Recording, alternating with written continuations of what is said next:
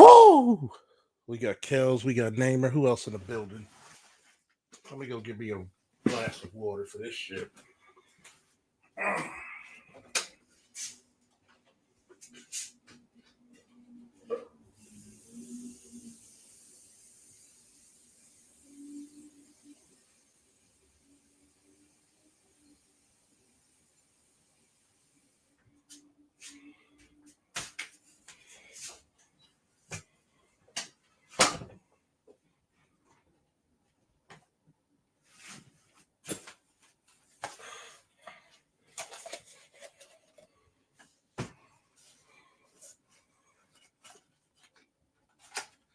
Yep. Midday Madness. Yes, Lord.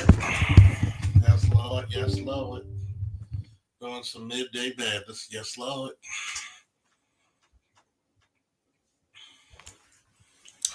You know, sometimes I should tag people like Mace, and she said I was bitter. But even on my worst day, I probably go on more dates than she does.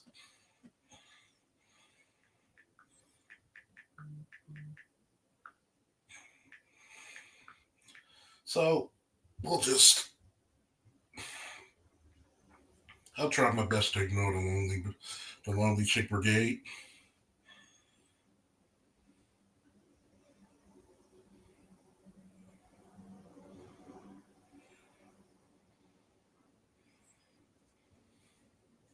See,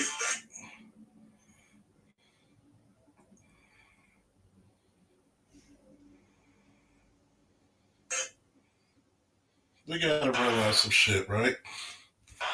That a lot of people think we're bitter because we tell the truth. If you tell the truth long enough, it's gonna make you not popular. It's not gonna make you liked, which I'm okay about. If I needed people's confirmation, I wouldn't do a lot of shit in my life, would I?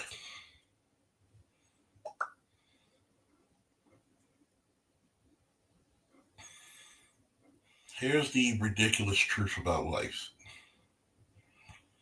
When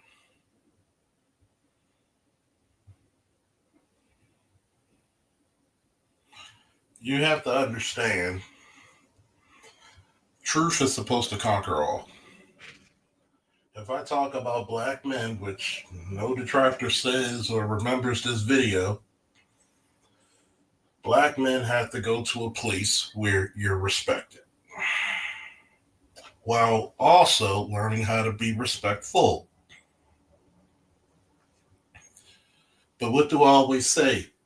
A lot of black men have not checked the first woman in their life as their mother. It doesn't mean disrespect your mom, but it does mean, hey, what you said was incorrect.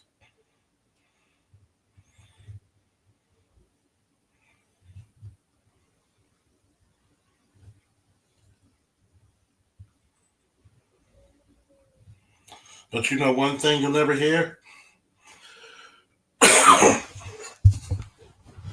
You'll never hear, I'm sorry, I was wrong. Because a black man is supposed to what? Take it on the shoulder.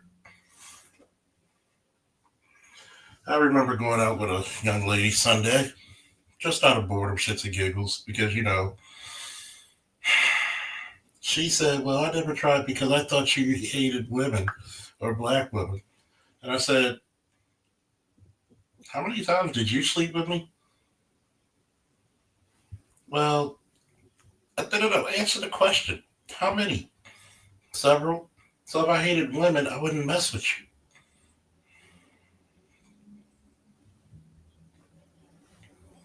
So let's get some things out of respectful order.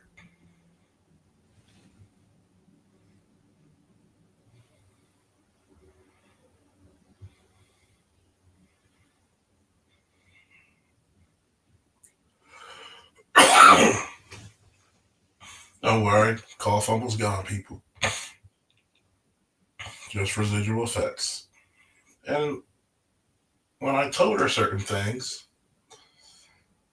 people want to get into this whole diatribe about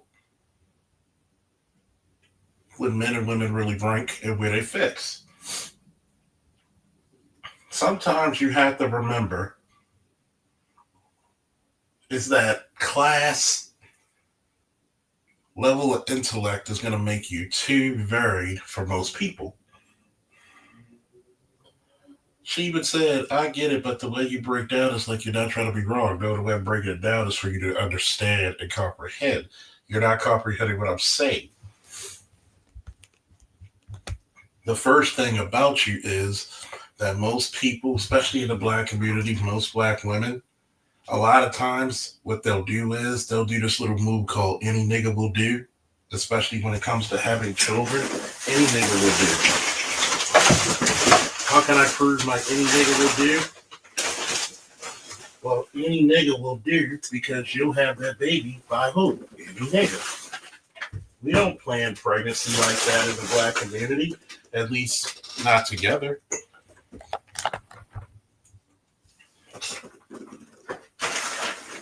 Black women are more likely than any race of women to do what? Date felons. Well, let me take that back a little bit.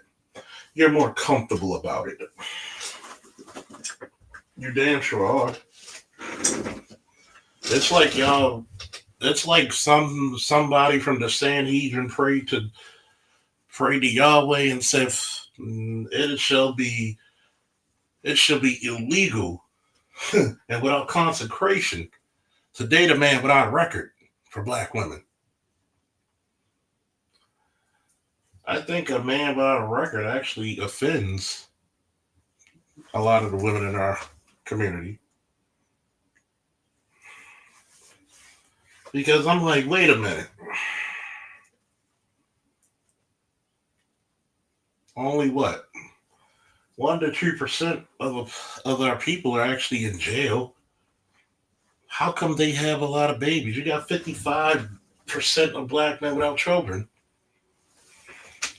Why aren't those men found? But you also have to look into the subject matter of telling the truth. It's a class thing. Your description of class is actually appalling. Why? I can tell a lot of times where you're from.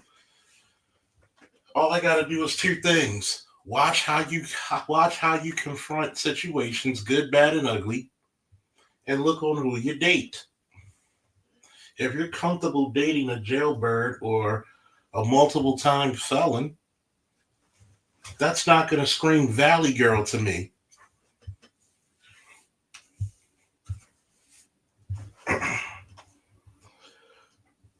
Excuse me. Just like you have people who, for God's sakes, when it comes to black men, want to chase around Big Butt Keisha. Why are you chasing around Big Butt Keisha when Big Butt Keisha does not like you? You got this awkward ass lane, and we do still have awkward lanes. You know, it's a difference if you're awkward and you work on it versus being socially awkward and you just dwell within your obsolescence. Yet, you find yourself at a time where you're around a bunch of people who are not your type. A lot of people just don't want to admit some people are not your type. Some people are not going to mesh well with you.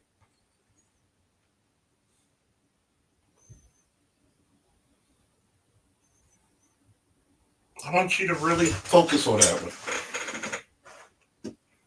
And this is one of the issues we face within the community. Not because we're less than, not because we're inadequate. It's because we want the services and love of people who do not value us in the first place. That is abuse.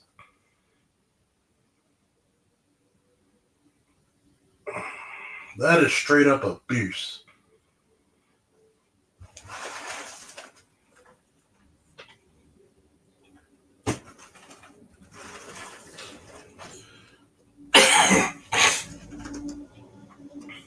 But back to when the little outing. And she said, and her friend said, because she called her friend on the phone, well, you can't check up on a person's past. I said, well, you go to a job interview, what are they going to check? Your resume and your past performance, which is an indicator, a damn good indicator of your future performance.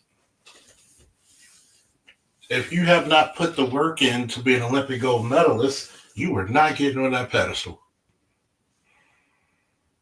It is an impossibility at that high level to get anywhere near that pedestal. And for some odd reason, this happens a lot in the black community with black women. You still think you hold the same value as you did as a single young woman. But if you're 35, 40, single, unmarried with kids, you do not. A 30-year-old running back usually does not hold the same value as a 21-year-old running back. Gee, I wonder why. You want to convince the buyer to buy full price for a donkey with 3 legs. It is a bad fucking deal, usually. And don't give me these one-offs when people date or marry single moms when they didn't have kids. That's a one-off. That's not everybody. That's not the usual. Even the guys who date and marry single moms, especially marry them, will tell you, I'm lucky, I'm blessed. But what other people want you to think about is that, it's an honor. No, it's not. It's the same way if I told a female, why are you dating that dude on the goddamn corner selling some shitty ass rock?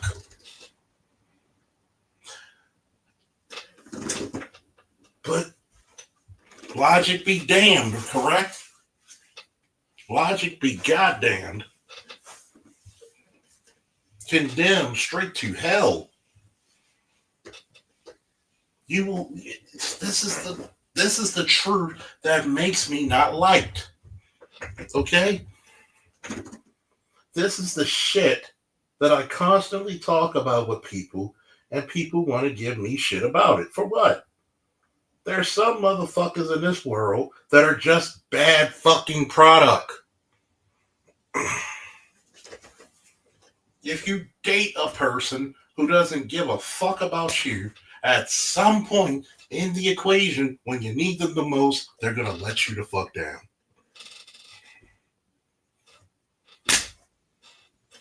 There are some universal truths that will never be broken. There's nowhere in this universe 2 plus 2 will never be 4. There are 4 fundamental powers in the universe. And you cannot turn a hoe into a housewife. Get over it. Get the fuck over it. If you literally think for one fucking second,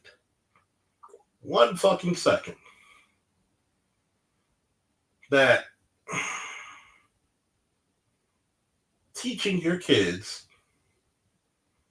especially your sons, the ways of the world is wrong, then what you need to do is get the fuck away from me.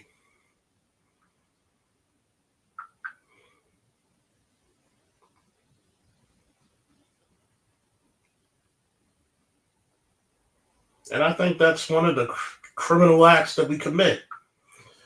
We don't like telling the fucking truth.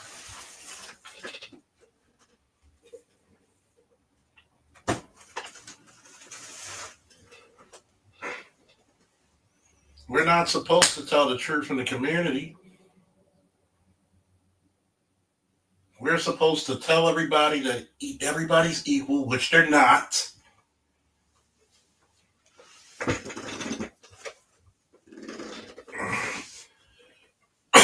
I've said this many a times before.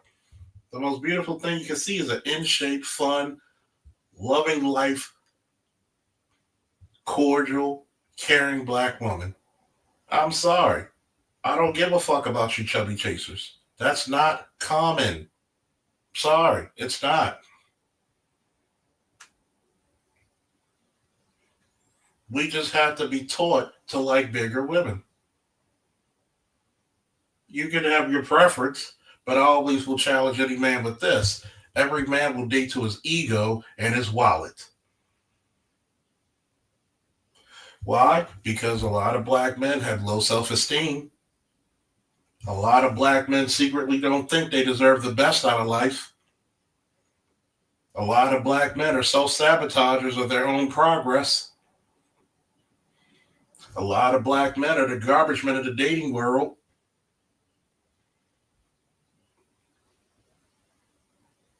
If you have a standard for your gut, because let me tell you one critical thing about black men. A lot of black men don't have a standard because if you put that chick on a standard, guess what? You gotta be better than her. You want a chick that's fine, then you need to groom yourself and get yourself in shape. Oh, oh, oh, oh, oh, oh, oh, oh, oh, oh, oh.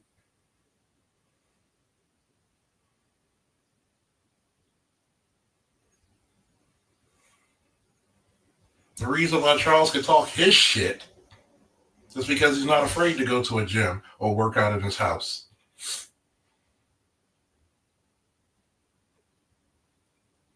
I've dated and been in relationships with women who worked out consistently. It's not an ass, it's part of their life. An older woman once told me, somebody be the scribe of the day. A woman's appearance is her way of telling the world of what she thinks her man deserves and what she truly thinks about him. This is the reason why women project. Because they're going to put their insecurities on your ass and say it's not them. I had to ask people, just like I asked the young lady who I was with Sunday. She said that she's an 8. I almost chuckled. Not saying she's not attractive, but an 8, no. An 8 is super high. There's nothing wrong with being a 5, 6, 7. But an 8, no. An 8 is the start of traffic stopping beautiful.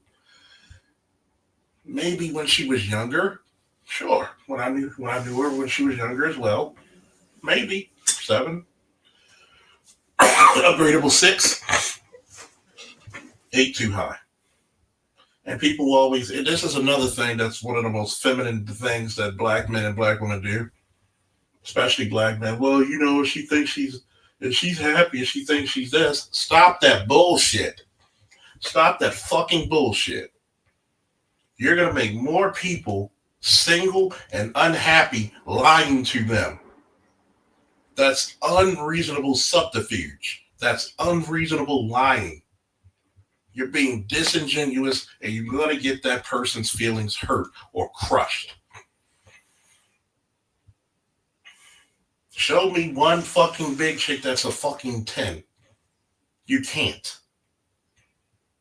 Show me a broke nigga that's a master of the universe. You can't. What's wrong with that? What's wrong with those truths? But only in the black community, you say something that hurts people's feelings. Even Lizzo had to cut weight if that shit was so true.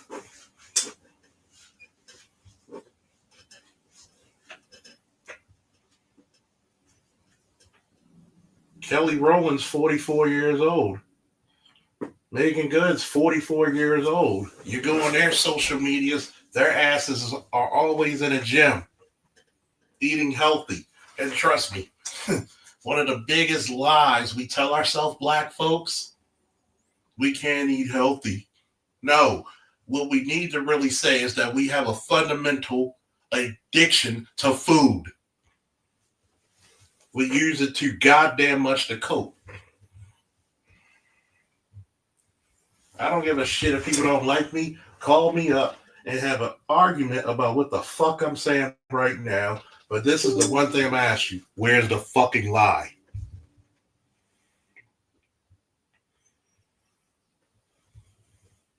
What's up, boss?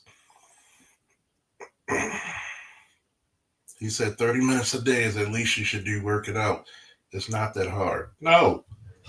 I congratulate the obese man or woman who gets off the couch and walk for 30 minutes to an hour, or hell, 10, 15 minutes, or to the distance they can. They're doing more than the couch potato. As Red Fox once famously said, the best way to get on your feet is to get off your ass.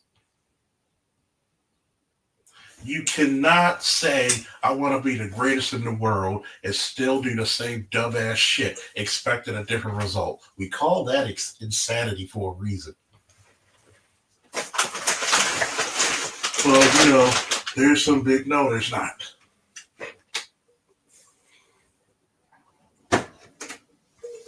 Here's the thing, right? And I said this to a lot of people. If I had a daughter, I would really, especially as a teenager, I would really be careful about her weight. For multiple reasons why. Women are more sensitive than men, naturally. We need to really realize something in this world. Beauty is currency for women. I didn't make the fucking rules, so don't get mad with me. If your daughter has an eating disorder, whether bulimia or anorexia or certain others, that alone is gonna crush her confidence. Why don't we teach and bring shame back to the way it was? Shame will keep a lot of people off that street corner selling drugs. Shame will keep you from being a single mother. Shame will keep you on the right path.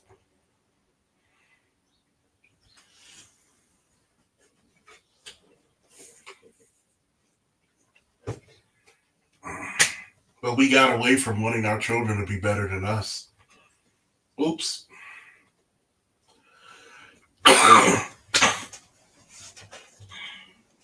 We will use food to comfort a child and then wonder why they got diabetes at 12.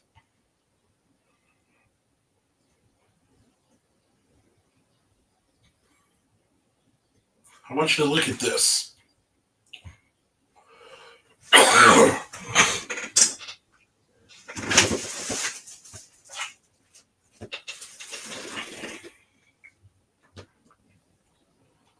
A lot of things, when it comes to your lessons in life,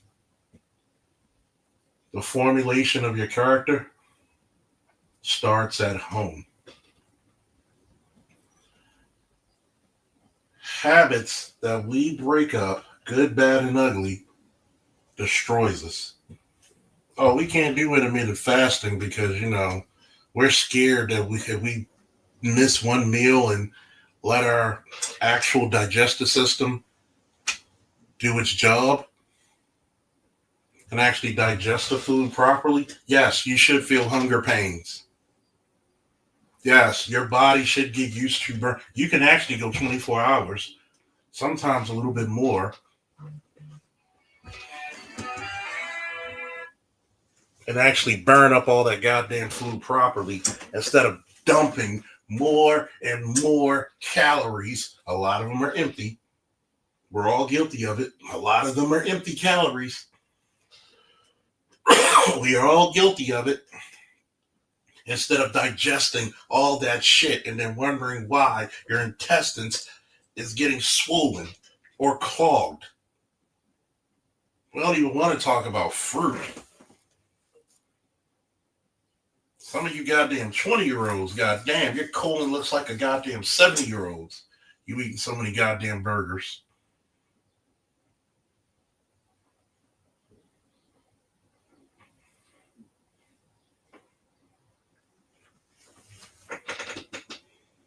Nobody wants to talk about that.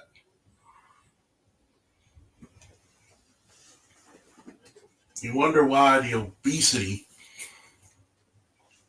for our women alone, the most obese demographic, is abysmal because we're addicted to food. Hell, y'all remember how parents, especially mom, will load up your damn plate at 5 years old like you're a goddamn adult. And then she's like, you wasted all the food. No, the child's stomach is not that large. And then try to guilt you or shame you. They're starving people in Africa. They're starving people in America. Shit. Instead of giving them smaller portions, you don't waste your food and you don't overfeed your child. You eat to live, not live to eat. Some people say, well, it's a thyroid problem. It's this, it's that. Okay, let's say it is a thyroid problem. Then that means you should pay even more attention to your habits.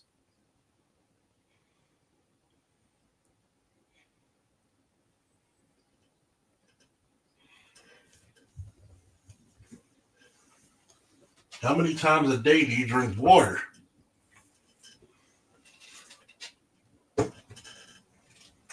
Some of us in this goddamn community have a bowel movement every goddamn 3 to 4 days and think that's right.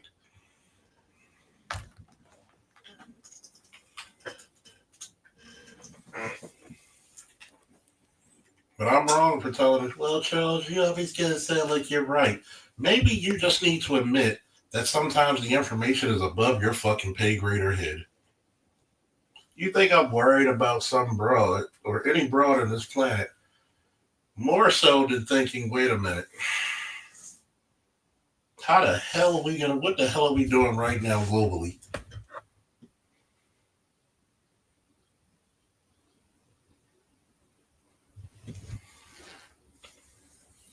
In our black community, we raise our children to be better workers and not innovators.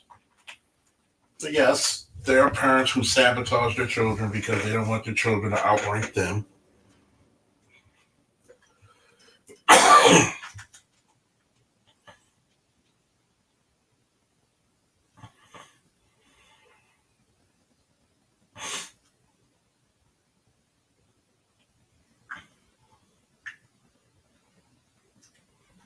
We don't want to admit that shit.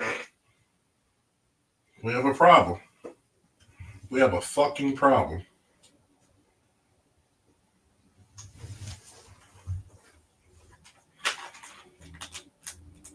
If you think differently than the herd,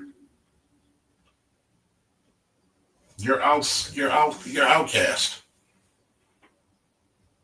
Politically, people ask about Iran. Personally, I think it's a long time coming because I have friends who were injured because of their involvement in training and funding terrorism globally. Do I like war? No, but I'm a warrior.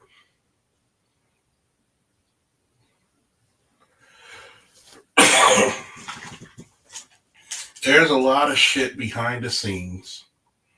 If you look at who gets the oil from Iran, who is getting oil from Venezuela, it'll tell you a lot of shit right there.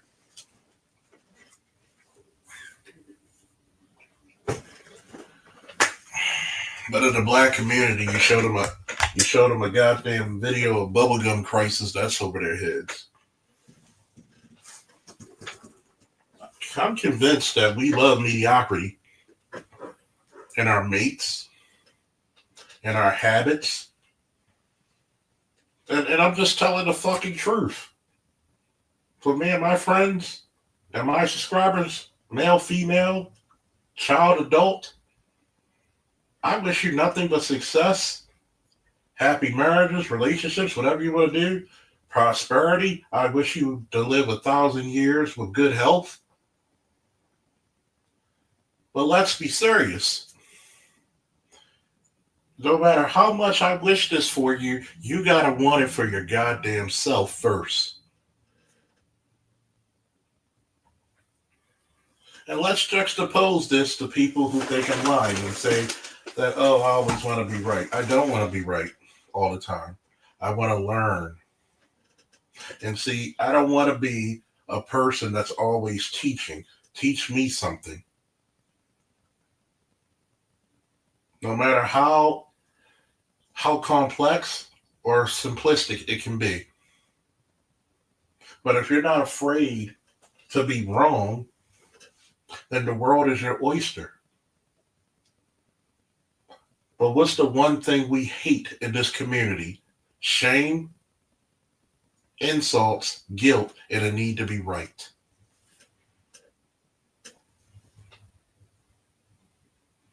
There's a difference between the subjective and the objective. Objective means it's just true. No matter where you try to hit at, it's true.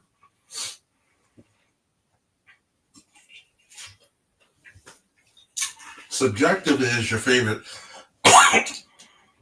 Who's the greatest or your favorite comic book character or TV show? That can be argued. It's subjective. 2 plus 2 is 4. It's not. It's objective. And in our community, truth be told and truth be undeniable, we have a serious problem with just telling the goddamn truth. We don't want to hurt people's feelings because you know why? We want somebody to coincide with our bullshit instead of saying, I love you, but you got to do better, my man. I love you, but you got to do better, my sister. If I truly fucks with you and care about you, I'm going to pull you to the side. Yes, there's sometimes I'm going to yell at you, especially if it's potentially dangerous. It's because I want to see you fucking grow. Well, Charles, what about you? I am from a paramilitary background of nearly 30 years. Do you think I'm afraid of people yelling at me? It's part of the fucking course, you idiot. This is the reason why I think a lot of these young black boys who are struggle humping in the goddamn streets, send them to the military. Do I think you need to have discipline first? Yes. But pray to God you find it when you're there.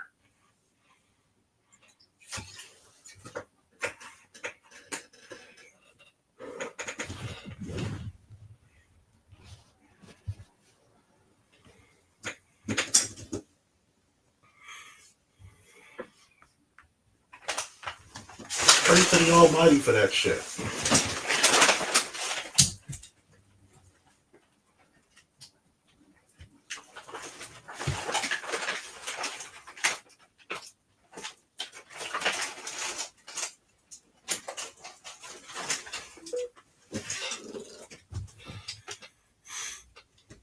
Pray.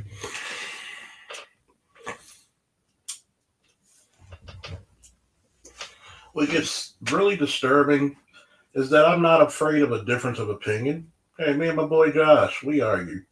Hey, my boy Sean Gillespie, he loves Ken. I'm the Ryu guy. Is Ryu my favorite character? No, Dudley is. But I'm not afraid of a difference of opinion. My boy Darren loves the Scorpion, which is a cool ass subby. I'm more of a MP5 guy.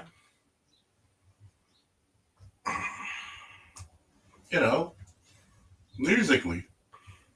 My boy Ali, he loves Earth, Wind, and Fire. I love Me. He's featuring Frankie Beverly. Does that mean we're wrong? No, we just have a preference to it.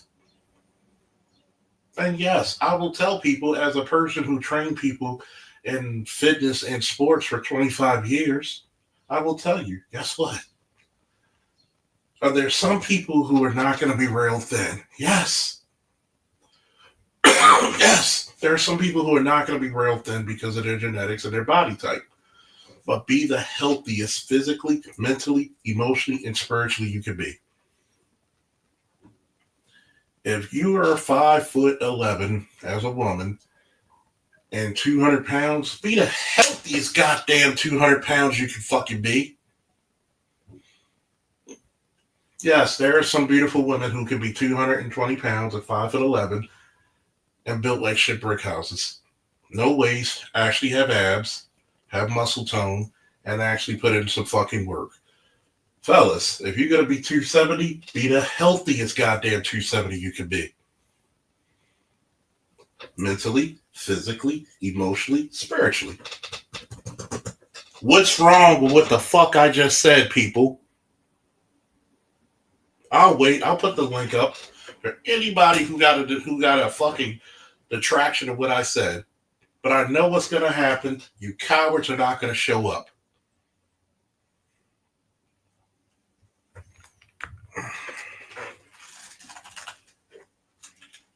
Yes. There are some things men and women do not have equally. Like I told the young lady, we had a nice time though. I told her, a man of substance is going to look at you, well, if it's me or anybody of substance, they're going to look at your past and they're going to say, why did you have children by him? Why him? And if you don't think this man was a good enough father, if one of your children's fathers has been incarcerated for over a decade, he's not a good father. You cannot say that. You chose criminality over raising your child. That's not a good look, and any real man would tell you that shit. How can I raise my child properly behind bars? Do you know how much, shout out to all my boys with kids, if they're married or not married, and I'm talking about the people I personally fucking know. Ask how many fucking sacrifices we made for our children. Ask how many times you damn near had tears coming out your goddamn bed because your knees, your back, your shoulder, something fucking hurts.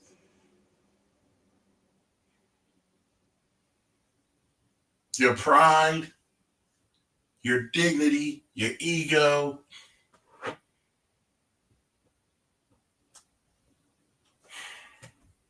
And just to raise this kid, yes, children are burdens, but we love them goddamn burdens.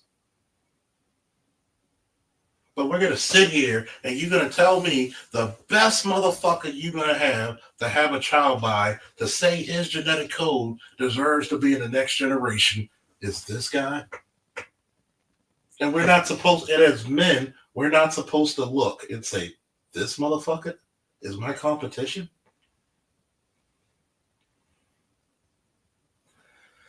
This motherfucker, you think outranks a guy of my caliber? And I know people say, well, you should compare yourself to other people. That's bullshit.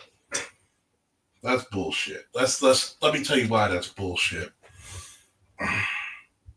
Why do so many people say Jordan's the greatest of all time? Because we compare him to what? To whom? How do you call somebody the greatest in any endeavor? Level of competition. Level of skill and innovation. How dominant this person was in their time. Did anybody eat off their plate when they were in their time? How did this person step up when they face greater odds or competition? You can't call yourself great If you support mediocrity, you can't call yourself great if laziness is your doctrine.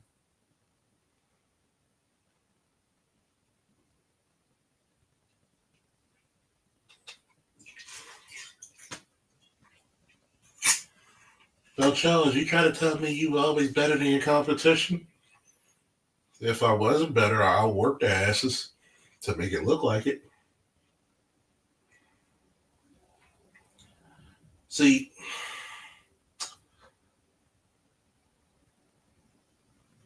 being a winner in life is like blood to a predator.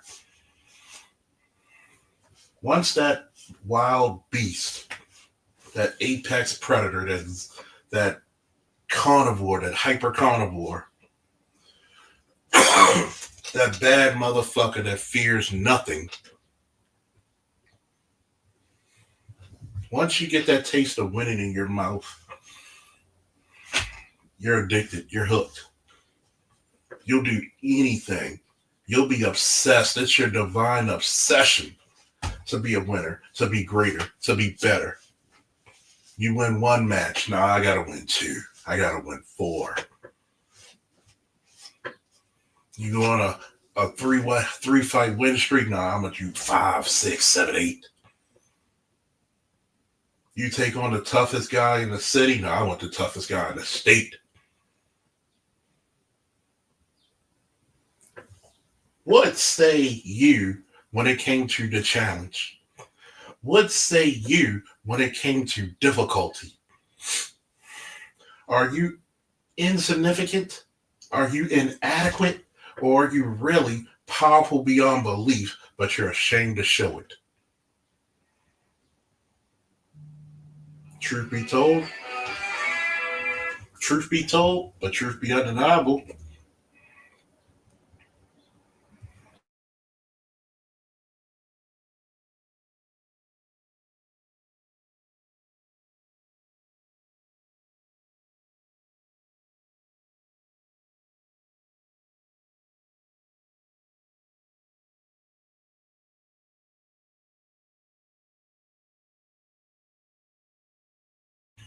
Don't forget to hit the Cash App or the PayPal if you feel as though this shit is touching your soul. There are certain sacrifices as a man, as a soldier, as an officer, as a goddamn supervisor, as a commander, as a father, once again, that you make. Because I challenge this, right?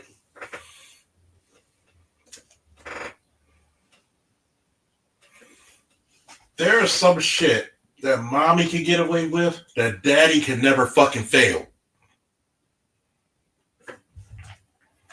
There is shit that we take in our belt that we make everybody else look good and we're the one covered in piss and slop. Don't you ever tell me that a black man's fucking situation in America isn't at the lowest. And black men, you better take pride at the fact that you've done so many great things that keep this fucking country afloat. I want you to listen to me. Listen to the sound of my damn voice. Don't you ever tell a young black man that is a white man's military when we were the first motherfuckers to kill and die for this country. You understand me? Don't you ever do a disservice to a black man who want to change his goddamn life only because you fucked up in life. That's what it sounds like to me.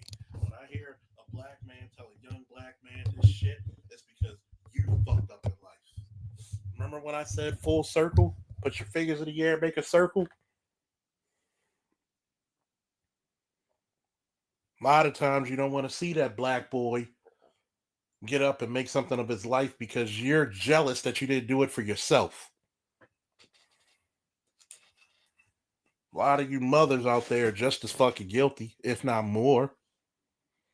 Because you can't get a man, you're going to birth a man that's always going to be at your goddamn hip instead of making sure that man is going to be properly raised to be a fucking leader. I always say this, we're all the good men, were all the good sons that you were supposed to raise? And that'll answer your question. Mm, mm, mm. Full circle once again. Any man will do when it comes to having a baby.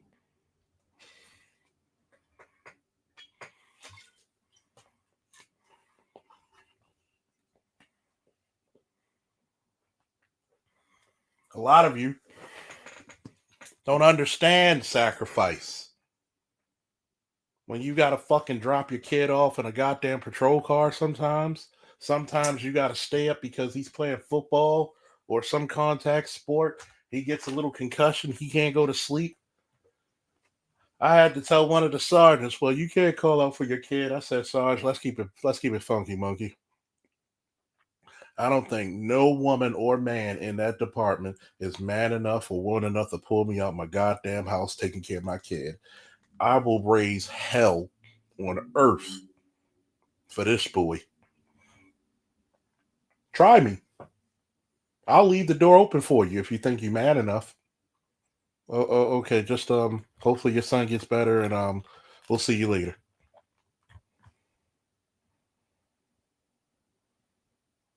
Whatever happened to being a man of conviction? Whatever happened to putting your ass on the fucking line?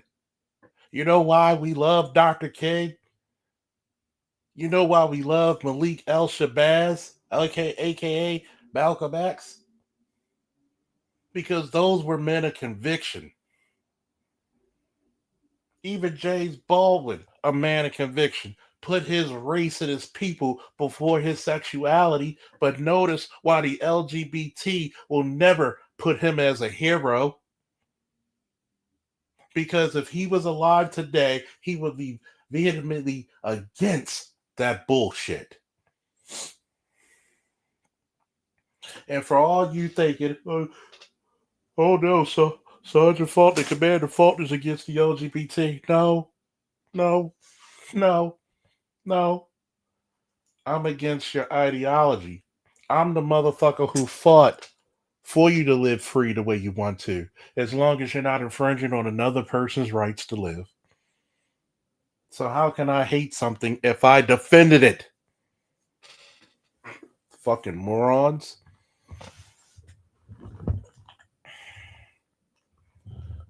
Guess what? But I'll tell you this one thing. They didn't make laws against you eating in a diner. They didn't make laws. They didn't lynch you for fighting in World War II in your uniform.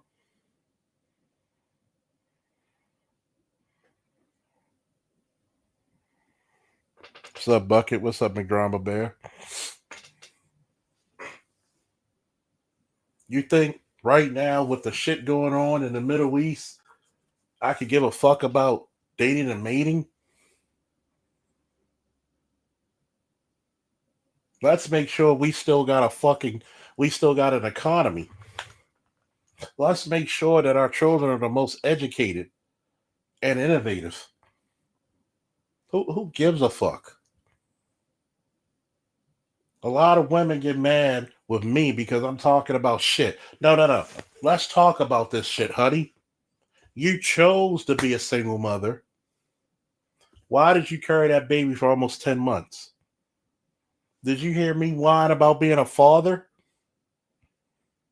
Because no matter what, if I take care of the child or I don't take care of the child, guess who's going to get the fucking blame? You're giving reprieve. Men are not given reprieve. This is the reason why I said earlier, men will carry piss and shit and slop on their asses to make everybody around them look better than them.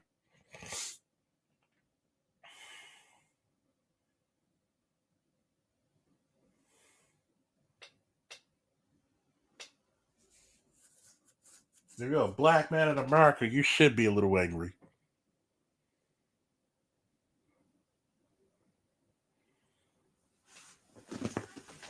Yeah, I'm going to talk about black women sometimes. Hell, why not? I'm straight.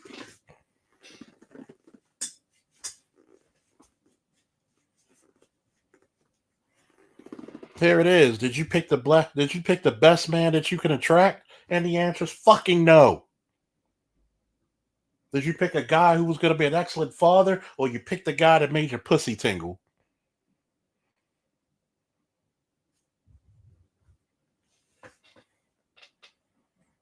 There's no different if a man picks a bad wife. We choose who we marry.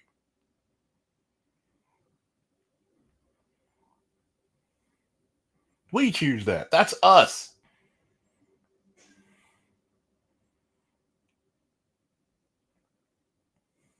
If a man chooses a bad wife, that's on that man. My wife doesn't do this. Guess what? Did you vet her before you married her? Then it's your fucking fault. You break, you buy, my nigga. Shut up. Talk to her. Try to make something out of it.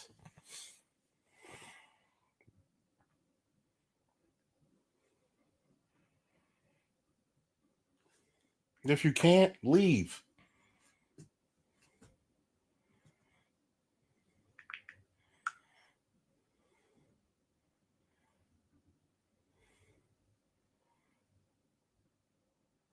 But what's one of the most cowardly things a man will do? It could either be cowardly or it could be the most heroic, depending on how we look at it.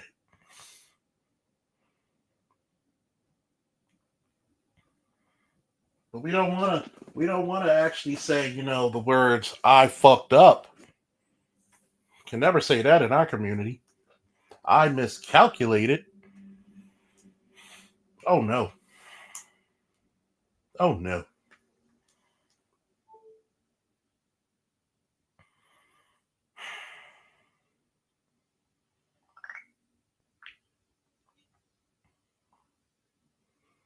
You know what's gonna happen?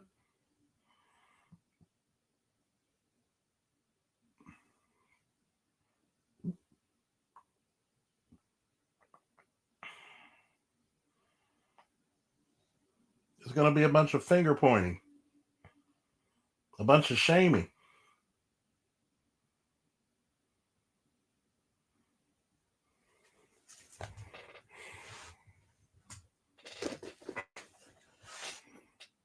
We don't want results. We just want to suffer a little less. What is it? About 80% of the children? Yes, they're raised in what? Because technically, single means non married, not married. But yet, you have the best fathers on planet Earth, according to the CDC. When you divorce or when y'all split up, how many of you willing to give your children to the father if the fathers actually are possible and capable of raising better children?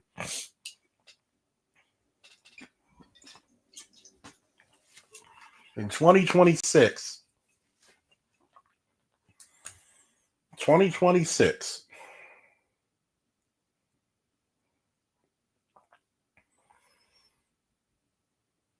we have all the stats from single mother homes. And you know the one thing about them? They're all negative.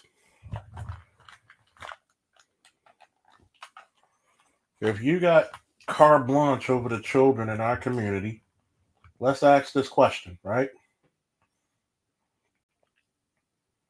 Why? Oh, why do you not teach the boys to read on level? You say you're the most educated, which is not true because you're beneath Asian women and white women, just like we're beneath Asian men and white men for degrees. We're both third. There's only a 7% difference. Thank you, Media Man.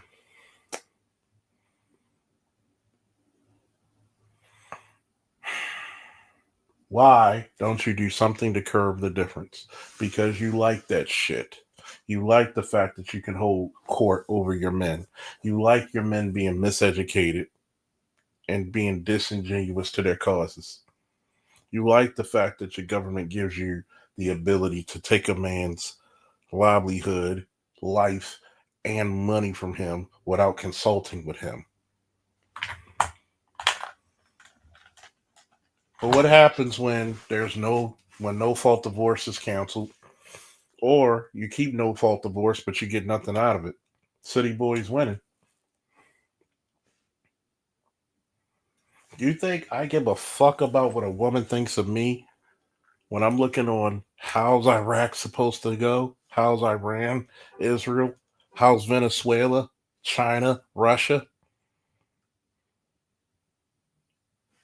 Just like my boy Ali called me earlier. He said, "What about the gas?" I said, "Dude, gas always goes up when it gets warm, when it starts to get warmer." And I have to congratulate my boy of 30 years. He actually said, "You know what? I can't argue with that. See, that's logic. That's what makes me proud of my boys. We can accept logical answers and say, you know what? I can't disagree with that. It does go up every time it gets warmer because, people are going to be outside more. They're going to travel more. It makes perfect sense. I can't argue with that." So that would happen. But if you notice, under both of Trump's administrations, gas has been cheaper than Obama, Bush, and Biden. It doesn't mean that I think he's the greatest president of all time, but you got to give the devil their due.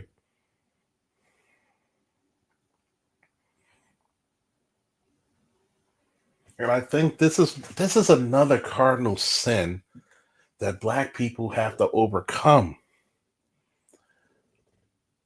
Policy over personality. You got to learn how to work with goddamn the devil himself to get shit done. Okay? I may not like certain political figures, but if that's the way my people got to eat and I got to go through them, then guess what? We're going to have to shine shit to make it look like gold. Unless you like living in the fucking poverty, because let's be truthful, black people, you weren't getting shit under Biden's administration because all the immigrants and illegals were getting the shit before you. You're not offended that the fact that we got homeless veterans, but some motherfucker coming to this country yesterday was getting benefits over them. You're not offended that you're working at fucking Walmart or McDonald's and you might have a kid and you can't get the social service benefits to help you out. You didn't get offended about that. They spent trillions to start two wars again to try to bankrupt Russia. And you weren't, and in Israel, you weren't upset about that. The same people talking shit about this Iran shit were church mouse quiet about fucking Ukraine and Israel. Shame the devil. Shame the damn devil. You ever notice that? See, you may not like what I say, but it doesn't make it any less true. You were church mouse quiet. You damn near self castrated your own damn nuts and clitoris and said absolutely nothing when those two wars were started. You said absolutely nothing when these illegals came here siphoning resources from people who were already here. And if you were an immigrant who came here the right way through either military service, green card, and citizenship test, and I would be insulted for you.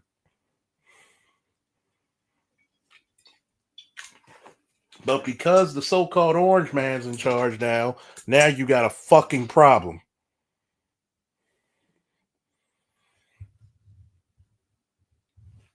Namer said, and there's a lot of those folks were quiet about what's going on in the Sudan, the DRC, and what's going on in Ethiopia. Oh, quiet. Church mouse quiet. Church mouse quiet. You can hear an ant pissing on cotton quiet. Don't give me that bullshit. Do not give me that. Dismiss me with that bullshit as we talk. You're absolutely right, Namer. Quiet. If you're going to complain about the bullshit,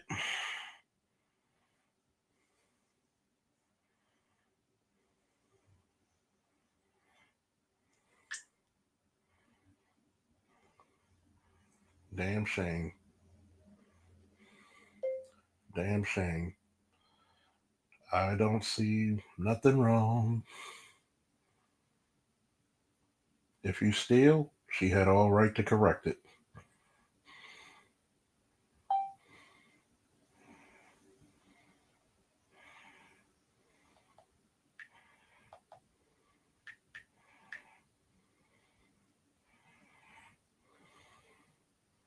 I want you to think about it.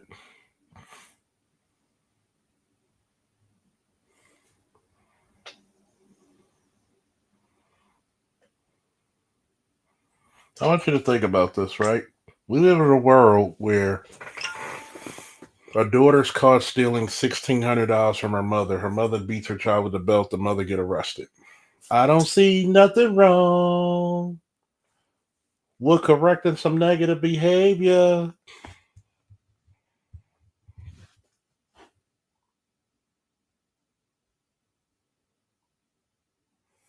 I've literally had people in certain groups that I'm a part of on Facebook for shits and giggles will tell me that Hillary Clinton, Michelle Obama, and Kamala Harris will make a better female president than Condoleezza Rice. Condoleezza Rice had the respect of the fucking global heads of state. Vladimir Putin loved her. She was so respected in Washington. This is, but this is the part where I think black people are phony as shit. Just because she has an R in the back of her name, you're gonna tell me she's not capable. Well, she was part of the and then you got some little African immigrant motherfucker, probably first generation American, if so. Well, she was complicit in the 9/11 lies. She was not Secretary of State during 9/11. That was Colin Powell, you fucking idiot.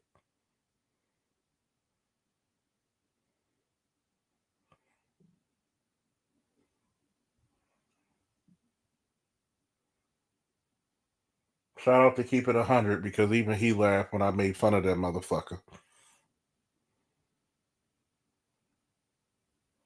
But see, you look at Cole. I'm glad you mentioned Colin Powell, probably one of the greatest American generals we had.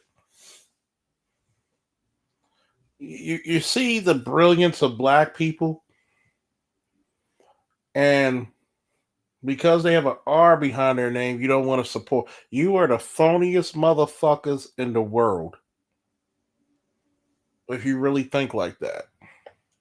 Sometimes the best people for our people are the people who can think outside the box. Not even sometimes, majority of the times, the people who think outside the norm for our culture are probably the best to lead it. Because obviously, we don't know what the fuck we're doing currently.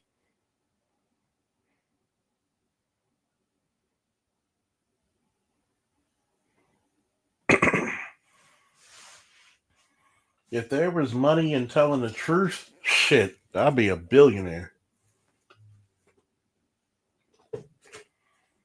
Yes, I will tell a woman to her face. If you have if you have literally children by a jailbird or bum, your stock goes down. Matter of fact, children make your stock go down anyway for a woman.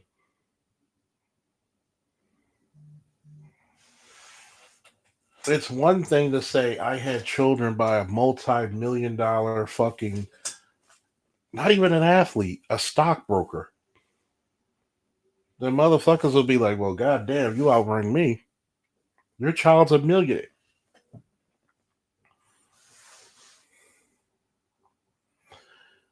When you have children by lesser men, ladies.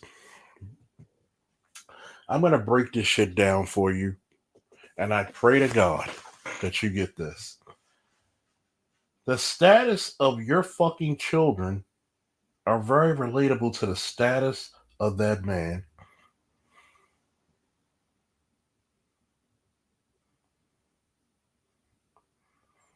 If you have a child by a man that's so called a bum,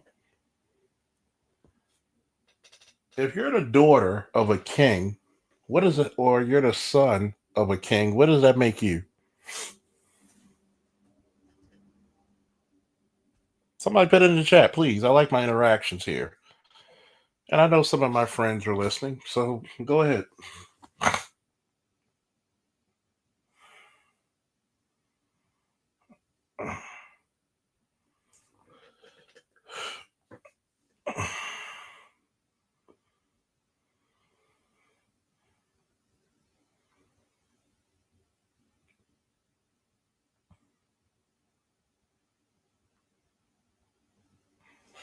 What does that make you? If you're the son or daughter of a king, what does that make you? Especially if you're the firstborn, what does that make you? I'll wait. I'll repeat the question. If you're the son and daughter of a king, what does that make you? Especially if you're the firstborn of that king, what does it make you? What are you called?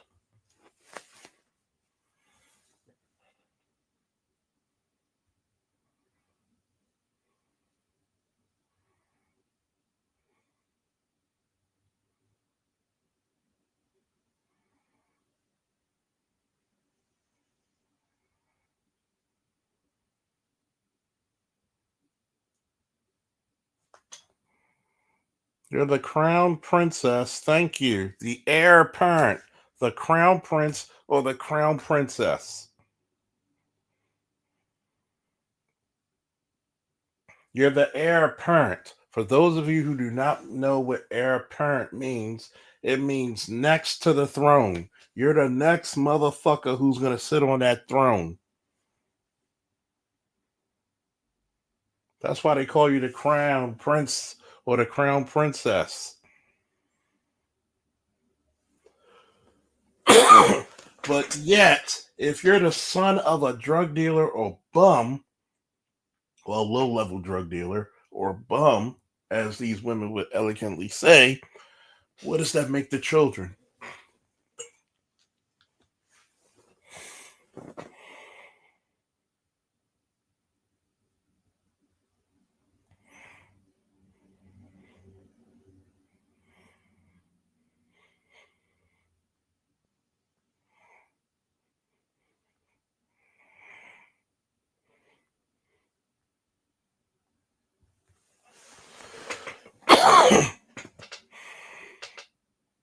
Come on, somebody answer.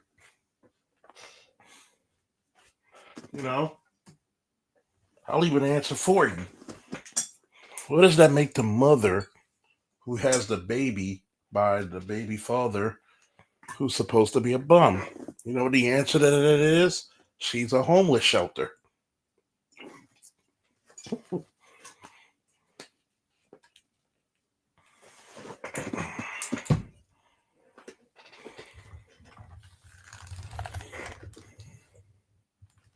This is why that any baby father will do doctrine in the black community is dangerous.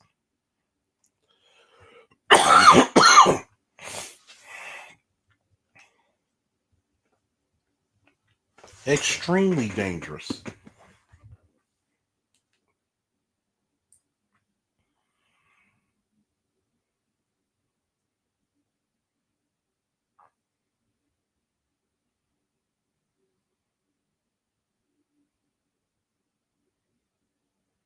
If you go out there and you tell me my baby daddy's a bum,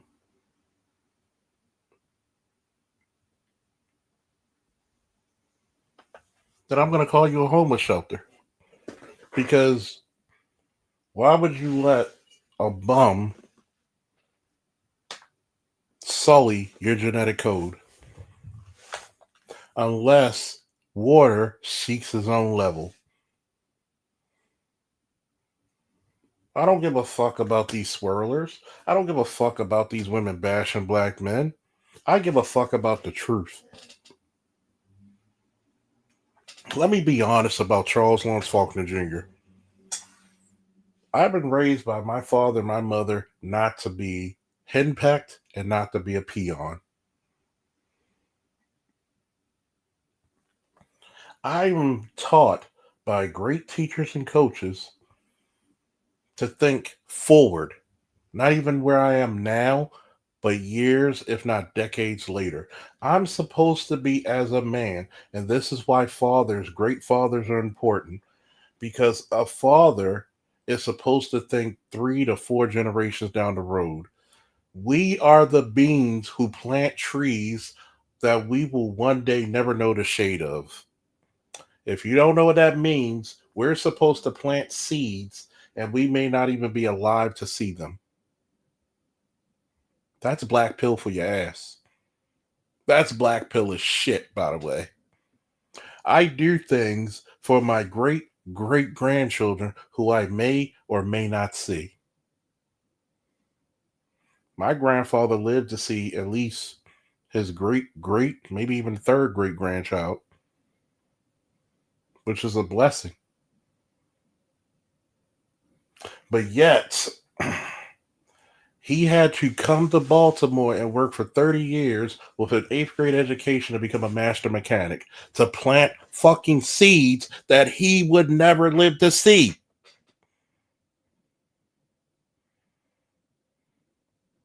This is the reason why a good father is important. This is the reason why I will dig in any woman's ass. Because a good father is not trying to be a great father. He's trying to be a great grandfather.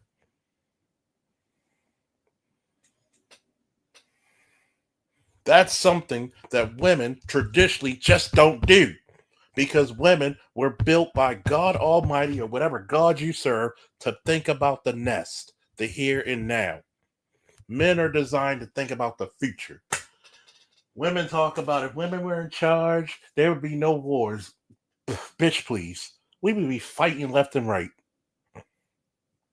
We see what happens to when women are kept unchecked with their emotional imbalance. You motherfuckers during your menstrual cycle go off the hook. And we're going to put you in charge of the fucking world? Fuck. If we logically thought the same way as women, because women don't actually innovate, because innovation means you need to go to dangerous places, you need to get out your comfort zone, we would still live in caves.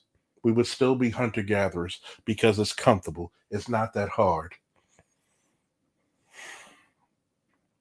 The reason why a great father is important is because he's God given design to think decades, if not centuries later.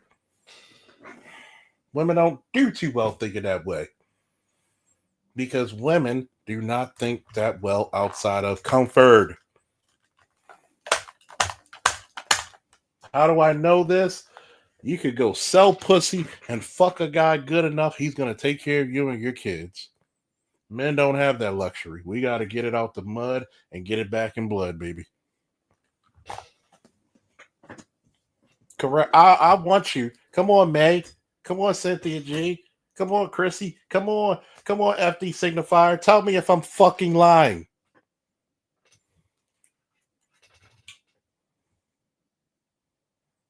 Where's the welfare for black men?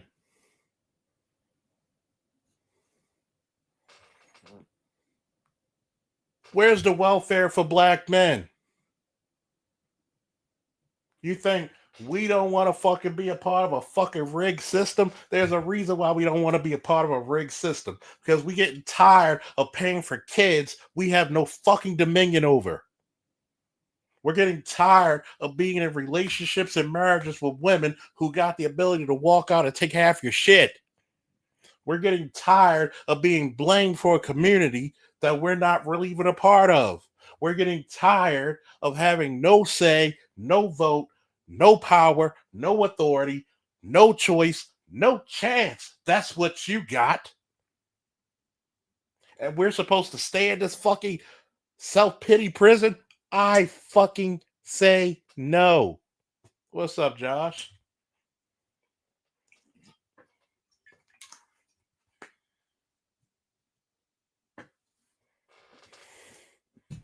Tell me, what's a great nation that women have built and successfully defended? Hell, tell me one nation you successfully built. I'll wait. I'll wait 1,000 years from now.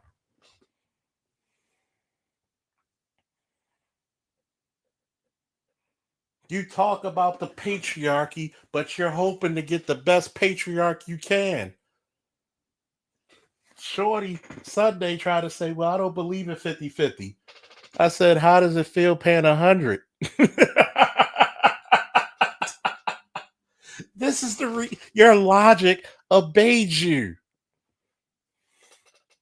It resists you. You're not even that. Excuse me for a minute. Where is it? Where is it? Where is it? Where is it? Where is it? Where is it? Where is it? Where is it? God damn it! Where is it? I need it. I need it now. Woo!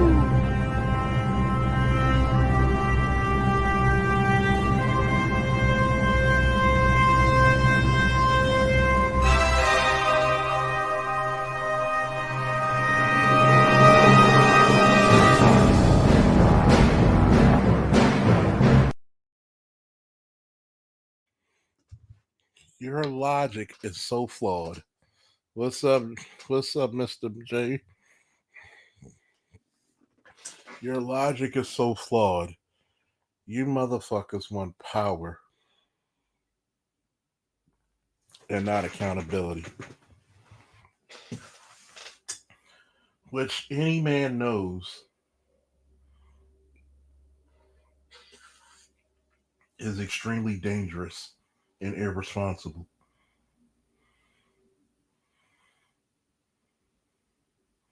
I want you to think that. Don't forget everybody to like, share, subscribe, and donate if you feel inclined.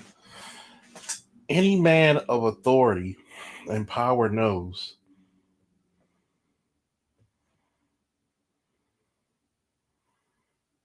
that it is very irresponsible to give power without accountability and responsibility. Say it with me, folks. What did Uncle Ben say? With great power comes what? With great power comes what? With great power comes what? With great power comes great responsibility. And that's the one key thing majority of these feminist motherfuckers don't ever talk about. They want the power, but not the responsibility.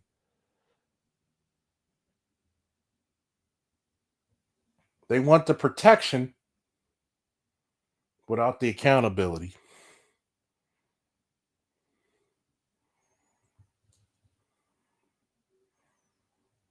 They want the authority without having the sovereign purpose of answering to the people's needs.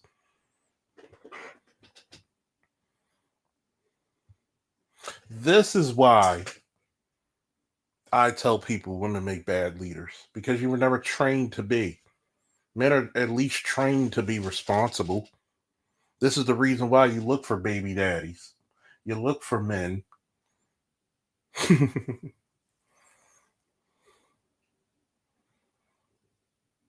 I might even start a GoFundMe to help the publishing of my book, to get my comic book / fictional book on the ready. I think I want to be one of the greatest writers for fiction of the 21st century. Why? Because I'm bringing masculinity back. Notice, I even have black females in my story who are respectful to men, who are feminine, can take action, can kick ass, but they don't forsake their femininity. I have black men who don't play the coon. Oh boy, we got the man, the myth, the legend. Oh, we got electrician 480. How you doing, bro? See, many people think that I hate women. If I women love me, ask any woman. They love me. Ask any woman that's under my protection. Ask, ask. Nobody has yet to ask. Excuse me, I might have to cuss out a guy.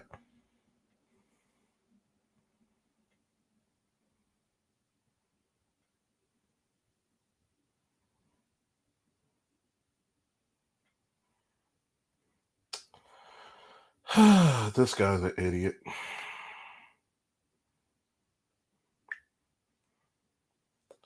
So if Bill and Hillary are mentioned in the Epstein files and nothing was said, then we must say the same thing for Trump. Now, let's look at what a lot of these people have done. When you look at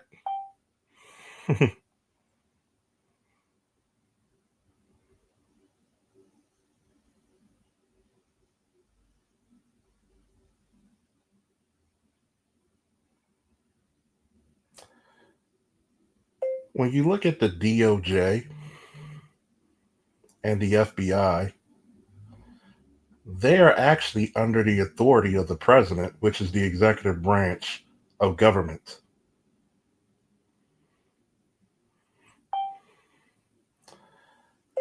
Yeah, they may be funded by Congress, but who can actually allocate the funds to their will? That's the president, dumbass, because he's the chief executive officer. Because anytime you have a law enforcement agency, every law enforcement agency is under the executive branch unless stated so, such as the United States Supreme Court Police, which is still an executive branch of government because of law enforcement.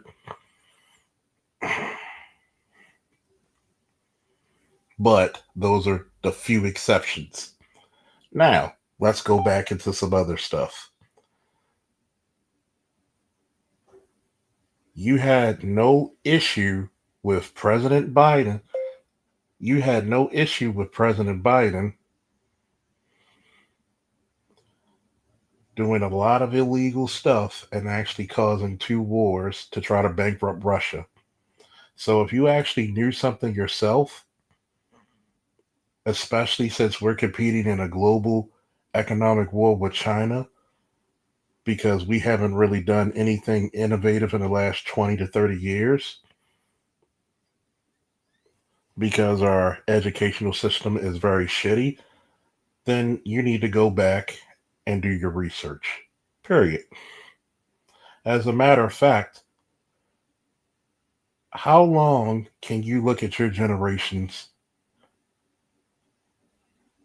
Let me rephrase that.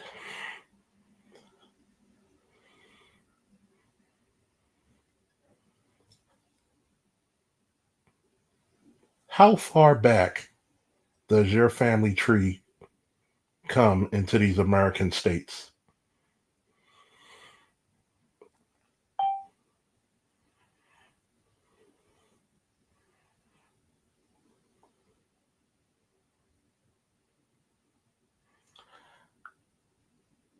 Now, why didn't the Biden administration actually open up these Epstein files?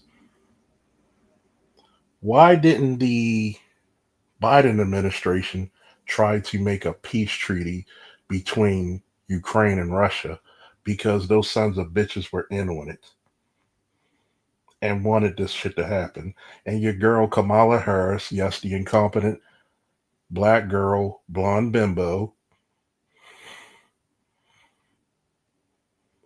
was going to do the same shit when she actually was asked during an interview. You can look it up yourself. I'm not going to do it for you. When she was asked, what are you going to do differently than President Biden? And she said, I'm not going to do anything differently.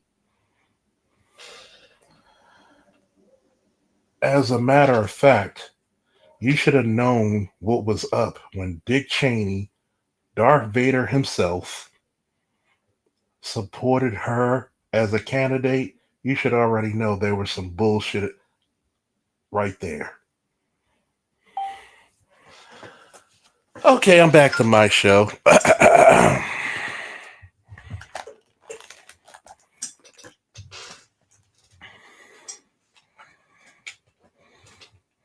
But I'm going to answer your question. Let's look at this. Women have gotten to the point of being insufferable. Do I blame women for it? Yes. 50-50. Feminism as well.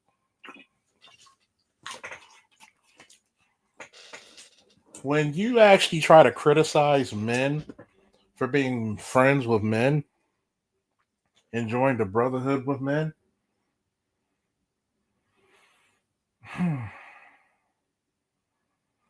you have to understand that one, males love to bond with other males, and it does not make them gay. That's actually a needed recipe for men because, especially in this hyper feminized society, you need all the masculine confirmation you could get. And oh, yeah, thank you for the $20 holla. This is for you, By the power of Grayskull. By the power of Grayskull.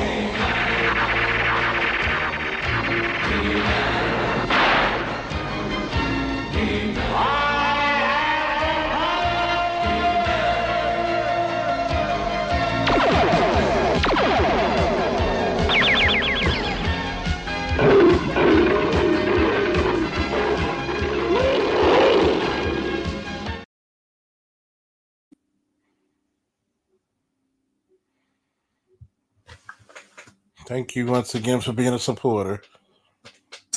You're right. Male camaraderie is what's needed. This is the reason why men work well because we will insult each other.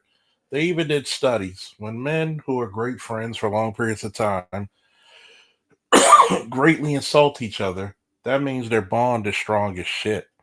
If you look at me and my friends, we talk about each other like a dog, but there's times when people insult me, my friends probably hit that guy first. There's times when people are mad with my friends, I might have hit that motherfucker first. But this is what women don't get because women were never taught in the modern day to respect male endeavors. This is the reason why in Judaism and Islam and traditional Christianity, not this new age shit, men and women sometimes had different aspects or worships away from the women. This is why I would tell a lot of women, your man is going with the boys. If you hear any noise, it's just me and the boys. An insecure woman is always going to think her man's going to cheat. You know why? Because that woman was doing something, not keeping herself up.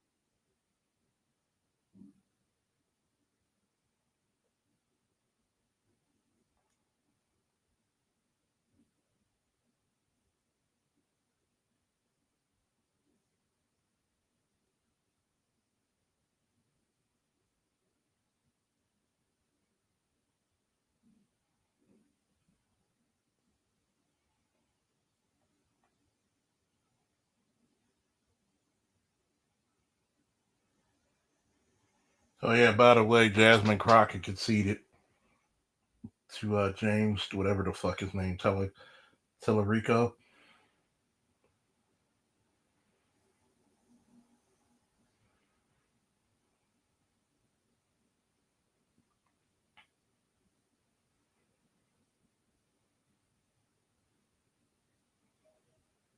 I'm gonna tell you something. There's a lot of times we're gonna have to be very, very um, dedicated.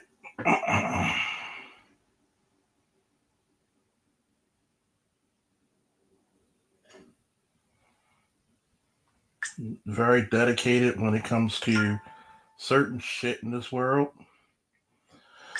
There's a lot of times we're gonna have to look at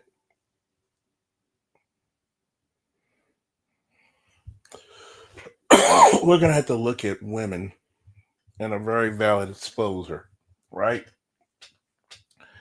And I would say this: modern women do not compare to the age of my mother and grandmother and great grandmother, and I can tell you why. When you look at Easter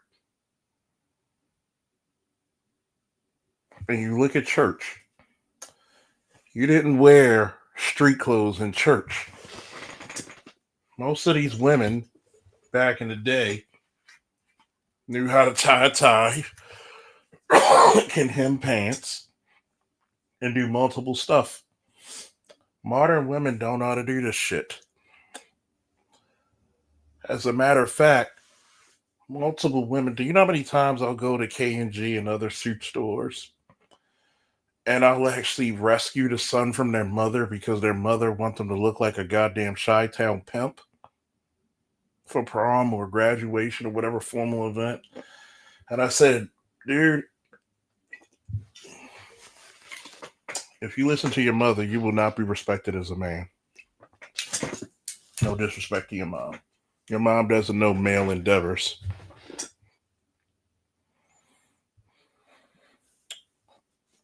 What's up, Big Mo? Excuse me. That's why they call it Sunday's Best. What does your mom know about wearing a suit? Excuse me. Cough's getting drier, so that's a healthy thing.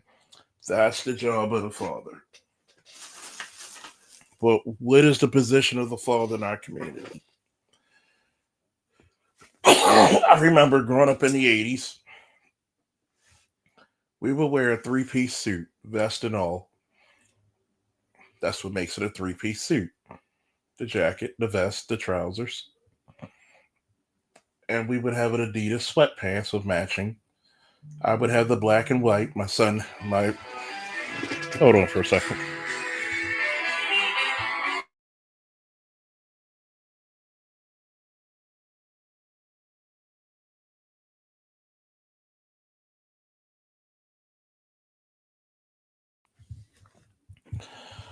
I would have the black sweats with the white stripes, with the black and white stripe matching Adidas. Shout out to Charlie Rudos if you're from Baltimore. My little brother would have the gray with the red stripes with the matching gray with the red stripes Adidas. We had two Easter outfits, one to go play and one to be presentable. Now you don't even see young men with suits. Most of these women don't even know how to. What's up, CJ? It's been a while. Let me make you a moderator since you're an upstanding dude. You know what I'm saying? You know, I hope people know I don't make everybody a moderator, but the cool people that make moderators, you had to earn your stripes, and I think CJ earned her stripes.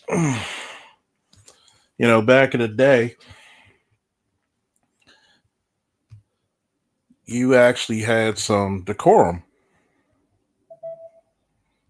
You actually was taught how to be a young man. You were not looked at as just a young boy. You were taught to be a young man. There were times when, you know, mama went out with her friends and you stayed home with daddy, or mama stayed home and you went out with daddy. And guess what? Daddy first one of the first movies that I met, and people don't even understand why do I love Superman. One of the first comic books given to me, actually the first comic book and coloring book I ever received was Superman by my dad. One of the first movies, the two first movies I remember watching was Superman 1, shout out to Christopher Reeve, and Rambo First Blood. And I'm sitting on my dad's lap in Orleans Street, and he's sipping on a little beer when he used to drink, and he let me have a little sip. That's the secret of 80s babies. We sip beer, we put fucking juice cartons on the back of our goddamn bottom wheel of the rear wheel of our goddamn bikes to make it sound like a dirt bike or a baseball card. We skinned up our knees. We fell. We rarely went to the hospital emergency room unless you broke something or you had a strong fever. Um, we played It's and You Can Jump a goddamn 32-inch fence very well. We had fun. We didn't have a tenth of the technology we have now, but we had goddamn fun. Summertime was fucking fun. Even wintertime, snowball fights. If you really didn't like anybody, you get a snowball, you put it in the freezer and let that shit get ice rock hard, and you hit somebody, bow, right in the fucking back of the ear. You gotta understand something. Those pivotal times, they even found it scientifically when daddy's roughhousing with the baby, regardless if it's a girl or a boy, that's bonding time. That's knowing when to play and when to stop because daddy's going to teach you, hey, stop, you're getting too rough, and you should. But you know that child gets to get all that loose energy out playing with dad. All Star G, how you feeling, bro? The only time I see these young dudes in suits now in Chicago is for funerals. And- Shall I go black pill? So you did it. I was trying to be fucking nice. I wasn't gonna be certain black pill. I gotta get the permission of my constituency. Shall I go black pill? We'll take a vote. Everybody take a vote. Shall I go black pill? Shall I go black pill? I need your votes. Shall I go black pill?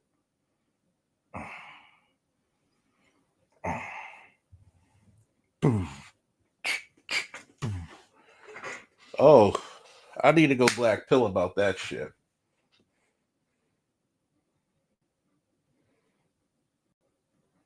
I need some more votes, people. I need to go black pill about what you just said.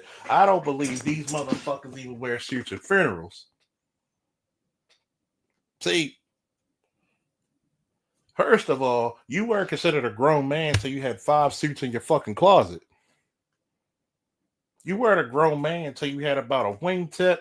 Back in the day, in the early aughts, the 2000s, you had to have boat shoes when you weren't trying to be fancy, but you were being casual. But now, if you can afford Jordans, if you can afford dopes, which are the phone positives, we call them dope dealers in Baltimore. If you can afford dopes, if you can afford all this lousy shit that looks like fucking clown shit, and you can't afford a suit, dismiss me with that bullshit. You don't even get the fucking chance. Mm, mm, like, you don't even get the chance to go to older guys and learn how to fucking tie a tie, and you call yourself a man because you impregnate a fucking Mm.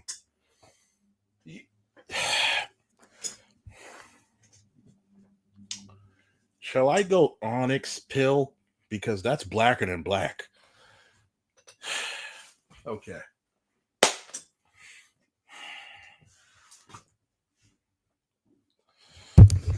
I'm grabbing a mic real close so you can hear me to the sound of my voice. You motherfuckers make me so sick out there who call yourself men and you can't even conduct yourself in a masculine frame. You don't know how to wear a suit. You don't know how to wear a tie. You don't even know how to get it tailored to your fucking raggedy ass body.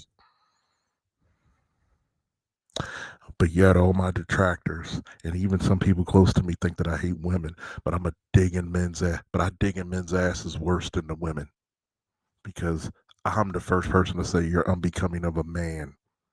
What's the opposite of a young YN or a young nigga is a young gentleman.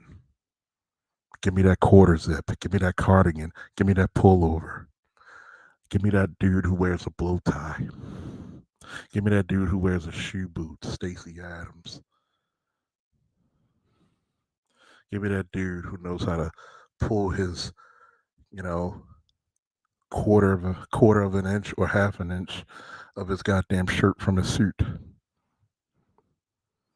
Notice the guy who actually knows that his shirt is supposed to be lighter than the blazer he gets.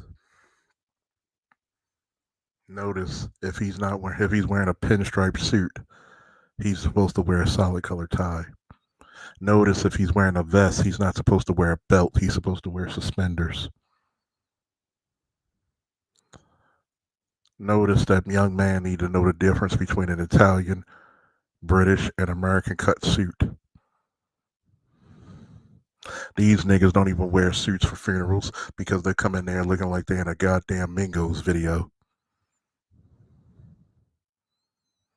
Then the suits look all sloppy. A suit is supposed to give you that triangular look. As a matter of fact, some of you military vets like me know what the fuck, or your older parents or grandparents taught you what a gig line is. When the fucking belt, when the edge of your shirt is supposed to match the edge of your belt to the edge of your zipper line. But wait a minute, your single mother didn't even tell you, or a French cut for some of you, which is usually the European or British cut.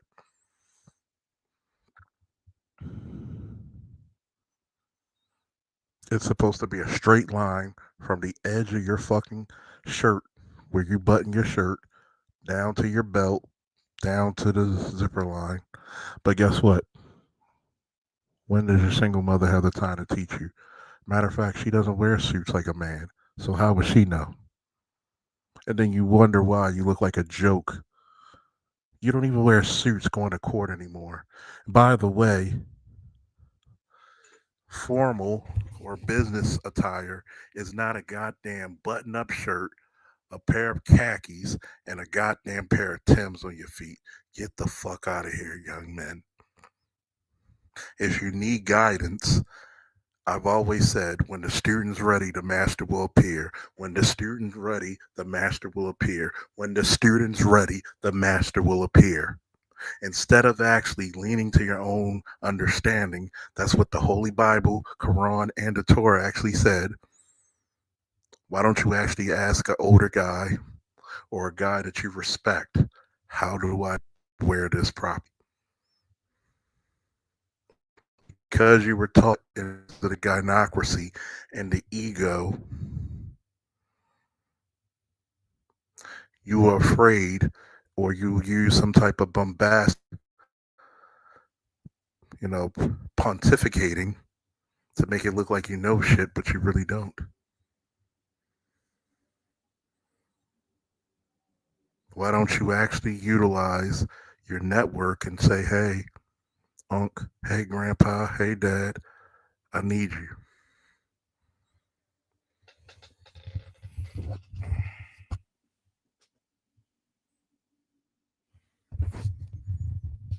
Big Mo said, I had a military review board and I had to attend as a veteran, and my appearance in a suit and how I spoke really surprised them. Wearing a suit and presenting yourself makes the difference. Amen. Amen. Can the church say amen and woo? Woo! But yet, when I talk about being presentable as a man, and people try to say, well, Charles, you don't know what you're talking about. If you know what a gig line is, then that means you know I'm very familiar on wearing suits. Ask my boy Sean Gillespie. Ask my boy Darren Gray. Ask Ali. Ask Sean Balboa. Ask Josh Hall, who's in the chat. We wear suits. We stand out. Why? Because it's tailored. It's neat. It's not ordinary.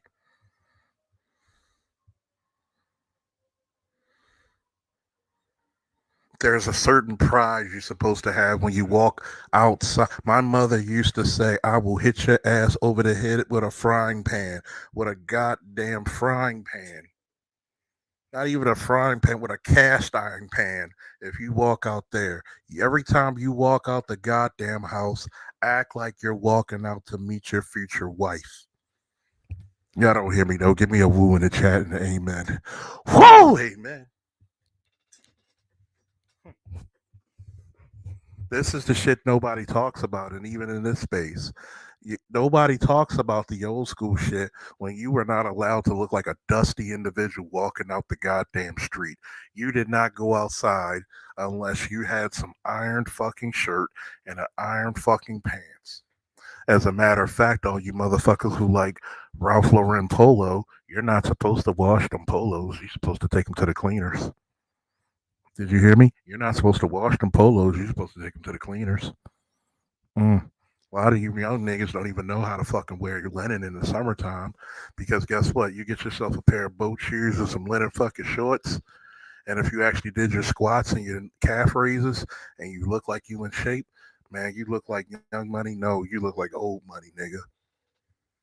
White people will come up to you and tell you, what the hell you know about this boat shoe?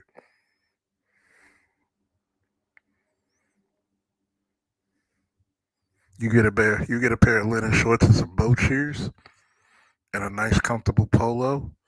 Dude, you look like you're a millionaire. And you know what happens? How you look attracts what you want. Mm. Did y'all hear me though? How you attracts how you look attracts what you want. If you want to look like a thug, you're gonna get thug problems. A thug is a criminal. Why do you think you always attract the police arresting your ass? Give me a woo for that shit. If you want to be treated like a thug and a thug is a criminal, why do you think you get those results?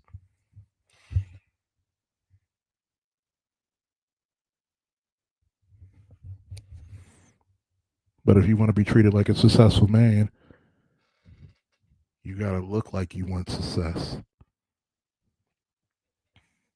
I've always told you, if you go to the gym and you want a personal trainer, do you want a motherfucker whose gut sticks out further than yours? Do you want a personal trainer who looks like he needs a personal trainer? Or you want to look like, or you want that motherfucker who's cut like Colombian dope?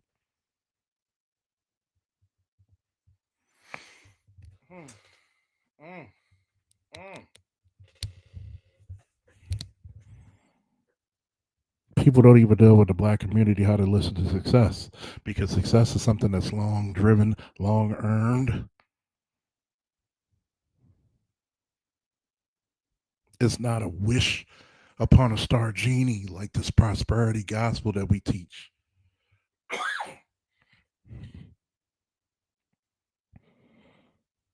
Remember, my father used to say, God helps the person to help that carries his own.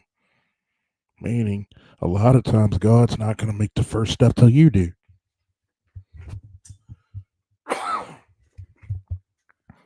That's the opposite of prosperity preaching, if you were just wondering.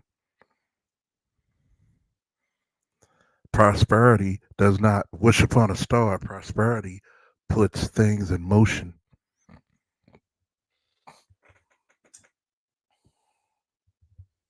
A lot of you niggas need to learn something. A lot of you niggas need to get a little trimmer, the Manscaped. You need to really trim your pubic hairs. You need to trim your armpit hairs. You need to learn how to groom yourself properly because if your fucking armpit hairs look like you got Don King and Butt Week and dual headlocks, your armpits are going to stink this summer. Grossly.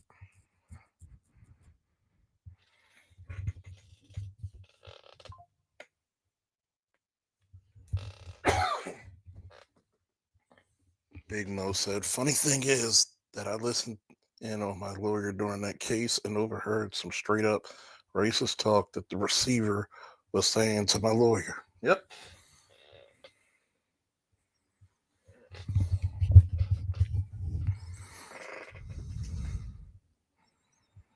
A lot of you need to groom you need to cut your pubic hairs for the summer.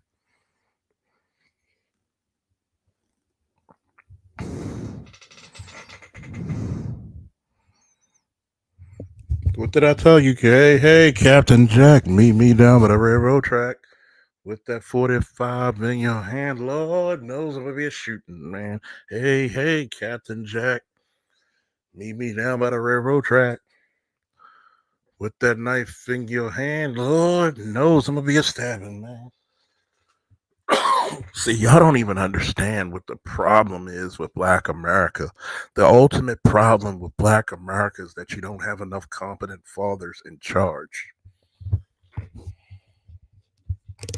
See, I don't even know if BGS doing a show today, but guess what? I'm the motherfucking opening act. And I've been speaking to y'all for almost 2 hours straight. So I must be doing something well if I'm getting more and more people listening to the sound of my greasy ass voice. I'm going to tell you something. A lot of you don't even understand that you need to what the Captain Jack say. How you treat yourself is how the world will treat you. A lot of black men don't want to admit that you have low self-esteem, my brothers. Hey, guess what? If you're shaving your armpits and your groin area, use a Manscape.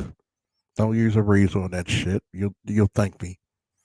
If you're shaving your head, I use a 5-point razor. Why? Less irritation. Way less than a single blade. I will say this. Now, if it's electric, sure. This is what you need to learn. A lot of you need to really understand. Summertime, cut your armpit hair. You should groom it anyway on a regular basis.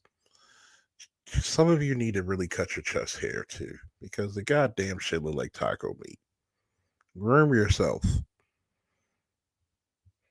If you wonder why your significant other does not bless you with the oil of the gods, it's because she can still smell a lot of that fucking filth on your genitals. Shave the hair. You'll thank yourself. You wonder why your deodorant isn't as strong? Because you got about 3 inches fucking hair in your armpits that you need to cut. It's not touching the necessary places for your deodorant. A lot of you would know this if a lot of masculine fucking programming was talking about this. When Kevin first came out, a lot of you motherfuckers didn't even know he talked about this shit. This is why me and Kevin talked about it. This is why I was on a lot of early shows with Kevin. Foreplay should be with the shower. Sometimes foreplay should be with the bath. You should, if you're going to be out there, a lot of you niggas need to clean your bathtubs. I'm going to tell you 2 places you need to make sure that you're going to get pussy forever. Of course, you're going to clean up your bedroom unless your chick just loves you so much. Matter of fact, one of the greatest things that you can study a chick. And I can tell I've been around trained chicks and untrained chicks. When you have dishes in the sink, a chick who's been trained properly, it will irk her soul. If she will go in there and wash them dishes without being told. That's a trained chick. Just like when my ex, when I went to visit her and her vacuum cleaner was messed up, I just took the vacuum cleaner from her hands and unscrewed everything, took it up in the bathroom, unclogged it, screwed everything back in and fixed it. Guess what? She made a fucking meal for me just right there. A lot of dudes don't even know how to tinker. Tinkering actually makes you smarter. Get an old VCR, an old DVD player, and some screwdrivers and tinker. Just tinker. Get like a little carving knife and just get some wood and just carve it into different shapes, like little steaks. It makes you smarter. Get some and then take all the shavings and put it in a Ziploc bag for kindling, and put one in your house and put one in your car, and you use it for survival in case you might be out somewhere and you need to start a fire. You got kindling. This is stuff that your fathers, grandfathers, and you were blessed to know your great grandfathers would teach you. This is the reason. This is the real reason of this goddamn space. By the way, is not to complain about bitches because bitches will come and bitches may go, but they're gonna be the best of them. I want you to know. They're like buses. You miss one, 15 minutes, one coming. Like you got to realize this. You are always striving to be a better version of what you were yesterday. What's the official, unofficial motto of the Navy SEALs? Anybody know it?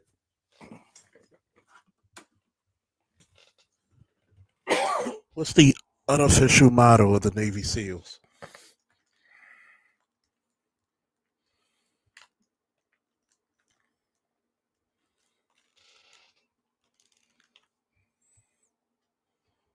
You better been threatened. That's how you know you had good parents. Walk outside with some goddamn shit. What's the unofficial official motto of the Navy SEALs?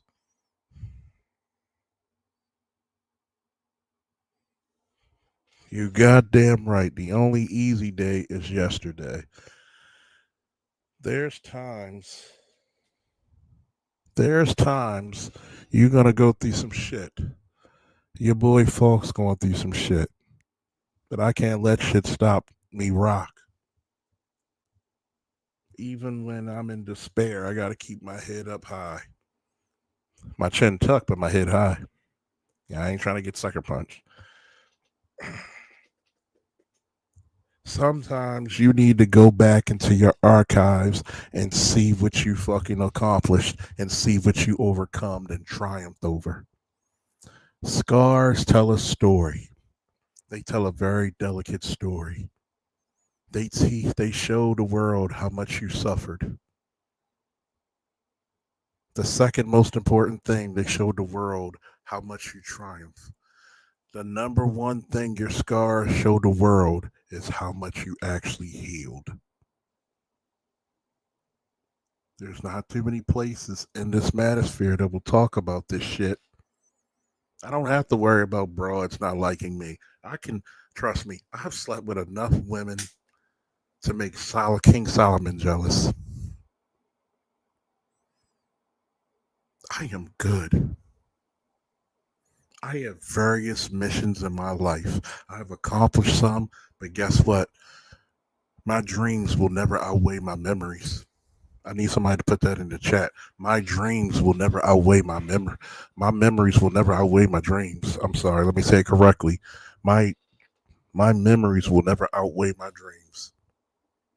Even at soon to be on April 1st, 44 years old, I still got big dreams to be a published author, a published artist,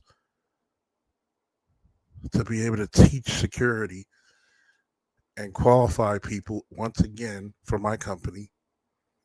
I will never ever have my dreams being outweighed by my memories. Hell, I even told my friend I want to get in such shape that I want to take the Masters tournament and become a world champion at the Masters level in wrestling. I'm getting my body back to where the fuck I want it to be. I'm going to be the proverbial Superman. I'm going to be the man of steel, old, reliable, durable, unwavering. I'm going to get my degree, maybe two. I might even go back to school to be a counter sniper if there's enough money left in the kitty. There is no quit in my shit. There is no quit in my shit. There is no quit in my shit.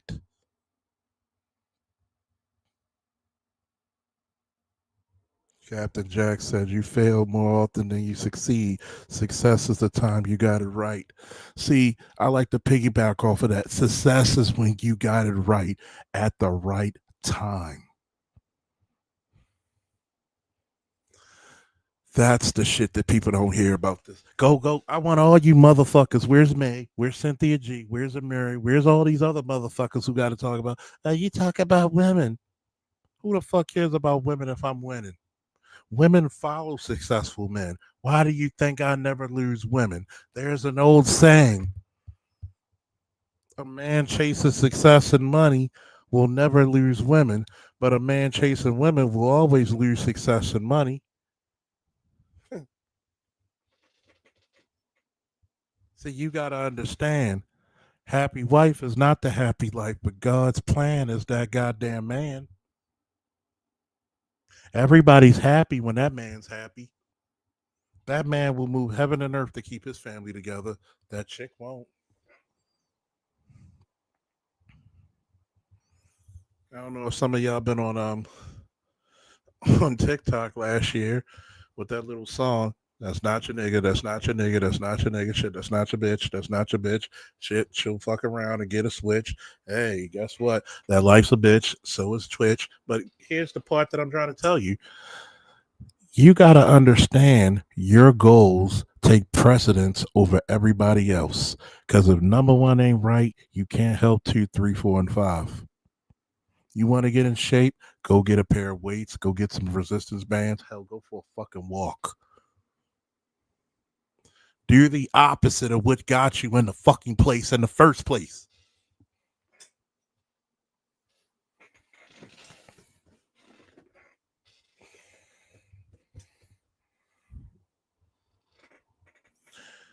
Why is it so hard, black man, to see the hero in you?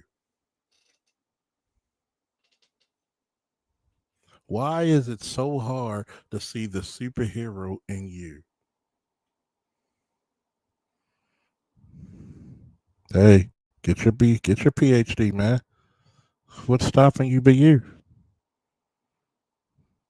Why not be the hero of your own goddamn fucking reality?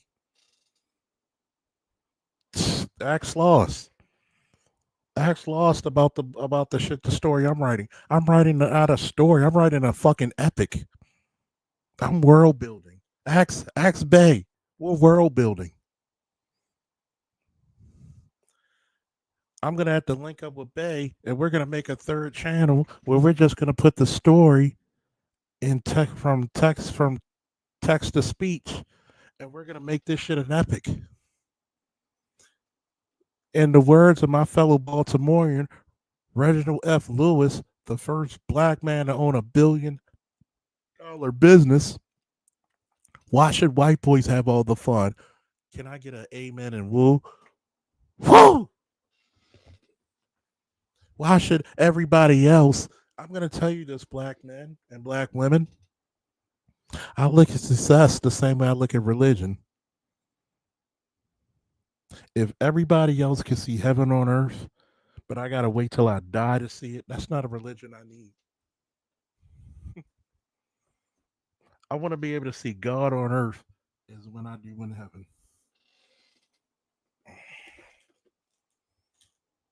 We are too talented and too multifaceted to be fucking ordinary. Do you hear me? Do you pick up what I'm putting down? Do you know how many motherfucking times in my personal life, motherfucking commanders, sergeants, both the military and the police department threw me to the wolves and I came back leading that motherfucking pack? You threw me to the savannah and I became the Lion King. An apex predator only recognize other apex predators.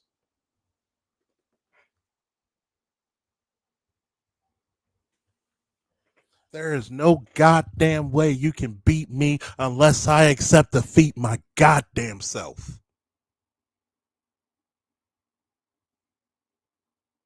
Fucking inevitable. It's just a matter of fucking time. Invincible, indestructible, fucking incredible. My spiritual strength is incalculable. My mental prowess is fucking deceptively great.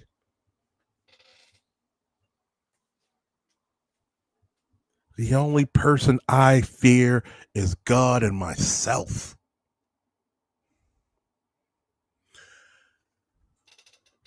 God doesn't make perfection, he makes greatness.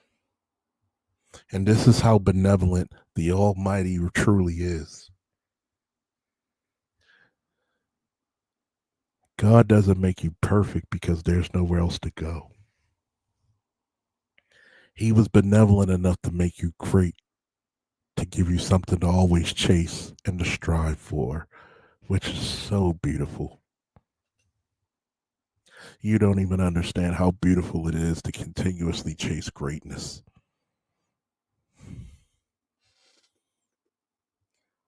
This is the reason why black men, black men, black men, black men, black men need to search the value from within and never from outside.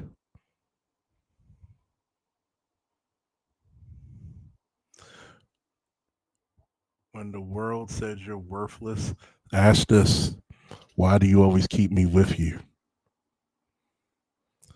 Though I bestow all my goods to feed the poor, though I offer my body to be burnt, if I do it without charity and love, it offers me nothing. I believe that's what, 1 Corinthians 13:3. Check me if I'm wrong, but I may be wrong, I may be right. I'll check it myself soon. Even Psalms 110, verse 1. And my Lord said to my Lord, sit at my right hand until I make your enemies your footstools. Sometimes all I have to do is wait and show perseverance and strive through. I don't even have to battle 70% of my battles directly, and I will triumph. That is such a blessing when you learn what perseverance is all about. There's times 70% of your battles are defeated just for having perseverance. I don't have to overpower you. I don't have to oversmelt you. I don't have to outspeed you. I don't have to do shit, but just keep going forward. All I have to do is to be the proverbial juggernaut. As long as I put one foot in front of the other, you can't stop my forward momentum. You may be able to slow me, but you can never completely stop me.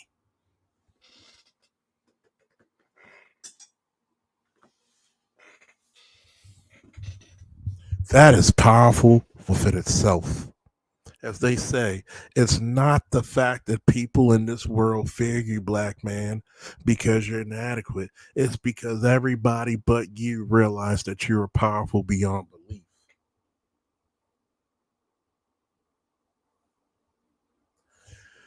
When are you going to realize that shit? People talk about, oh, you sound like you hate women. If I hated women, why do y'all so drawn to me? Maybe it's because you realize what a real man is, and real men don't have to kiss your ass. Maybe you like a man who puts you back in your place. Maybe you like a man who can actually sit there and take time out of his day to give you what do they call emotional labor and love and balance. I had my friend thank me when she was venting, going through shit, and said, "Thank you for being there for me. Thank you for listening to me. Thank you for letting me vent. Thank you for helping me. Thank you for making me laugh. Thank you for being you." Some motherfuckers are married and can't even get that type of reverence.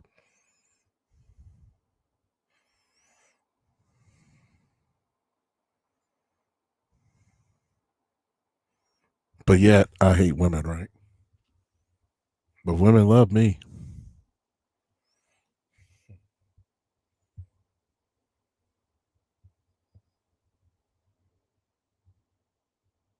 As long as my bitches love me, right?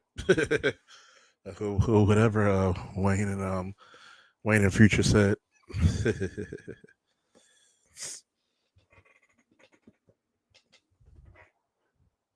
Why? Why do I have to look at defeat? Law said he gives you talent and gifts, but also weaknesses to make the journey even more worthwhile. So when death claims you, you will have earned access to your rest. I've seen people like Josh's mom who had stage 4 cancer for 20 years. By the time death called to that woman, thank you, God bless you, Miss Felicia. You were wonderful. Mwah. When death caught her, it was a sweet embrace. That motherfucker was out of breath when he caught her. She was like the Apostle Paul. She ran her race. And motherfucking death was out there. He was out of breath when he caught her.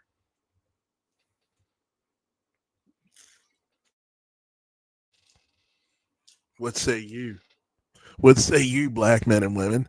Are you done running? Are you done fighting? Or you got some ass to kick? Dang, if you're not up every day saying I got a little bit more ass to kick, I gotta change this and transmagnify this world a little bit.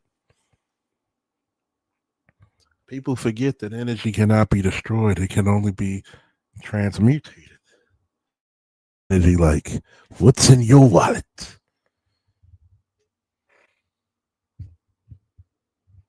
See, failure is only when you accept it. Oh, I forgot. We only talk about boo, Keisha, ooh, black woman bad, ooh. Where are you, May? Where are you? Waiting for you, chick. But after that dinner with Shorty, even she had to bow down to superior intellect.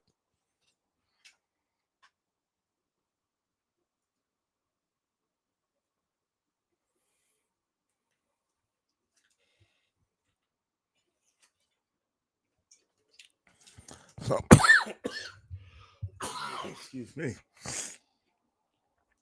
Sometimes makes you want to quit live streaming because you don't get the support that you used to get. But sometimes you come to your senses and say, "Hey, somebody need me. Somebody need to hear this good shit."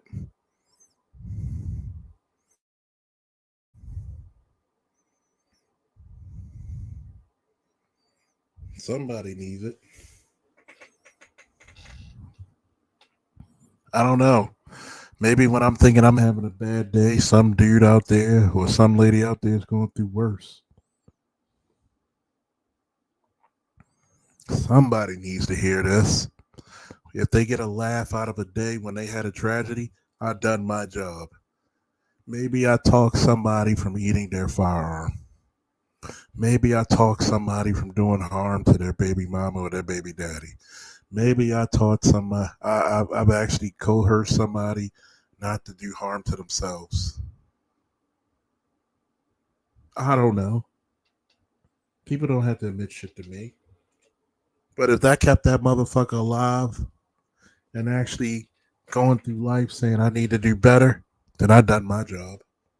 No amount of money, no amount of viewership, no amount of subscribership could ever replay that. To make sure when you actually save a life physically, verbally, emotionally, spiritually, mentally, that shit hits you in ways you didn't even know you had. When you get emails from brothers and sisters that said, I heard you, like you told me the best way to get off my feet is to get off my ass. When you get another email from a brother or sister that says, just give me one more day. Just give me one more day. That's all we need is one more day. And they said, I gave myself another day.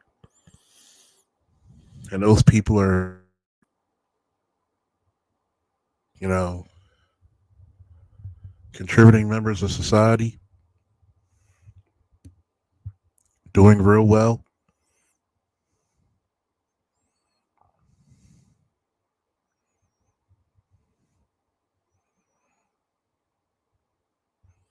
That's what hits you in the heart. What's the old saying? The heart is a house of love. That's probably one of the classic black songs. I can't wait till it's warm. Go up there to Bluricon and other places playing that song. Is a heart is a house of love. I love to play that around black people because black people get real creative and their acting skills come out when they say that shit. All right, I know I'm not gonna ask this question, but who the fuck wants to come up with a paddle?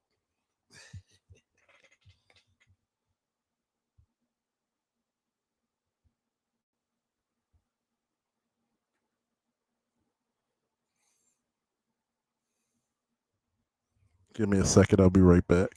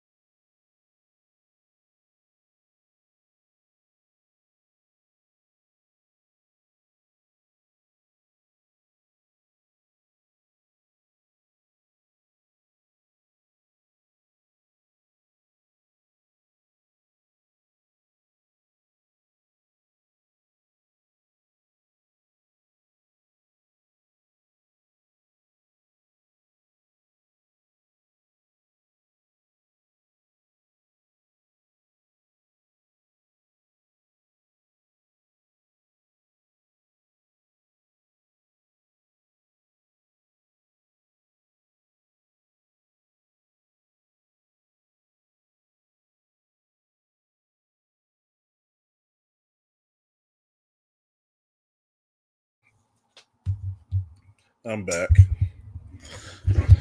Oh man, is there a heart? Is there a heart at the house tonight? Stand up. Oh my god, boy. One thing about black people, boy. I'm sorry. Like, god damn, we make anything cool. Oh shit, we make any goddamn thing cool. Oh man. Anybody coming up, or y'all just want to hear me talk some more? What is it?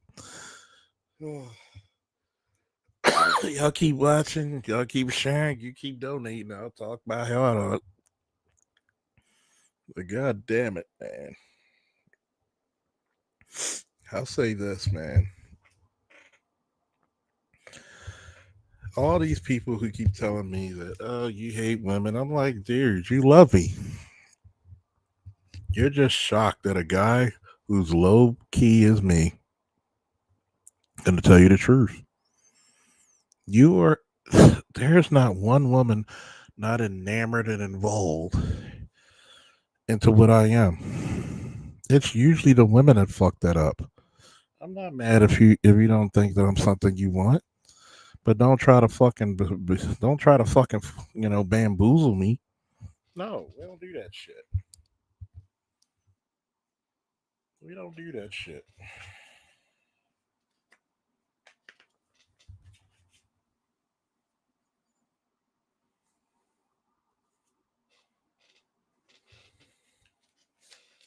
We don't do that shit.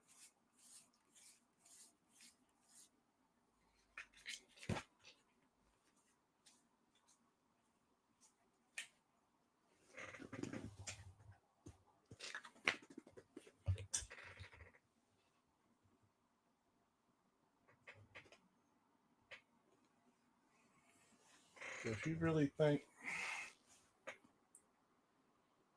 that I'm the bad guy, shit, you should look at the niggas lying to you.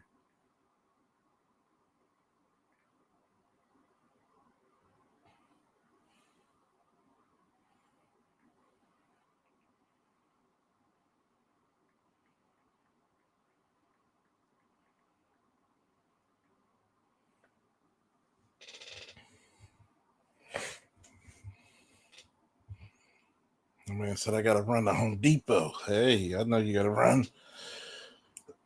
Shout out to Bay because that man always doing something. That man gotta run to Home Depot. He like, yo, I gotta run to Mars real quick. Shit, I gotta go. Ladies and gentlemen, we gotta give him his proper dues.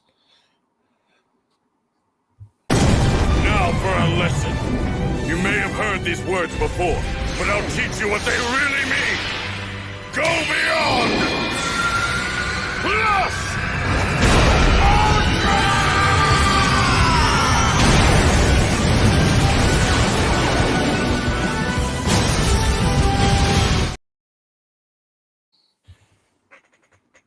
Oh, that's gangster. I get the All Might intro. I gotta give you the All Might intro.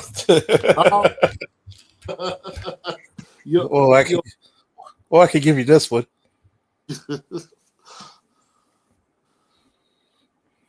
Oh, I like it. That was I like tough. it. Hold on, since I'm here, I might as well do one more for the classic 80 babies.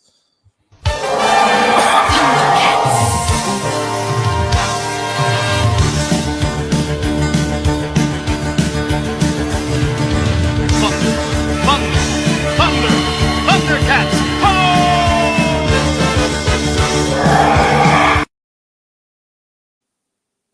And that's an HD. Tell me how pretty that shit looks. How you feeling, man?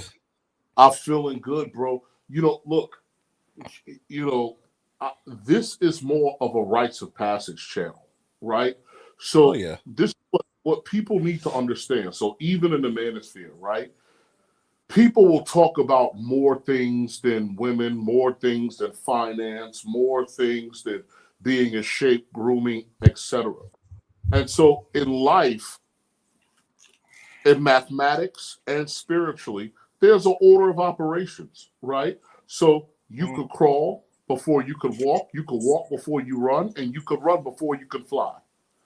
And so what people don't realize is that there will always be a root chakra, right? So even if you get to the crown chakra, if you're fortunate enough to get it, right, all you'll get is a new root. You'll get a new beginning. So for those of us who have practiced martial arts, right, once you get your black belt, that's the beginning, bro. Right? The black, all a black belt represents is that you have executed the fundamentals of a particular martial art. Mastery of that martial art comes when that black belt has tabs to it, when you've been committed to it. So you're the hero's journey, going up and down your chakras and all of this stuff. These things are a constant, right? And so even today, the conversation in the manosphere is you're talking about failures, the ups and downs, the trials of life. And these are the things that makes a hero, right? So if you could overcome this stuff for yourself, right, for others, you're a hero. And if you could do it for yourself, you become a champion. And so a lot of people are not fans of Star Wars Episode 8, but I loved Star Wars Episode 8 because it was reflective of the world that we lived in, right? So when you see Luke Skywalker, right, Luke Skywalker is a man who's kind of checked out of society because Luke Skywalker found out that the things that he was fighting for at 25 is not the reality at 60, right? So those of us who may have been veterans for many wars and everything else, right? Some of us are saying, okay, man, this is not why I signed up. This is not the cause, that I'm fighting for, right? And so now Luke is going through this in his life. And so what does Luke have? Luke has a one student in Kylo Ren where he failed, and now he has another student that's looking for him, right? And so what happens? Yoda appears to Luke, right? And Yoda comes back and gives his teacher comes back to give him a lesson. And Luke says, I'm supposed to be Grandmaster Skywalker. I'm the one that's supposed to have all the answers. And Yoda says many things a teacher could teach their student, but the greatest things that they could teach their student is their failures. Right? And then Yoda calls down lightning. Right? And it strikes Luke's makeshift library. And Luke goes, the ancient Jedi text. And Yoda was like, well, did you read it? And Luke was like, right? And so, again, failure is not only a useful tool for the person that's going through it, but it's also what creates wisdom for those behind you who you teach. Oh yeah. You know, one of the biggest for my 20 years of coaching, 20 plus years, it's amazing to say that I'll only be 44 April 1st. But time in your brain and time in reality are two different places, is it not? Yes. One of the biggest recruiting tools that both may he live in paradise, peace, and power, Mr. Larry Brown, and the current coach, Maurice Marshall, will utilize me and say, you see that guy over there, the assistant coach? Yeah, he used to wrestle for me. You know, he lost his very first match. And they'll be like, what? But in that very first year, he won a championship. Yeah. Think about it. If he quit, we would never know how good he was. He would never know. Correct. And I'm going to ask you the same question that I ask ABM and others when I usually do my later night shows. What does the phrase man of steel mean to you? The steel means virtue, man of virtue, right? A man who stands on his square, he cannot be moved off of his value system. A man of durability, a man of reliability, a man of certainty. Yes. A man, when all else fails, he doesn't. And this is what happens when people hear me talk critically about women. Have you ever noticed I don't get as many critics from women as I do from men? Women, I'll give black women one thing.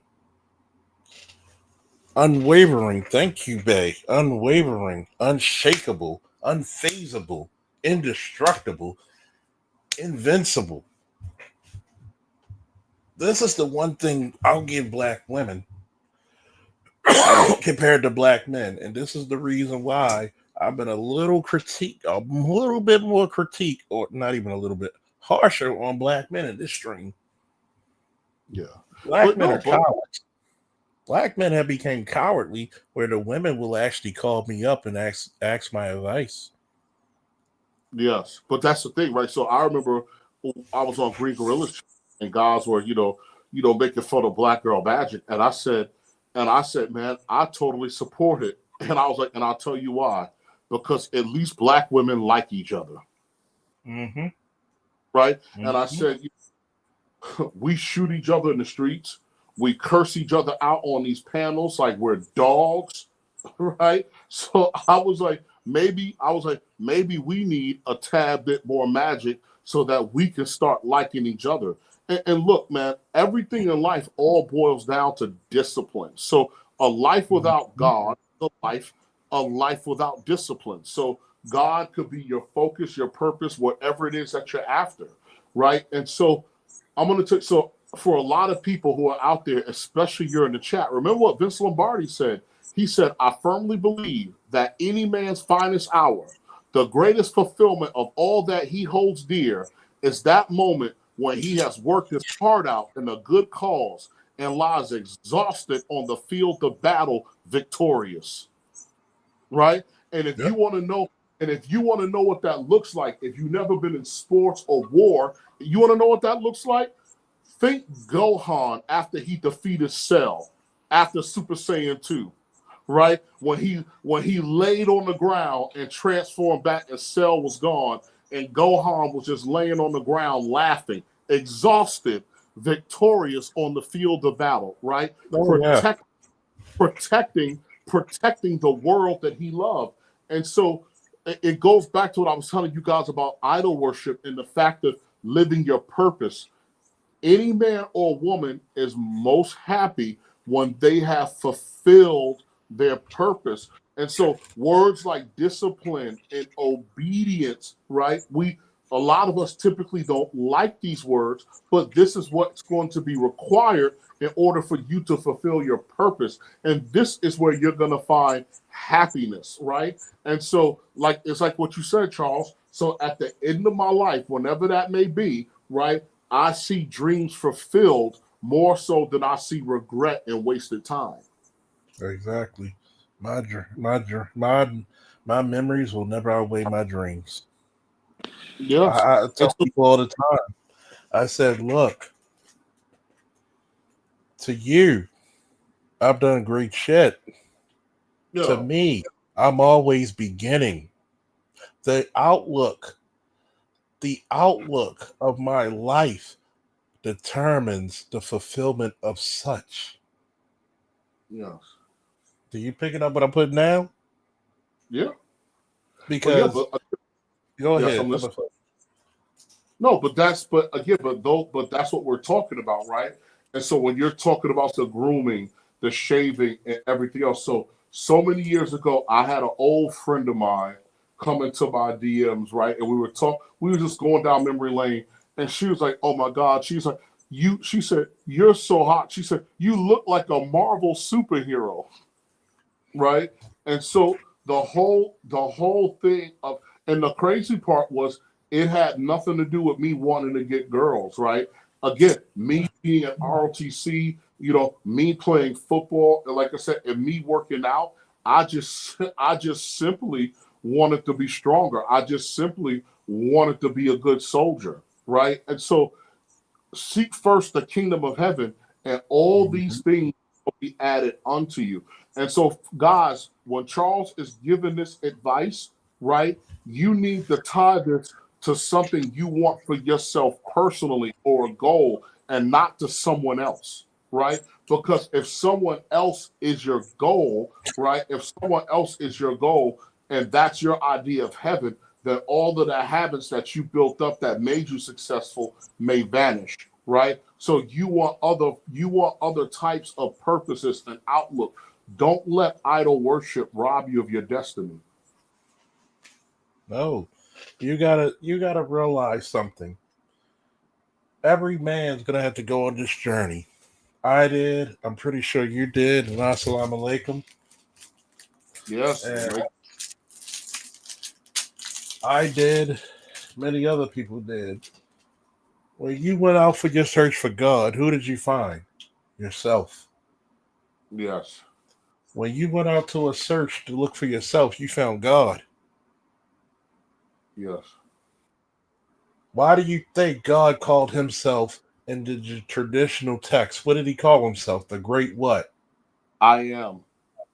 What does I am mean? It's a state of what? A state of what? A state of goddamn being. Correct. I am literally means I'm here. What does Almighty say before he saves somebody? Never fear, because what? Almighty. I am here. What does I am? It's a state of being. Yes. When Jesus said, when God was, I am, he meant it in two different fashions. I am God, or I am with God. Yes. Either way, where was he safe? With me. What did He-Man say to the people in the Netflix series? There's no safe place that we can go. And what did he say? There is a safe place. What did he say, Sad Dog? Behind me. Correct. What's up, Hood Conservatives? Come on the panel, Hood Conservatives. Oh man, shout out to the fucking conservative, man. My Come on up, homeboy Hood from Conservatives. Brooklyn. Yo, You know, me and Hood Conservatives don't y'all have always agree, but I love Hood Conservatives. y'all haven't suffered the way me a hood conservative suffered. I'm so yeah. New York City in the late 80s and 90s will leave you jaded, man. If I could give hood conservative war medals, I would, bro. Hey, I feel the same way about Baltimore. Shout I out to feel, Fort. I feel the same way about Baltimore, man. We're just a southern New York, just smaller. And Yeah, man. there's a reason why I keep telling the story of my son. Because my son, sometimes I'll be like, damn, what part did he get of me? So I look at him and he's like a goddamn Adonis. And I was like, yeah, he definitely got that from me and his athletic ability, but he gets his forward thinking from me. And he asked me at 5 years old, which I think is so profound, Daddy, what's the difference between the good guys and the bad guys? Mm. And I knew he was not asking that as a 5-year-old, but he was asking a pretty profound fucking question. That is a profound question for a 5-year-old, is it not? Yeah. It's almost theological. And I had to look at my son. It took me 2 minutes to respond to him. And I said, son, to be quite honest, in my years of experience, because he's always been enamored about me being a soldier, even though he wasn't born yet, and also me being a cop. I said, this is the total difference between the bad guys and good guys. And nobody has ever debated me on this. The bad guys use human shields. The good guys are the human shields. Mm.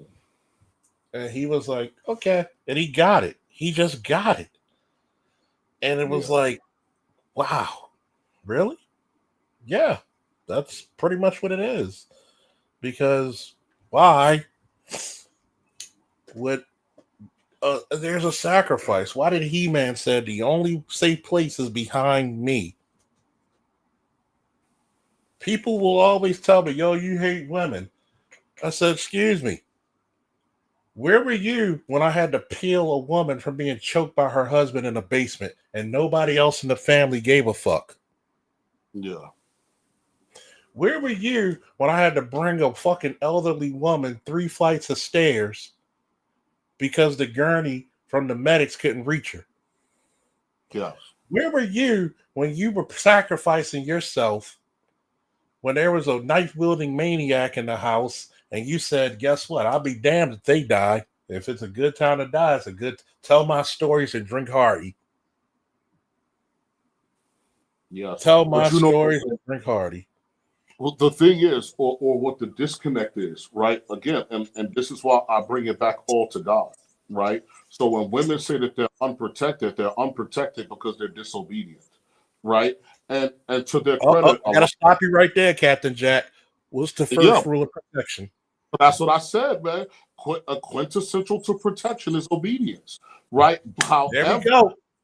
However, to their credit and to what you just mentioned, many of us have not established that moral authority to lead or guide them. There you go. So you know what I'm saying?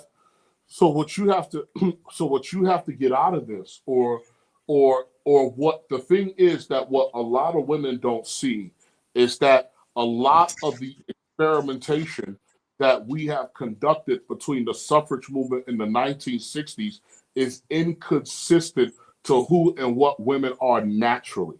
So men, I don't think, are opposed to women's rights, but what women, and hell, even black people as a whole don't understand is that you cannot achieve freedom and equality and simultaneously be a protected class. No. So once you pick up that sword and you become She-Ra, right? Once you take that lasso of truth and you become Wonder Woman, you're no longer a damsel in distress, right? shoulder to shoulder. We're both heroes and we're both champions, right?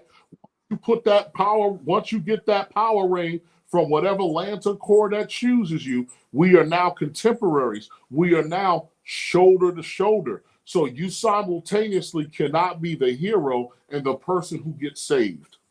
Yep, and I'm glad you said that because my friend asked me, "Do you believe in equality?"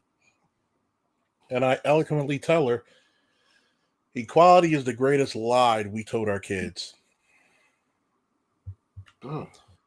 I told my child, who's not a child anymore, he's 18, but he's my child, god damn it.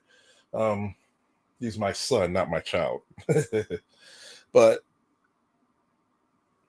if you want to be the best at EMT, you got to be just as insanely, divinely obsessed as you are about boxing. Nobody should know the dorsal, the metacarpals, the metatarsos better than you. Just like you can weave, you can read a person's body and hit him with an uppercut. It's no different. You're like your dad when he sparred. You're like your dad when he wrestled. I could read your body just by where you're going. I can make you go a place that you don't want to go. I've taught people how to send people to lands unknown and worlds unseen. Because when you're in shape, you don't give a fuck. But like I also told them, you have to be the master of your discipline. And what really is the category that we fail at is that She-Ra, going back to what you said, She-Ra and He-Man had different missions, but the same power. You are not my partner. Like my friend told me, well, if I have I said, don't ever call me your partner. Last time I checked, you're not Jim the Anvil Neidhart, and I'm not Brett the Hitman Hart, and we're not the Hart Foundation, and we're not Faulkner, Moore, and Associates. We're not a law firm. You're not my partner. There's some things you can do that I can't. There's some things I can do that you can't. You're my complementary, which is a better term if feminism want to do it. Yeah. How does Prince Adam invoke the powers of Grayskull? Shout out, put your black fist in the air, everybody, because King Grayskull is a black man. It's canonical. It's canon. What did he say, Sandog? What's that? For Grayskull? What he wanted to invoke the powers of his ancestor, which is African spirituality, and put your black fist in the air because King Grayskull is a black man. What did he say? He said power. And what did She-Ra invoke? The honor. The honor. And women are supposed to do what? Protect the honor, the glory, and the image of her man and children. And Correct. This is what I ask every black woman. How good are you at protecting the honor, the glory, and the image of your men and children? And you'll get your answer why you feel you don't feel protected. Because women and children frolic as freely as the respect and violence as their men can produce. Correct. And if you can't, why do you think that we have a 21st century Monroe Doctrine going on as we speak? Mm-hmm. Because what can the United States do? We don't have soft power anymore, do we? This is hard power, but we are laying pipe. Because even now, and this pipe and blood to people.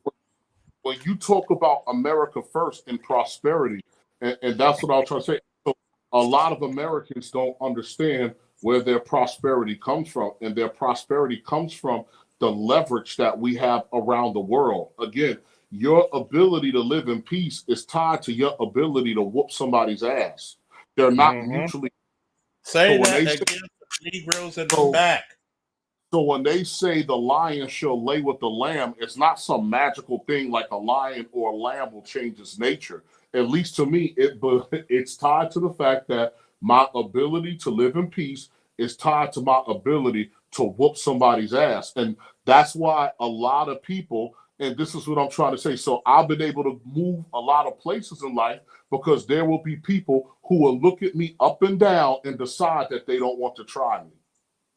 And so, Charles was saying, so for a lot of black men, if you're out of shape or if you're looking physically weak and all of these things, people will look, people will look to try you. But if you have a certain look, so like for example, in the community that Charles and I are in, the guys have a certain look and we can spot each other, right? So I could look at somebody's knuckles, I could look at their ears, I could look at their neck, probably like, oh bro, where do you train?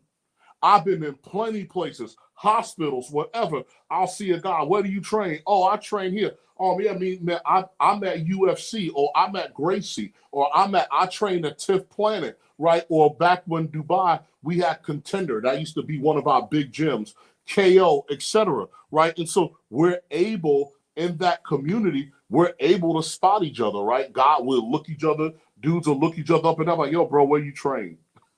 Right? And so, and it's like, how did you know? And it's like, because we could spot each other. And so how you treat yourself, like I said earlier in the comments, is how everybody's going to treat you, right? In today's time, the real revolution is yourself. You are living in the age of Aquarius. And the funny part is that the age of Aquarius is the age of information and self-knowledge. So you'll say, so again, so if you're going to exist in this age, you're going to yourself and the technological world that we're entering, right? So this is why discipline, and this is why what everything that Charles was mentioning was important. Seek first the kingdom of heaven, and all these things shall be added unto you. Jesus even said it, after me followed a man drawing water, and many people associate a man drawing water with Aquarius, right? And so now you're going to have to take all, so in the age of Aquarius, you're going to have to take everything you learn in the age of Pisces and actually apply it, right? So now you have to walk out of church. You have to walk out of the mosque. You have to walk out of the temple and build the actual temple, which is you, right? So you have to come out of these other ones and then come to the real temple, which is your own mind and body. Yeah. So are you there, Charles? Oh yeah, I'm here. You got to remember that, shout out to the water benders, and you got to realize something. The first age we ever had was Aries, and why was Aries very important as the first age? Yeah. And people ask me, how can you prove Aries was the first age? How many wars did we have? When I go to the VA hospital, I have a good habit of telling everybody, thank you for your service. And what will they tell me in return? Thank you for yours. Yeah. When I was working armed security at the Apple store, one of the greatest honors were ever bestowed upon me. A 60s Army Ranger officer with his cane and his grandson walked over to me. He made it a point when he saw my Operation Iraqi Freedom, and he had his hat that said Vietnam Veteran Ranger, shook my hand, and that man had the power of Grayskull in his hand. You couldn't tell me this man wasn't in his late 70s, early 80s. Still had vigor and fire. Like, I bet you if I put a fucking rifle in his hand, he could still hit a fucking target 300 meters. Just happy. He said, welcome home, my brother. Not son, my brother. Have you noticed in the military and other endeavors, we don't call you son, we call you brother. Yes.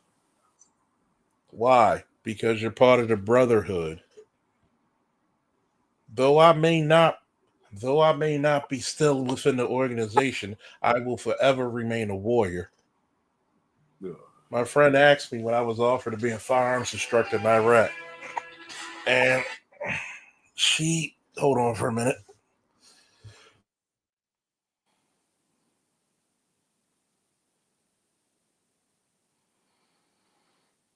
Yeah, so while Charles is holding on, well, matter of fact, I kind of want to wait for Charles quick to make this point and let him know that I'll go after I make the next couple of points. But while we're waiting for Charles, right?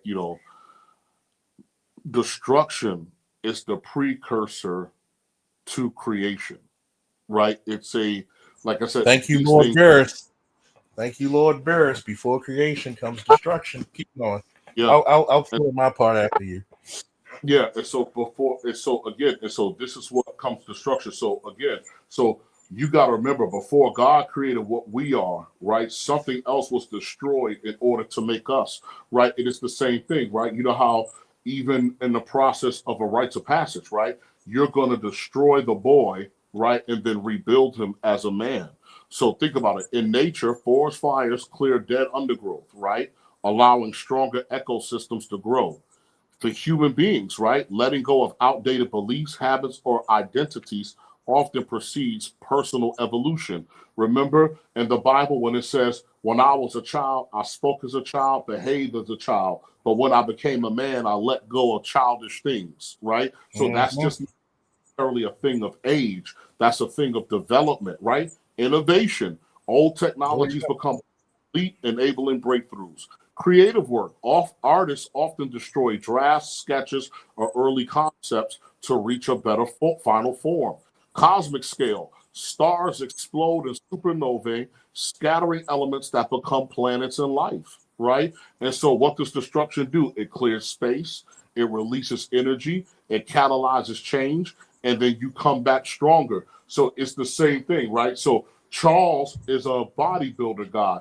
Sandog is a calisthenics guy. So whenever we go work out, what are you doing? You're tearing up your muscle, and then your muscle heals and it rebuilds. So Sandog wants to be one of those dudes that could grab a pole and hang on to it like a flag, right? So I want to be one of those dudes that could do pull-ups and flutter kicks at the same time, right?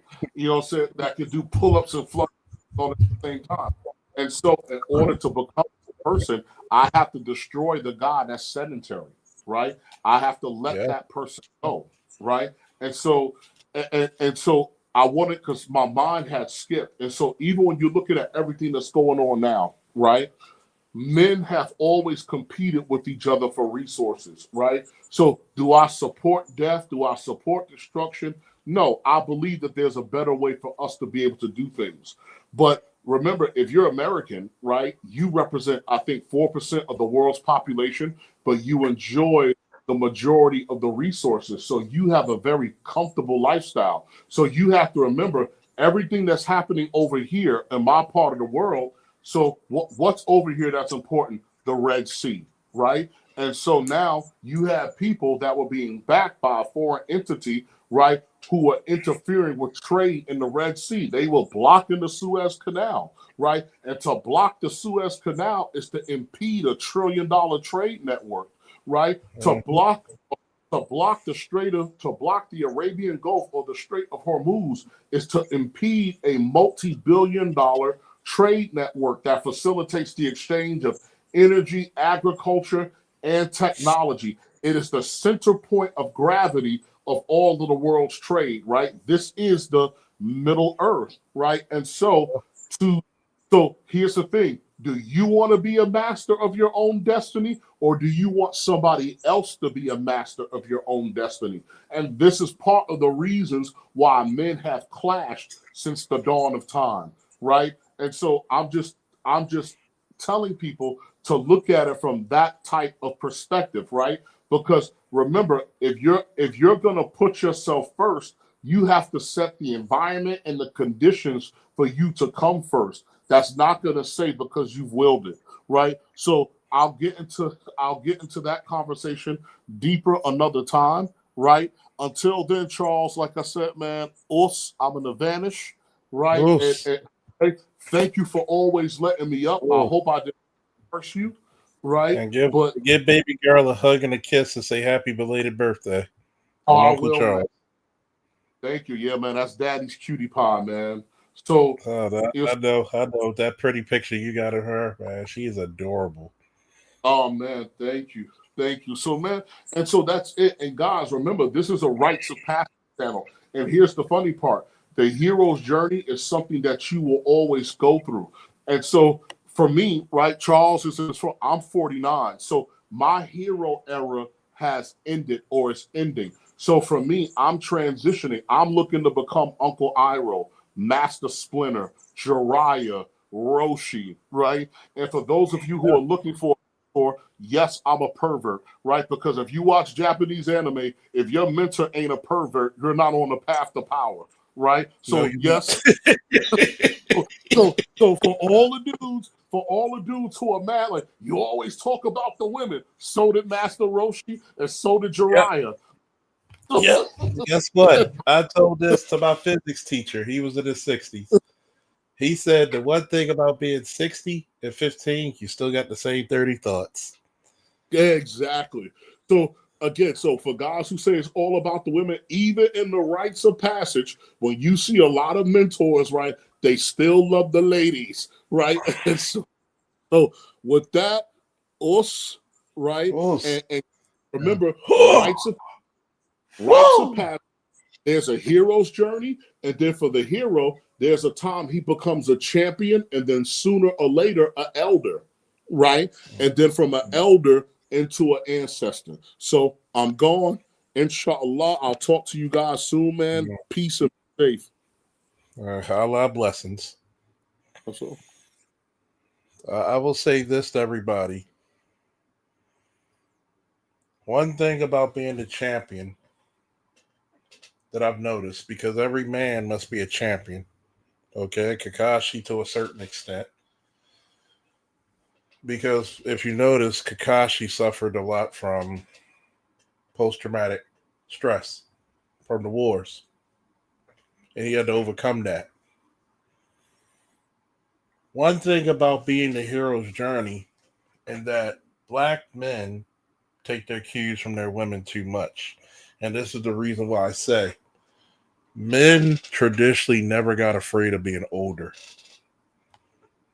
Where the physical power may have waned, the spiritual and mental power became tremendous. But we learned you should still work out anyway, no matter how much you're getting older. This is part of the journey of being 40. This is the reason why in Japanese culture, 42 was more important than 21. You got to remember that I'll be 44 April 1st. I'm 21 twice plus 2 years, which means you've seen 2 adult lifetimes. Y'all picking up what I'm putting down? You got to understand that for a lot of people, even some of my friends in their 30s, they were kids in school when 9/11 happened. I was already in the Army for 2 years. And they're like, wow. This is the homework I'm going to give every man, woman, and child listening to me. Shout out to Dollar Will in the building. I want y'all to listen to Ronnie Law's Every Generation and listen to the lyrics. Beautiful song, especially if you like contemporary jazz. Every generation of us lie. Because a lot of times we lie to give you hope. That's why hope is very careful. If you look at hope, the way Superman presents hope compared to most other characters, he does not lie about it. He talks about being the better man or woman about it. In the black community, prosperity gospel usually lies to people. What did they say in Superman 1? Well, Marlon Brando is Jor-El. They can be a better people if they choose to be. That's the metaphysical part about it. See, comic books, if you really gather your senses, are metaphysical. They touch not only a religious, a spiritual, physical, emotional being of you. This is why so many of us connect with these characters greater than an imaginary level. And by the way, Loss, do you recognize the two people in the thumbnail?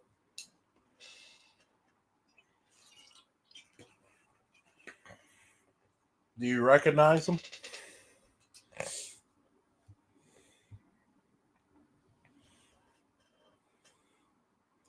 There's a reason why your character is very important in my story. Because look what happened, how the story shifted once your character came in. Guess who became the master now?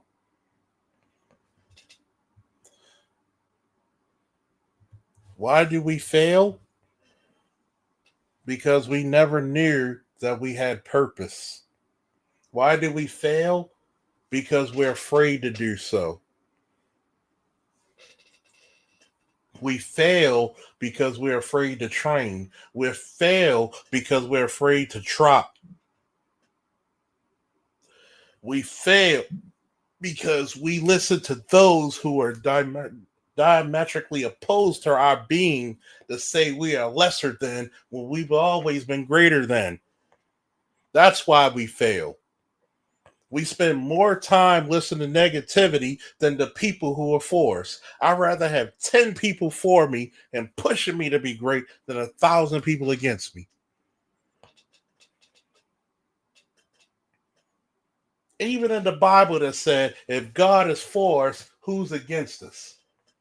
Who can stand against us?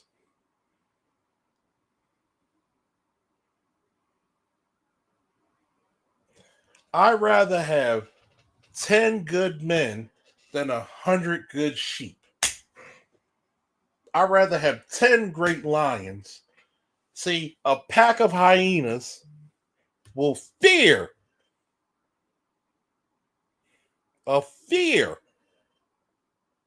30 hyenas will take down a fucking full-grown lion. Let him call his brother. Let him call his mans. 2 full-grown lions? Oh no, they like, oh fuck this. When you got somebody loyal to you, fuck this. When you got somebody willing to die for you, not only die for you, but live for you, that is powerful. What did the Joker tell Harley Quinn in Suicide Squad? See, you know what the Can I go black pill again for a minute?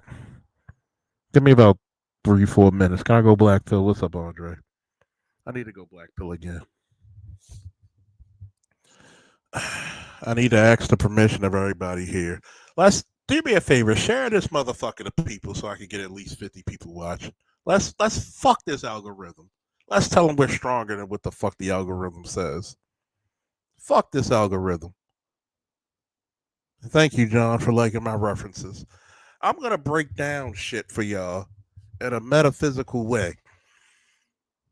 What did the Joker tell Harley Quinn when Harley Quinn said, I'll die for you? He said, no, that's easy. The hard part is, can you live for me? See, it's easy for you to lay down your life for me, but it's so difficult to live for me, to serve me, to obey me, to live for me, to represent me, to honor me, to glorify me, to show the world the image of me that you see within your own eyes. See, this is the reason why you, black man, have the issues that you have.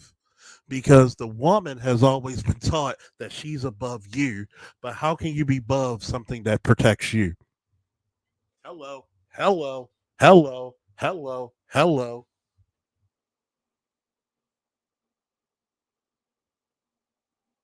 How can you be above that protects you? Remember Superman 1 in that classic scene when Lois was when she fell out of the helicopter and Superman, like a total fucking G, caught her, and he said, "I got you, smooth as shit." A lot of y'all don't give Chris Reeves his credit because he made Superman smooth as a motherfucker in that movie, didn't he? He said, "I got you." She looked around. You got me. Who got you? Why are you worried about who got me if I got you?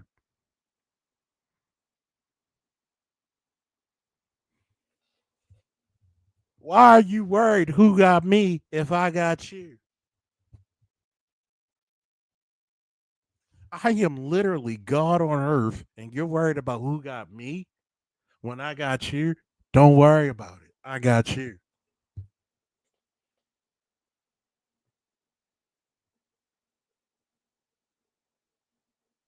And what did he do? Smooth, another smooth part. He caught the fucking helicopter with the other arm while still catching her. Lois Lane was fucking pissing waterfalls when she saw that shit.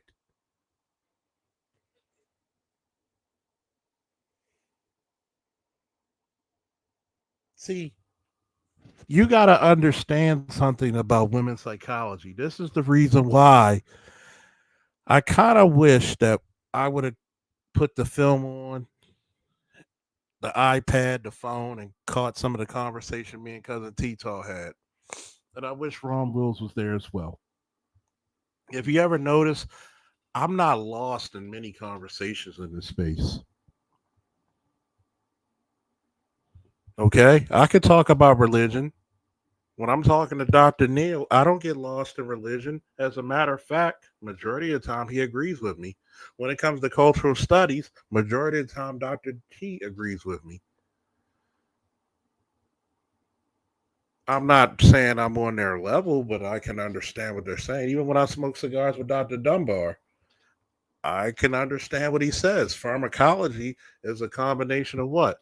Chemistry and pharmacy, which is basically chemistry on another level, a subsection of such. I'm not lost in here. This is the part about being multifaceted. I may not be the master of it, but this is out of respect to Dr. T, Dr. Neil, and Dr. Dunbar. When there's something that's militaristic or law enforcement involved, guess who's the first motherfucker they contact? I'll let you answer that for yourself. And when I talked about Hegseth and everything they were going to do, I predicted everything. Shout out to Louis because he helped with that as well, as humble as he is. Biochemistry, pharmacy. Thank you, Namer. See, this tells you when I know women and I know how to seduce women, guess what? I can seduce women with just their smell. Why? Because women have a greater sense of smell. Did you know that? Why do you think Ron Wills agrees with me? Me and Ron Wills never had a difference in body game. He knows that I know. He knows that I can sit there with just a hint of cologne. And what does cologne do? It makes women come closer to you.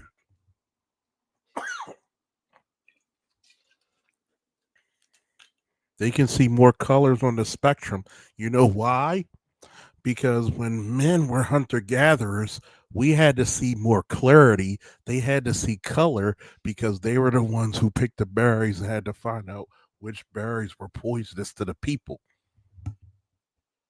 And by the way, so my boy, who said that about the cigars? I was gonna message you, man. I was gonna say, fuck you, it's not the cigars. It's just a residual cough of the flu. It's basically over. It's just residual stuff. So about a weekend, it should be gone. So, you got to realize there's a reason why we see more clarity, because men had to see more clarity, because if we were traveling somewhere and you seen a man with a beard, that posed a possible threat. They seen things in more color Why? Because they had to say, hey, don't eat that because those berries are poisonous. I wish Eve would have said that shit, right? But oh yeah, it's Chance. Fuck you, Chance Rogers. But I love you, man. But I'm appreciated that you're worried about my health. The cigars are good. It's funny. I'm actually drinking more fluids to cough up the phlegm, the last remaining phlegm. So it's actually better that I cough it up than not do it. Oh, I've been getting all those medications. That's the reason why I can speak to y'all so clearly right now. Man, my son been pharmacist and alchemist with tea. That's the reason why this fucking flu hasn't been hitting me so hard. It's actually when you hear a person cough, that's actually really a good thing in many times because they're coughing it out.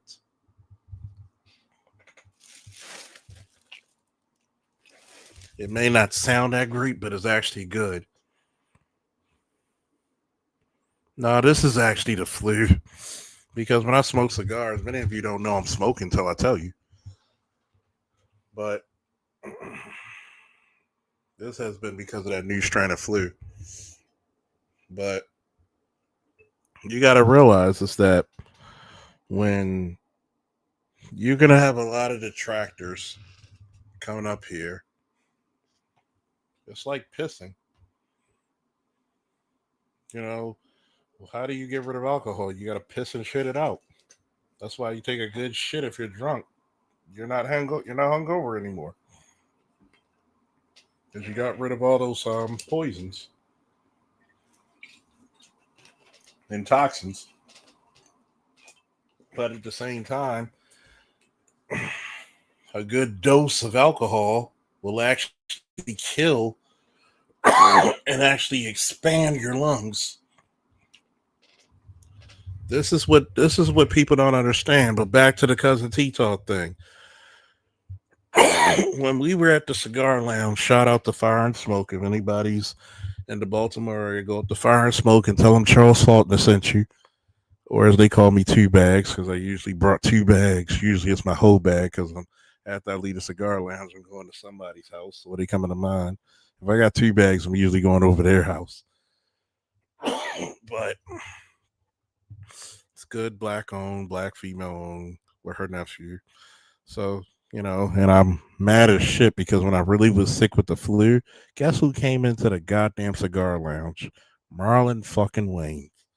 You know, I'd have been stupid crazy.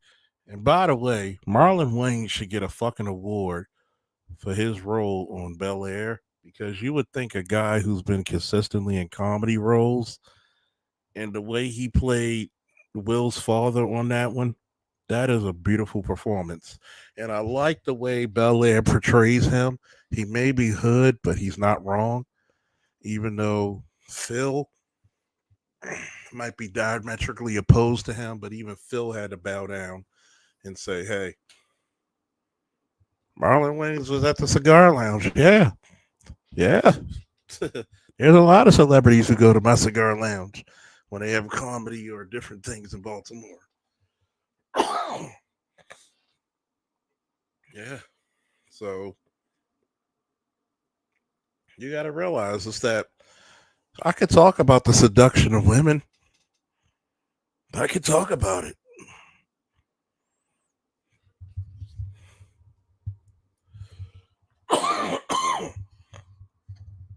So I'm well now. It's just breaking up little things. This is basically the fourth quarter with 2 minutes left. That's when you look at sickness. This is the 2 minutes.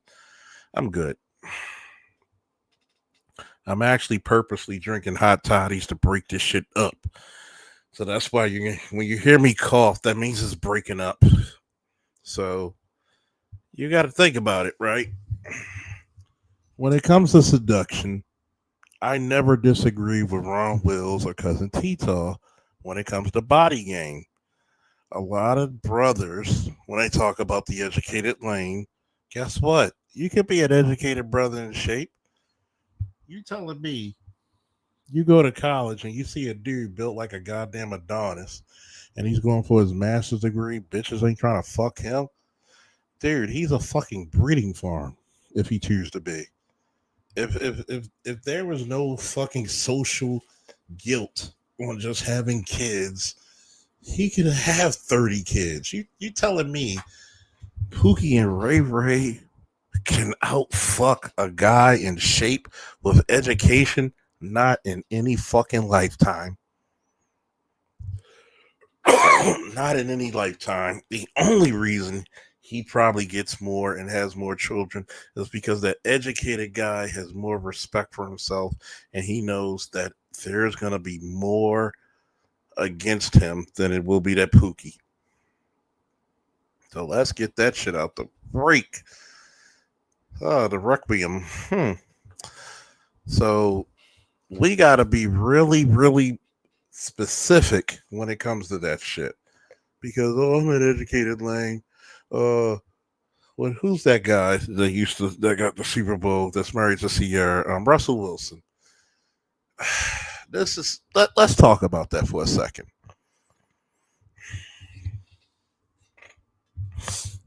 There is no professional athlete that's an educated Lang. Maybe a simp, but not an educated Lang. Let's look at this. This is how you know Russell Wilson is a cold motherfucker. And I think it's about time somebody with a little bit more, and I can't even say that I have street vernacular because I'm very articulate, but I'm very Baltimorean. So, a couple more shots of this fucking hot toddy, I'll probably just tell you what it is. Fuck it. I will tell you what it is. Hit that Cash App and that PayPal, people. Whoo! Look, this is how you know Russell Wilson is a cold motherfucker, right? Russell Wilson told a bitch you can't fuck unless for a year if you want to break yourself to me. That is some fucking straight up pimp shit, okay? That is some pimp shit. Because a pimp does not control a fucking bitch through sex. He controls a bitch through his word and through his goddamn spiritual being. If you ever want a woman to fuck you senseless, you need to know how to talk to her subconscious. You need to fulfill her ever goddamn need. See, this is the part about performance. Because if you look at it, Sierra was more feeling him than he was feeling her. See, this is what you got to understand. And Dr. Dunbar will tell you, when he went to the restaurant and I'm sitting down where we were smoking cigars and we bought some food and some drink. Shout out to Dr. T because he listened and he got the Hennessy VSOP. You got to understand something.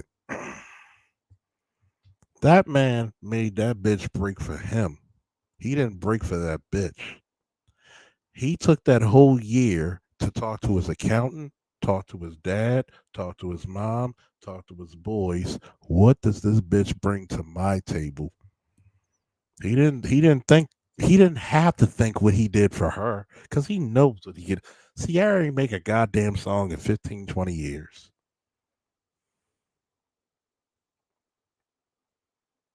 He made her break for him. Going back to the Dr. T Cigar Lounge.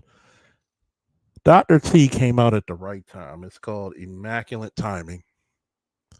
When it was a chick who walked past me, pretty ass chick, who saw me in a fucking V-neck t-shirt, and I just came from the gym earlier that day before coming up there. She was just ennulled over what the fuck I look like.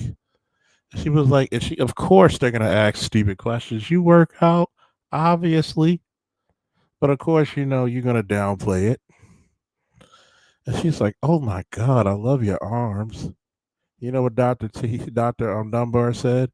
He said, "Dude, I went to my gym and he said, dude, just give me your workout program for arms. I got it." And next time I saw him, the next about 2-3 months later, that motherfucker added about an inch or two on his arms. Body game. I tell people this is my comic book theory. It's probably fact. If you have a comic book, do you want your average artist to be the cover artist, or do you want your best artist to be on that cover? Which one, folks?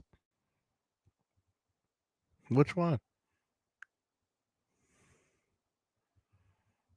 I'm gonna tell you, Lost. If you want bitches, start curling now. Start doing triceps and curls.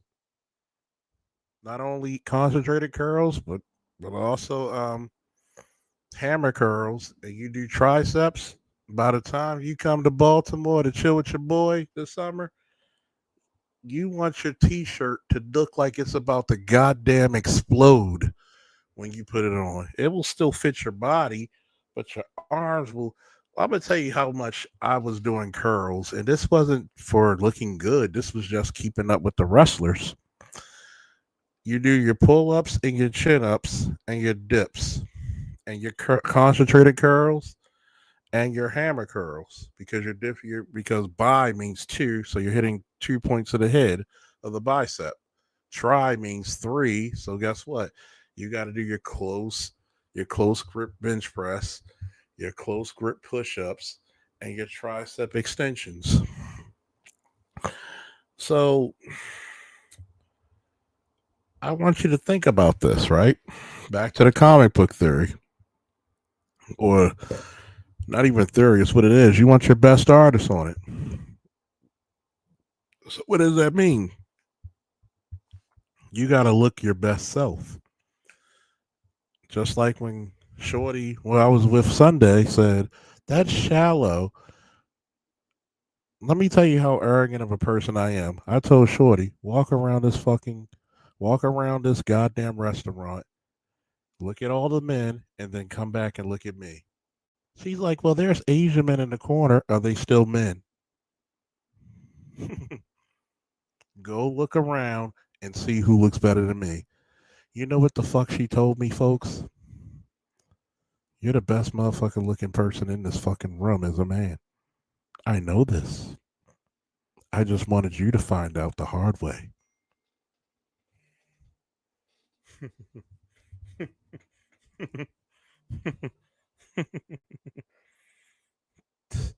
Since people say that I'm an arrogant bastard, I want you to find out the hard way. I said, so with that being seen, look at all the women in the room. Is there any woman in this place I can't pull? She said, no. You're not even 40 yet. You got three to four more years before you're 40. I'll be 44 in April. What does that tell you? What does that tell you of where I stand?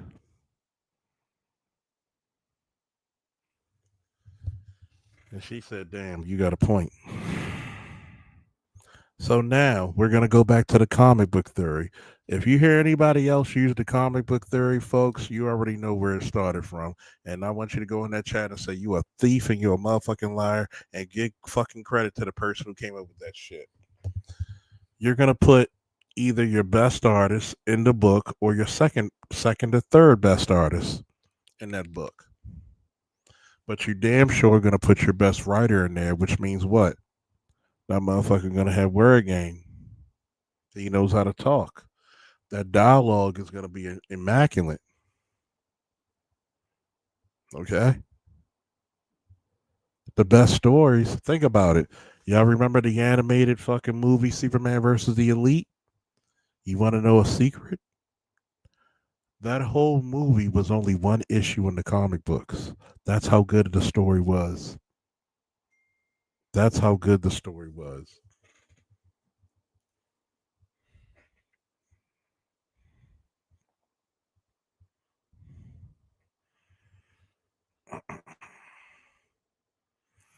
So, if you got the ability to do what?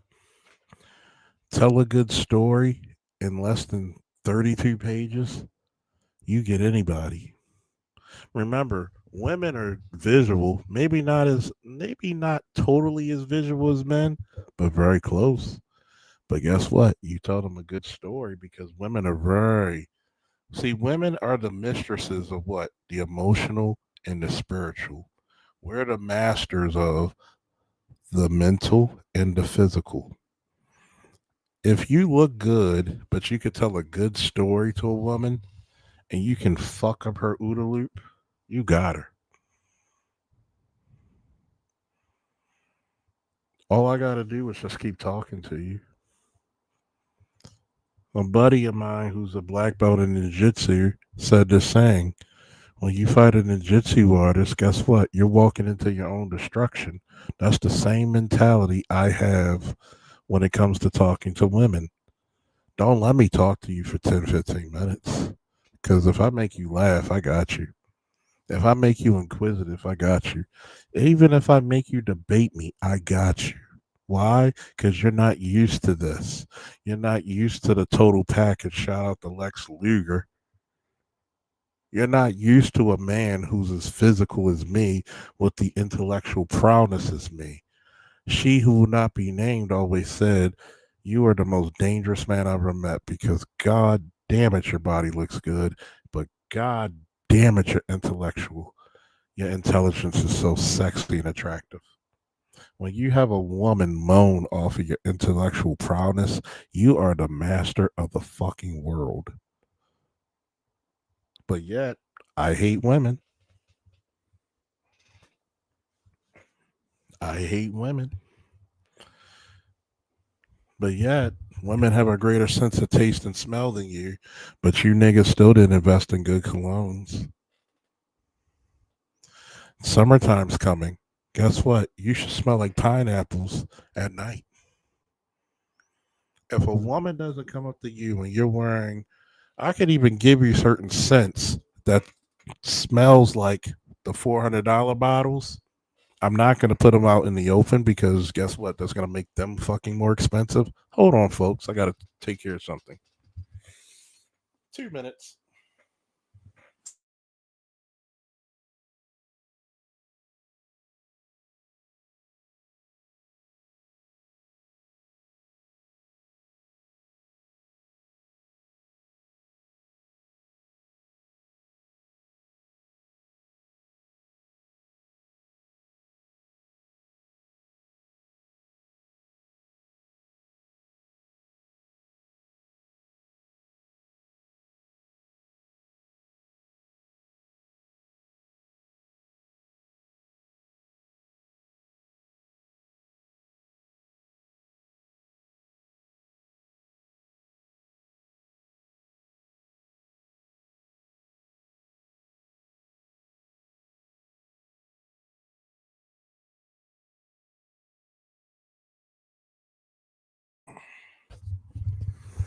I'm back. You got to understand something when it comes to hand to hand combat. Basic wrestling, basic boxing, basic ground fighting. Muay Thai is very wonderful as well because with those 3 to 4 arts, I could dictate where I want to be on the ground or standing up. Now, back to what I said. If I showed you a bottle of a fragrance that is the closest fragrance to Creed Ventus, which trust me, if you wear Creed Ventus, I had a bottle of that shit. You want a bitch to damn near strip you in front of people? Wear something similar to Creed Ventus. With that pineapple smell, especially when it's warmer, it's getting warmer, and that night air carries it, you're going to attract females to your attention. I've been in cigar lounges where females is like, "Oh my God, what the hell you got on?" If it's more powerful than a cigar, guess what she's going to do? It's going to bring her closer to you. But I don't have game. I don't know what I'm talking about. I don't know how to talk to women. I hate women, but I slept with almost 400, probably over now, women. I'm gonna ask the fellas in the chat. How many of you motherfuckers are working out?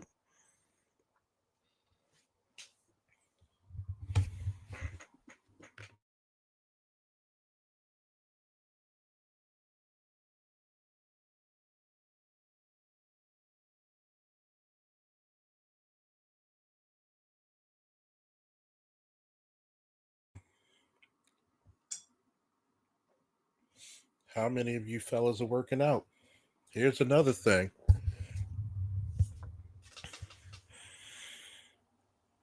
How many of you fellas can do some type of mechanical or actually carpentry work? Yep, Tom Ford, wood, ood. That's a powerful motherfucker right there. How many of you, the Smollett, yeah, he should pay. But how many of you guys can do mechanical work, change a tire, fix a little thing? I'll tell you a little story. Anybody who knows me, there's 3 times you don't disturb me. When the Ravens are playing, when there's a damn good UFC pay-per-view on,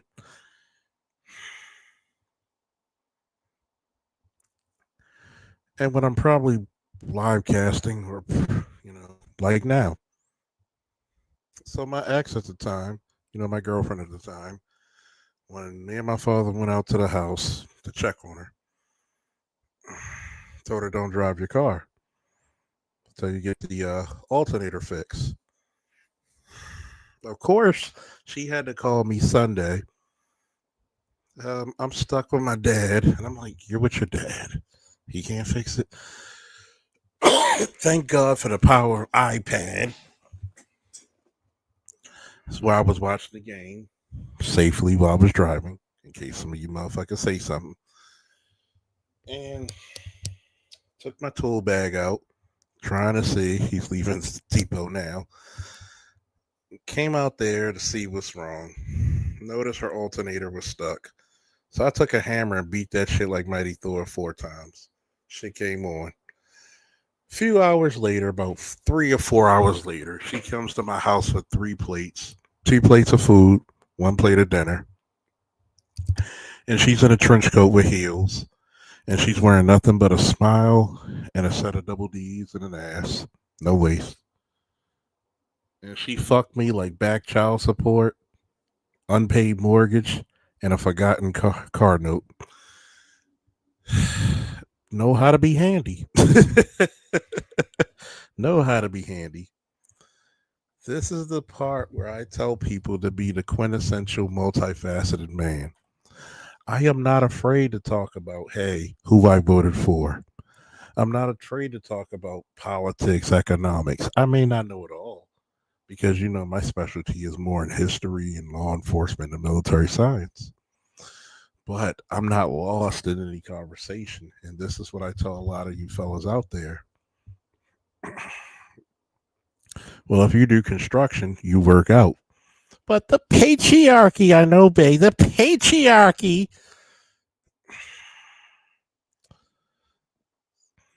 You got to understand that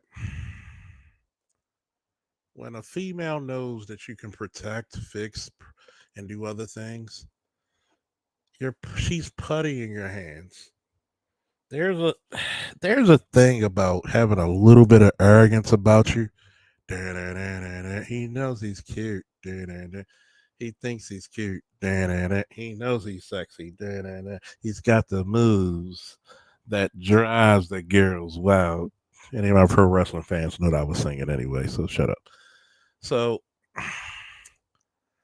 you have to have a little arrogance, not overbearing arrogance, but a little arrogance about you.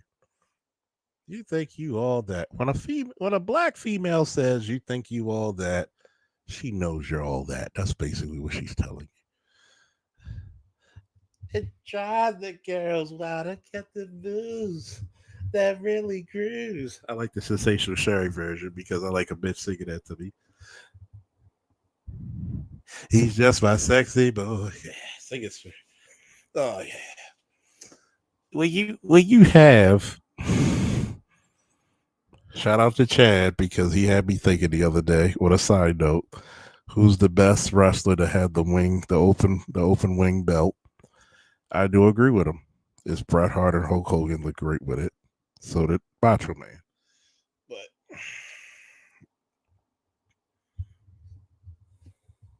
I like the sensational Sherry just a tiny bit better because I want a bitch to say that to me. You got to realize something. A little bit of arrogance goes a long way. Because a female will try to make you think that you can't live without her. You should never be afraid to check a female on her bullshit. Sometimes sexy Kurt, oh my goodness, not sexy Kurt.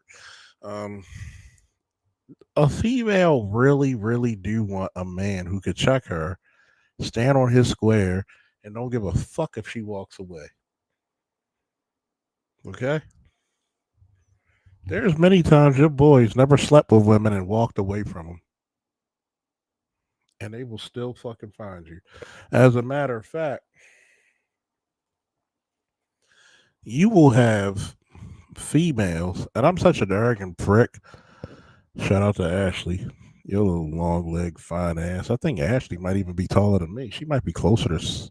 She's about 5'9", like 5'11", 6 foot. But God, Ashley's fine as fuck. She played college basketball. Long ass legs. Oh, God, it's this one picture that I have of her because I have this Kakashi from Naruto's sweatshirt. And she got that on, and she had like a short dress, like a short skirt, so you couldn't. Jesus,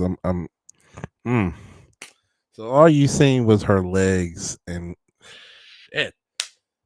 The way that night ended, we were eating fried wings and sushi. Oh my God.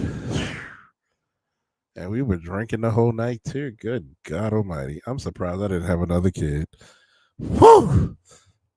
Them long legs, boy. They wrapped around me like fucking Doc Octopus's tentacles.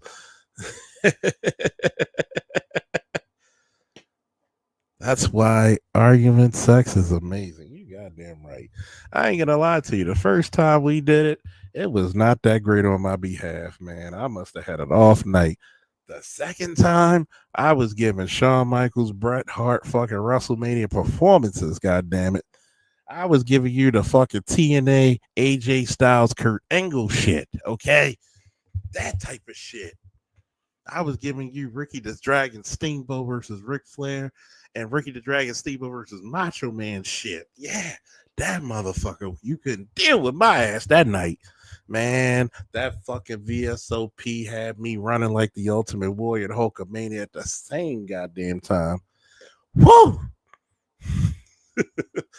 But no, in all seriousness, you got to have a little audacity, a little arrogance. And it was funny because you got to feel a certain way about yourself. And black men are usually taught to do what? Tamp yourselves down.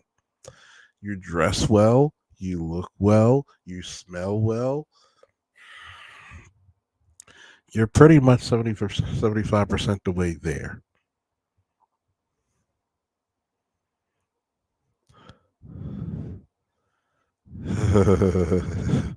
Second time around, huh? I was more like Donnie Hathaway. Back in love again, you know. But oh man, shit. What was the one? I keep forgetting the number of her reply. But a lot of brothers out there think they supposed to get the baddest bitches, but you smell like a basement. You got a chin beard with the beard not connecting on your fucking cheeks, but underneath your fucking shit. You're not in the best of clothing. I'm not saying you gotta wear the king's fucking shit, but you gotta at least accessorize a little bit. You gotta be what you want the world to see. You gotta be in the gym. I'm not saying you're gonna be up there looking like fucking you know, Michael B. Jordan is Killmonger or Creed, but shit, get to the best that you could do. And I think that's what scares black men is that when they successfully do something like that, it fucks them up in such a way where, oh my God, not Popeyes. Let's not play that. Try to make some money off this shit.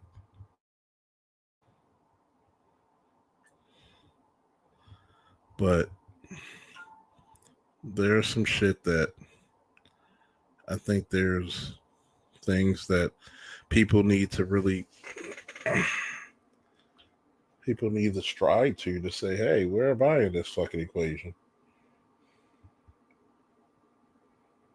Where am I caught in this equation?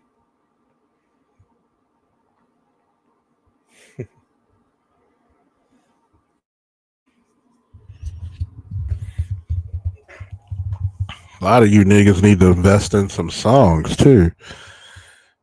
Play Just Us with Maze featuring Frankie Beverly. Sweet as Taboo. And Smooth Operator by Sade. Teddy Pendergrass. Come on along with me. Come on over to my place. Of course, Love TKO. It's kind of funny to me. That's actually a breakup song, but how many people got impregnated by that song? Listen to Stevie Wonder's These Three Words.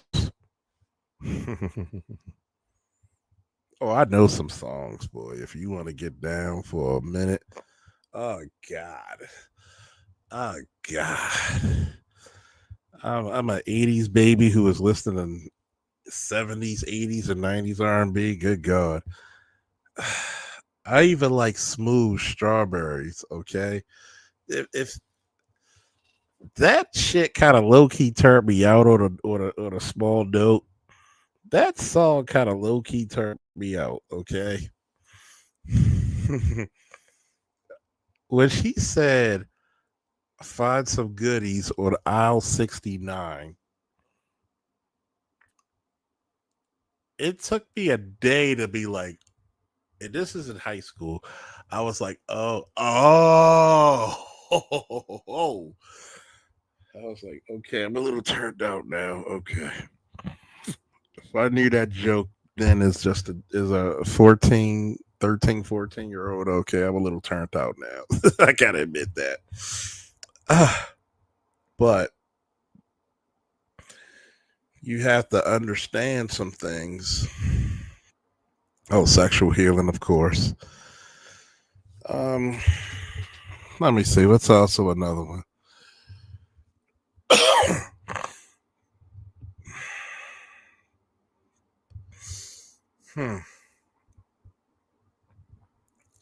Monifa. What song is it? God damn, I can't think of the song title.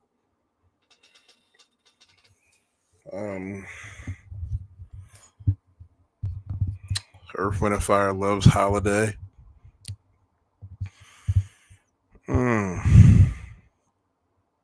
After the Love Is Gone. Ooh, Lord. Make sure you're wearing protection because you're going to shoot the club up. I mean, it's going to be like Delta Force or SEAL Team 6 ran up in that bitch.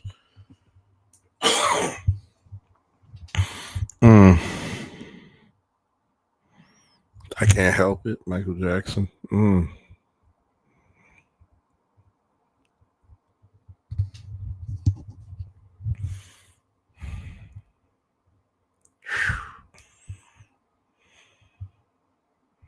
Southern Girls. Oh God.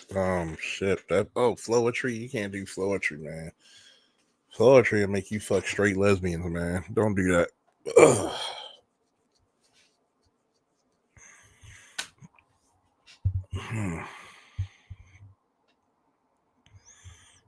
Oh, there's some songs that are just dangerous, man. Super dangerous. Excuse me. Don't worry, your boy's getting better. Don't worry, your boy's getting better. I can't it's kind of hard to think of some shit.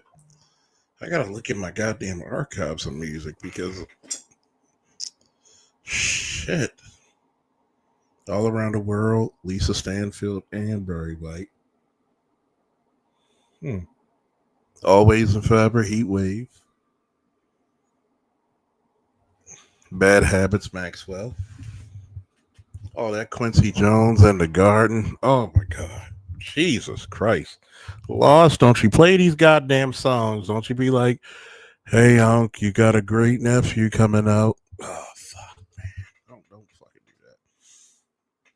that. These chicks like getting pound. What's that Glorilla song they getting fucked to now? Oh my God. These chicks are disgusting now. I feel sorry for the young people. These chicks don't even like love songs. They like local fucking trap rappers and shit. God damn. Even something by Maxwell will get you some draws back in the day. Honey, dear, oh my God, he was smooth as shit when he came out.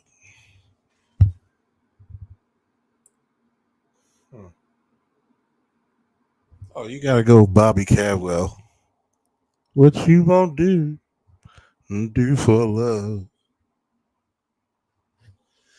It took me to my 30s to realize that was a white guy. What you won't do for love.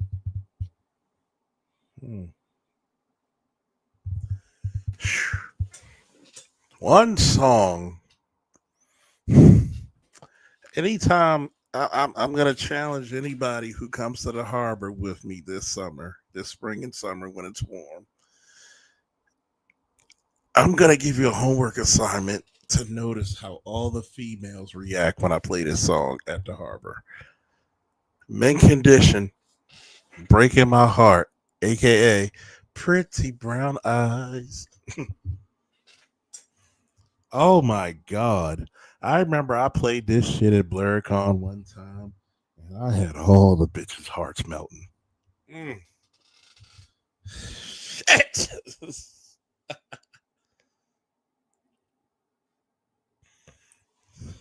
Oh shit. Can't Let Go. Earth, Wind, and Fire. Maze, Can't Get Over You.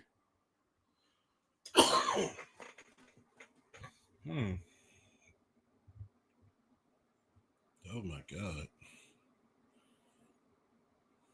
Damn.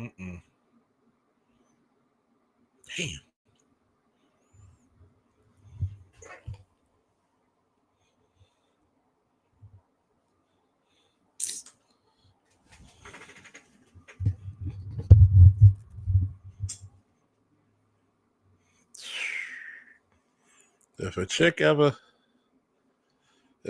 ever play "I Apologize" by Anita Baker, oh, she might be a keeper. I'm just gonna low key tell that.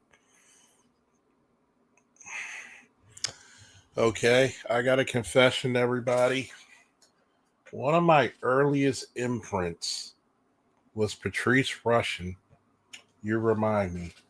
That album cover with the braids. Oh my God. I wasn't into girls, but I wanted her, man. Oh my God, that was sinful. I don't know what the fuck it was.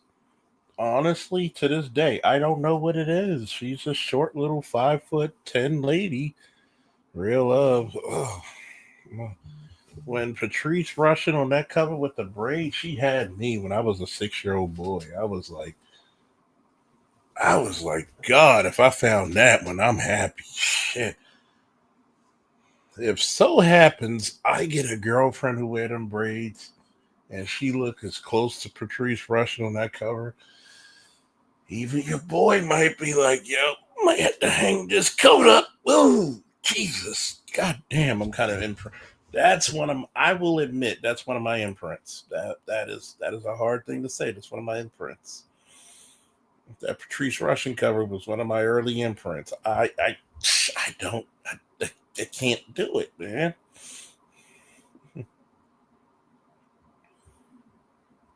Oh.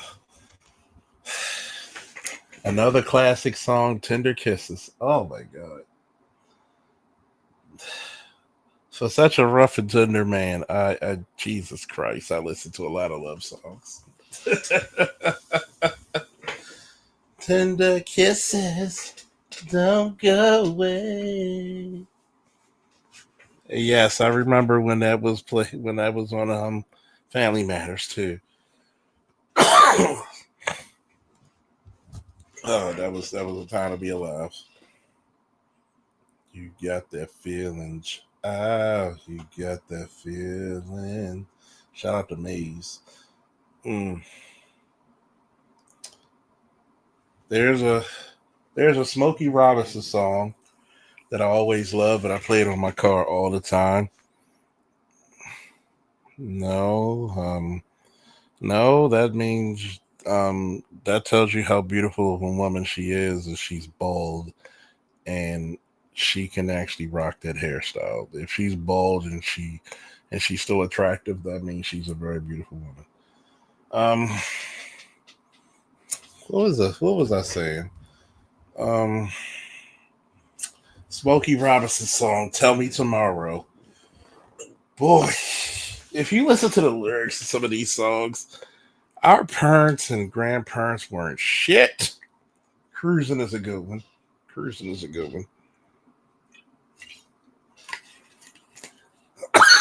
If you got a man, tell me tomorrow. Tell me tomorrow. Oh, yeah. Tell me tomorrow. Oh my God. I should have been listening to some of these songs as young as I was. Just to be close to you, Valentine Brothers.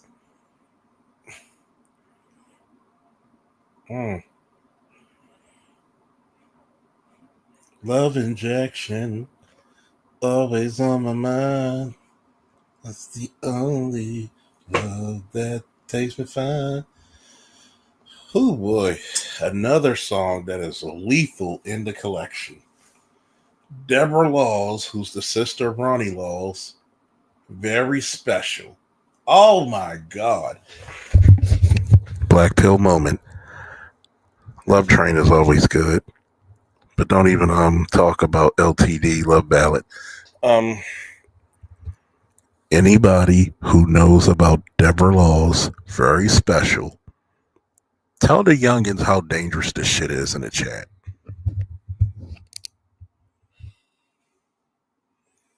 Aqua Dragon never learned to swim. Whoa, Baltimore, stand up. Another fellow Baltimorean.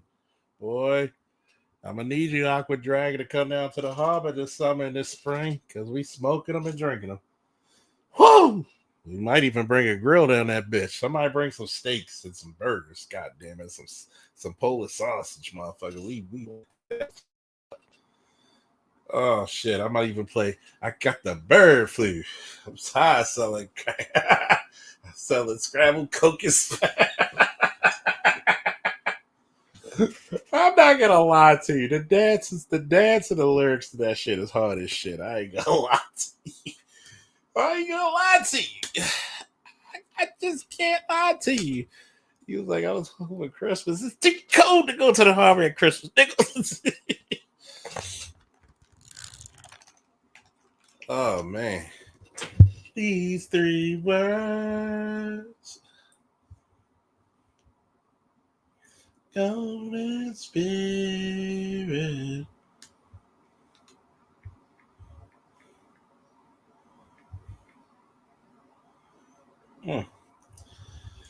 Oh man, there's some songs, man. What's another one? Oh man. We Are One by Maze. When Frankie hit that goddamn note. Damn. Shout out to my girl some more. She gave Frankie his flowers. Yeah, even when he was not doing so well health wise, that's Black America. That's the Black America I know. We still show up for our heroes and salute them. Man, I might bring a goddamn grill or some shit.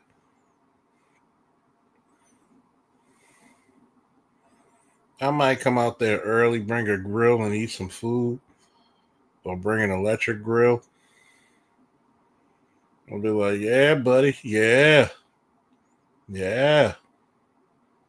Do do do do do do do. Do do do do do do do do. Sing that happy feeling. Oh yeah, Cameo. Oh, you can never go wrong with Cameo. Mm.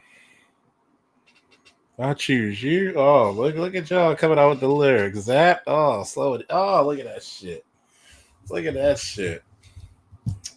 Oh man, I will tell you the one of the few times in my life a woman caught me blushing is a chick that I dated who can actually sing, and she sung Anita Baker's "Angel" to me. God damn, you talk about catching me off point. Mm. Oh, you try to you.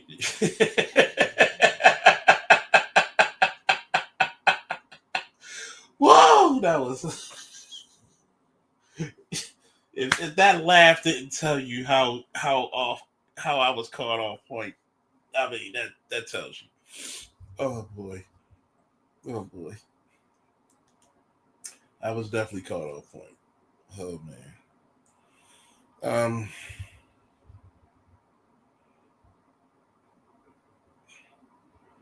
flowers blooming, morning dew is the easy place to stay. We're together, all together, true and gay. Easy living. Oh, make it last forever. Come on now. Keep sweat, make it last forever, ever. Oh, we forgot about his role badness. Prince. Diamonds and pearls. Mm,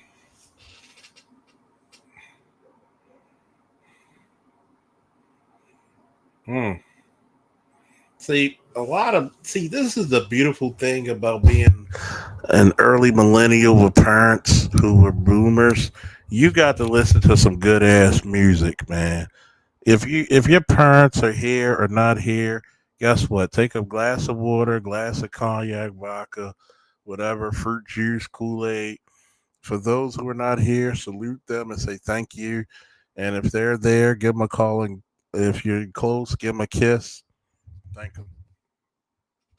We are blessed as Black millennials to actually to actually love that shit. Oh my god. Mm. Y'all about to make me. God damn it. Mm. Y'all about to make me cut my big speaker on, man. Uh, well, you got to think certain songs invoke a different reaction out of me. So, Diamonds and Pearls will feel a different with me because Diamonds and Pearls was the first time it was playing the first time my parents made me give this girl this Valentine's Day card. So it was a special place in my heart when I was a little boy. You know, they were trying to make me this young gentleman and shit. They succeeded 75% of the way.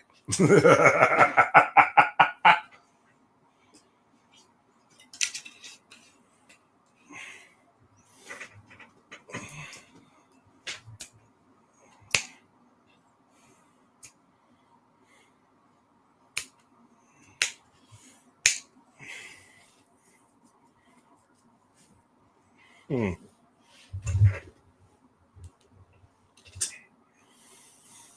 Mm. What was another great song? Even though Heat Wave, I always loved them for Groove Line and Boogie Night. Ain't no doubt we are here to party, Boogie Night. Set this bitch on fire. That's what me and my parents always say. We always say set this bitch on fire. Um, what's another song? Always and forever. Ain't no half stepping. Some of my favorites.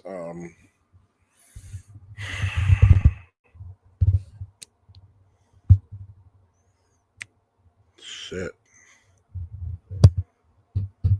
What's the one song with Rufus and Shaka Khan? Special, very special type of love. God damn, I love that song. There's certain, if you hang around me in the harbor at the summertime, do me a favor, bring bottles, bring beers here. I'm bringing a speaker. We're not leaving anytime soon, so you might as well get comfortable, niggas and my niggerettes. Because we playing hip hop, we playing R&B, soul. We're going through the gambit, okay? We're gonna hang like some grown ass folks. Of course, forget me nots. Oh my god, that's one of my greatest weaknesses. Oh my god, like I had to really figure this shit out when I was a kid. Like a woman with a beautiful smile, you can be beautiful, but not every woman has a beautiful smile. You get my drift. So if you could be a 5 or 6 or 4 with a beautiful smile, and because you have a beautiful smile, you had me. You had me like that Patrice Russian smile had me. I mean, there's a lot of women who got digged down immaculately by me because of their smiles. So you better be thanking Patrice Russian because you got rum shamboed. Okay? Chuck, why aren't you talking about the war in Iran? I talked about that earlier, man. Why are you so fucking late? I already told you that it's a long time coming. And I think it's going to be, hopefully, it's a short, tenure. But I already talked about it was a long time coming as a veteran. This is the reason why when I come on, you got to come early because I talked about that way earlier, like hours ago, man. You got to understand something. This was a long time coming because I'm a veteran of foreign war and these motherfuckers were fucking funding people who did IEDs and all kinds of shit and people who got hurt that I personally know. So it was a long time coming for the Ayatollah Khomeini. It was the same thing how I felt about Osama bin Laden. There are some motherfuckers I know in New York. Hell, Josh and Terrell are New Yorkers. They were there during 9/11. There are people that they were related to who died because of that shit. It was a long time coming. People will say, what about the ramifications? Sometimes you need to put a foot up somebody's fucking ass. Will there be boots on the ground? Who knows? It's a 50-50 coin toss. 50-50 coin toss. We never know.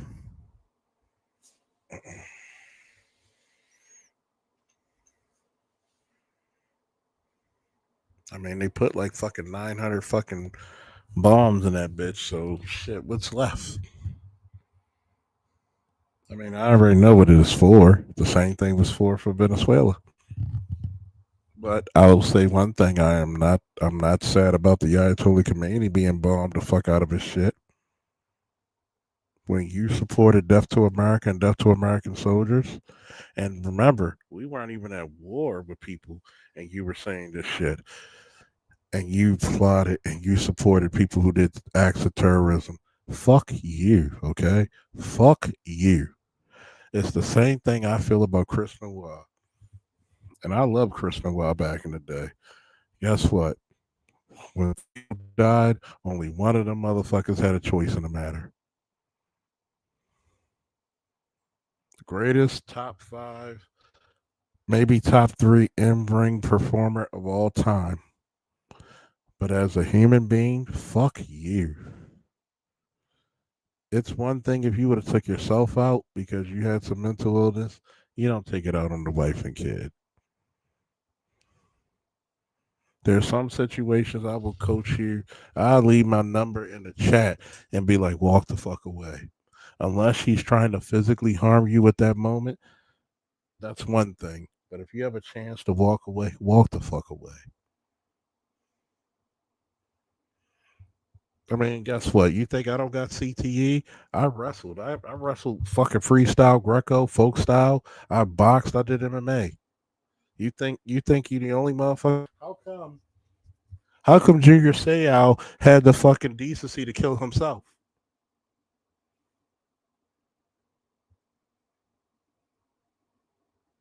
James Tony, Evander Holyfield, they ain't going murdering people.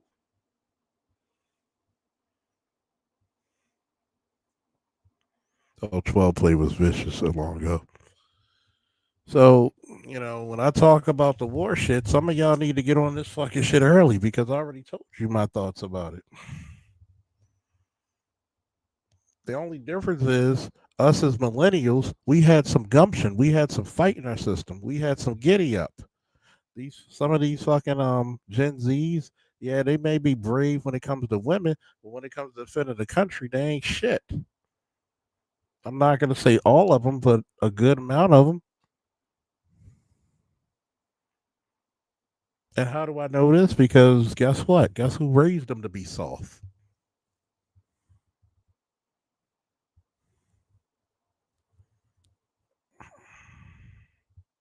This is the reason why when women talk about we can do, no, you cannot.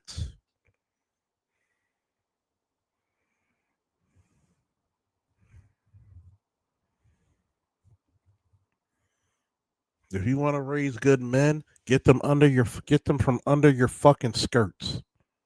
Why do you think young men got to the point of actually coming near me? And it took me a while to realize this. Why did young men want to gravitate towards me? Because they were treated like fucking men.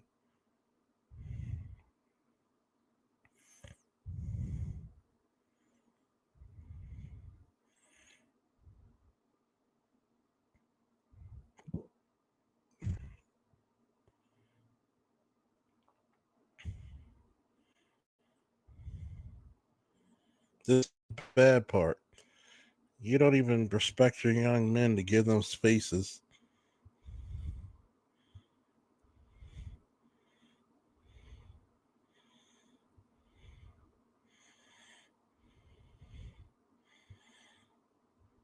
Hold on for a second. Everybody's been in deployed status since 2002.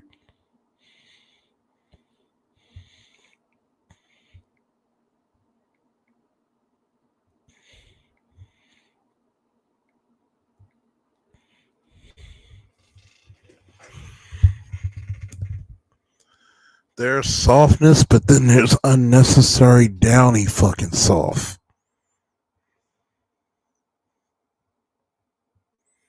Okay? It is my job as everybody's forefather, uncle, whatever. Guess what, Namer? We're old enough to be fucking grandparents, apparently. So you're telling me that I don't get a chance to talk about the softness, the downy fucking laundry soft that we produced? Yes, I don't have a problem with fucking the enemies of America being bombed the fuck out of their fucking country. If you're saying death to me, let me break this down to a bunch of motherfuckers real quick. Where are you, T Riddler? You still there, T Riddler? I'll talk about this for a little bit.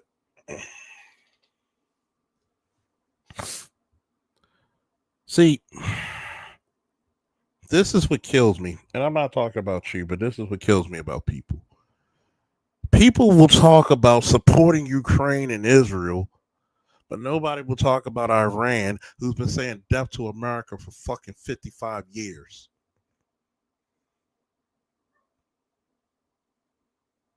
This let me know, and I'm not talking about you because T really you're my boy. Because you're not insulting me, you're just asking a question, and I know the difference.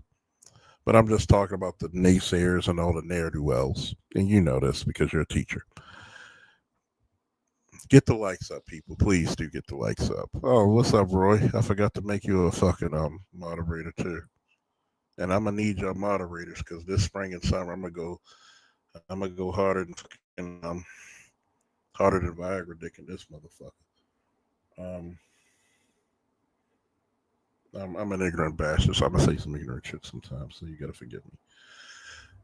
Look, I'm gonna say this. I had friends. What's up, Tunnel? I'm gonna say this. I had friends who were fucking hit by mortars, who were paid for by motherfuckers in Iran. Fuck that motherfucker. Fuck him and every generation he produced and every generation that produced him. I had good men and women who I loved dearly in the service who were fucking hurt or killed by this motherfucker's support. I have no fucking qualms about that motherfucking die. Piss on him. Piss on him. The same way I said when I was with my ex and her daughter asked me, "What do you think about Osama bin Laden?" The words that came out of my mouth was immediate. May he rest in eternal piss.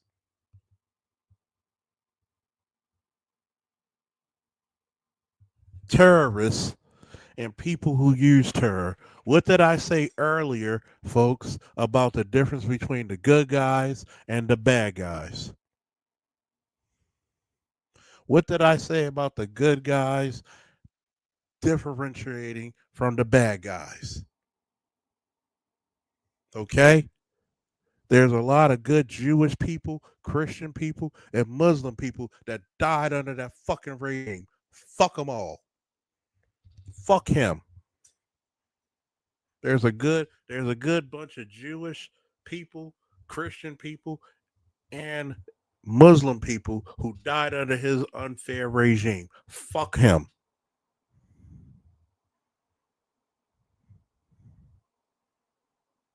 Somebody had the balls to do it.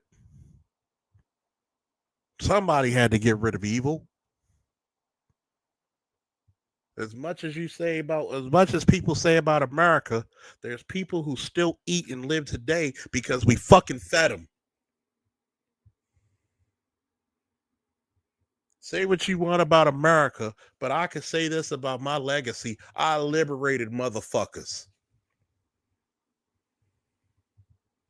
I want somebody who's been listening this whole entire time. What did my son ask me for a question? What did my son ask?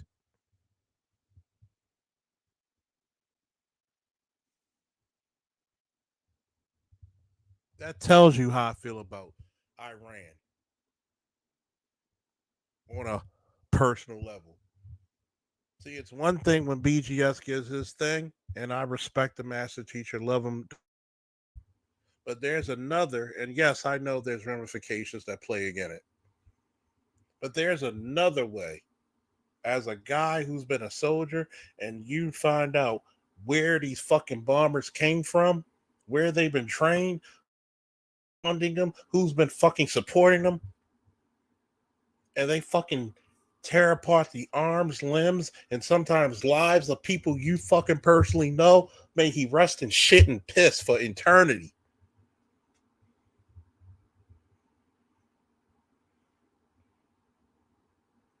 People like Hitler, Osama bin Laden, and the Al-Qaeda and Khomeini. The only thing that's more satisfying if I was the motherfucker to hold the knife or pull the trigger my goddamn self.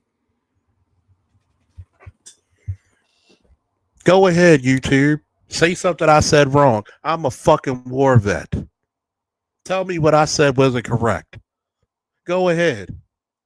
We'll do a class action lawsuit against my First Amendment rights. The problem with the modern day world is we are not good stewards of ridding the world of fucking eternal evil quickly. There, I said it.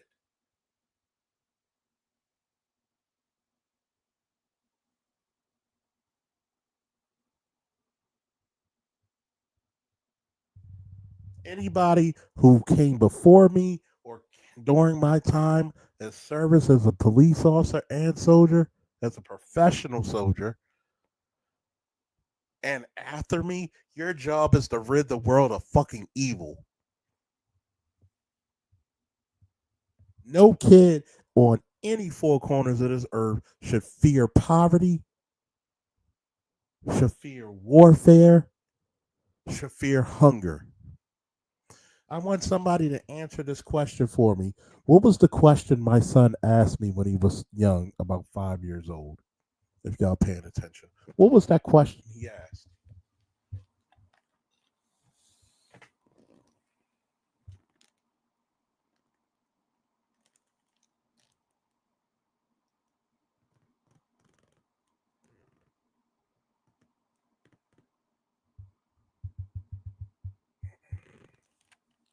See, this is how I know people are paying attention.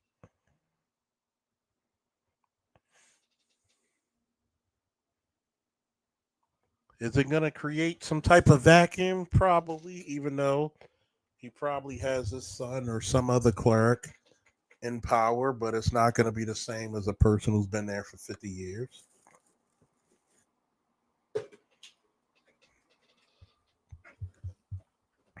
My son asked me, what's the difference between the good guys and the bad guys? I need somebody to put that in the chat for time of memorial.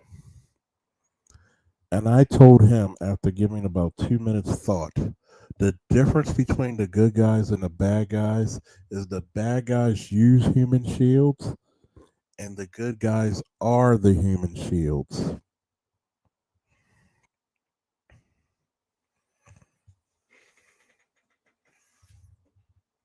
And last time I checked, people in my ilk, we've been shielding motherfuckers for decades, if not centuries. If anything, thousands of years.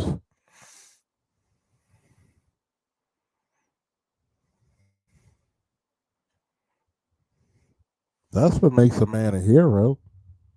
Are you a human shield or are you using a human shield?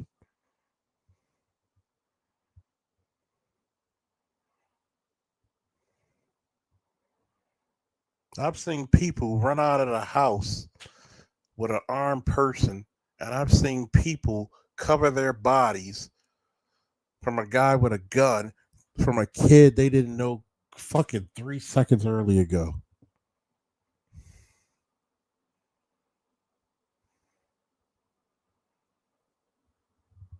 You want to tell me what a fucking hero is?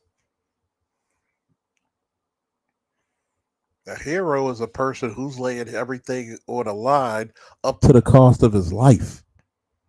He or she. He or she. Because, yes, we do have some females in law enforcement, EMT, paramedic, firefighters. Yes, combat arms are open for females, but you don't really have any females in combat arms like that. I've dated a chick who had to shoot a motherfucker. Hell, the shorty who I was with, she had to shoot a motherfucker because the dude tried to stab her with a syringe filled with some type of liquid. And when I told her, I said, good job. Because if you would have got stabbed with that shit, you don't go home to your kids. He would have got your gun and he'd have fucking been a terrorist. Good job. I know you feel a certain way about it. Good job. Fuck him. Fuck him.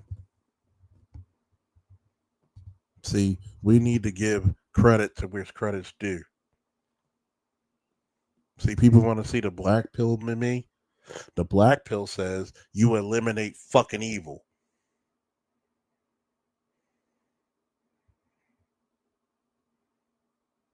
I'd be damned if a motherfucker like Jasmine Crockett, Mitch McConnell, or some other motherfucker who never did any service tell me what it feels like to be honorable and protect people. You think if Charles Faulkner Jr. was president of the United States, you think me and Vladimir Putin would not get along? We probably get along more than what most people think.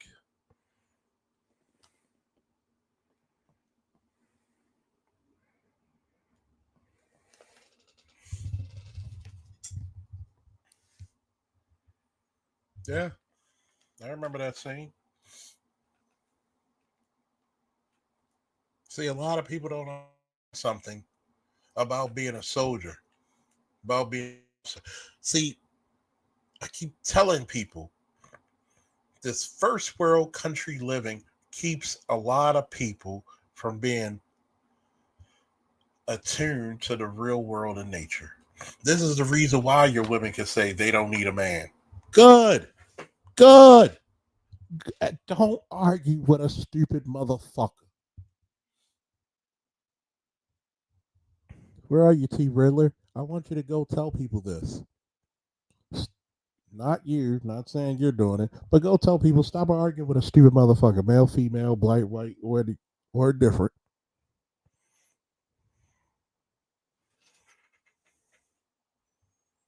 Hell, we probably be in a gym somewhere. Wrestling, boxing, doing MMA, judo, jiu-jitsu, laughing about it, probably get some cognac and some vodka, some cigars. We probably have a big ass peace treaty.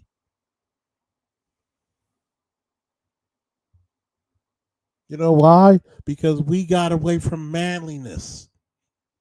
We love Obama, but would you pick Obama in a fight to have your back?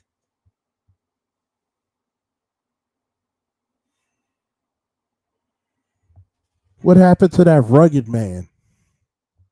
See, this is the reason why the black community is a shit show. Because where's the rugged men of the black community? It ain't the thug. The thug ain't your warrior class, because the warrior class is actually intelligent. Any dumb biddy or any dumb negroid that tells you the thug is the warrior class is a fucking idiot and a moron. And you tell them Charles Faulkner said so. Because there's no warrior class in history that were a bunch of dumb motherfuckers. The warrior class was actually the fastest class to get to education and prosperity. I want somebody who's well learned and degreed. Check my facts, and I'm pretty fucking accurate. Like, share, subscribe, and donate to the channel, please. And this ain't shitting on T. Riddler. That's my boy. He just asked a question. I'm just passionate about the answer. That ain't nothing directed towards him. I'm actually happy he did it because guess what? This is the multifaceted. This is probably the longest time I've talked without anybody being on the goddamn panel in a while. And I think I'm doing a pretty damn good job keeping motherfuckers entertained and informed. So when people ask me personally, do I know that it can have some ramifications? Yes. Yes. But fuck that motherfucker. Some motherfuckers just need to go. Some people need to punch their ticket to hell or heaven quicker than we thought. But Charles, what about world peace? Sometimes world peace is developed by taking an ugly motherfucker out. And I'm not talking about looks, I'm talking about behavior. When you say death to people, and I'm not trying to do shit to you, but just live my life, fuck you.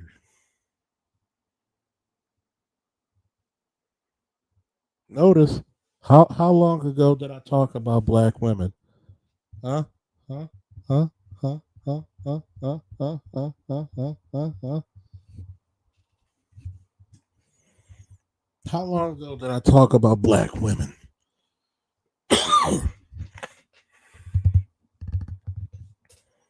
I talked more about the sanctity of fucking masculinity and what's the difference between a fucking hero and a villain. Remember,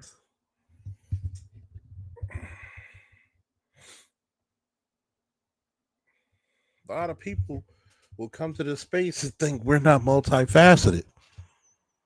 I dare somebody to come to me right now and try to tell me something.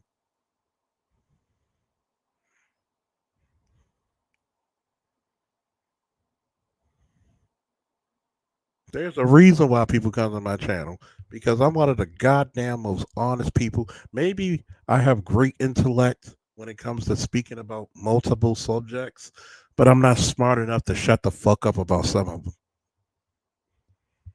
That's my greatest flaw. My friends used to say, "Hey, you look so great that if you just shut your mouth, you get any pussy you want." Maybe because I respected myself so much, it didn't even fucking matter. Fuck them all.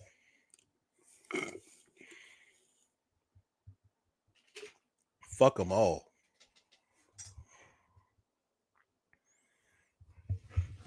If people don't like me because I have an opinion, if people don't like me because I spread facts, then fuck them. I didn't need them in the first place.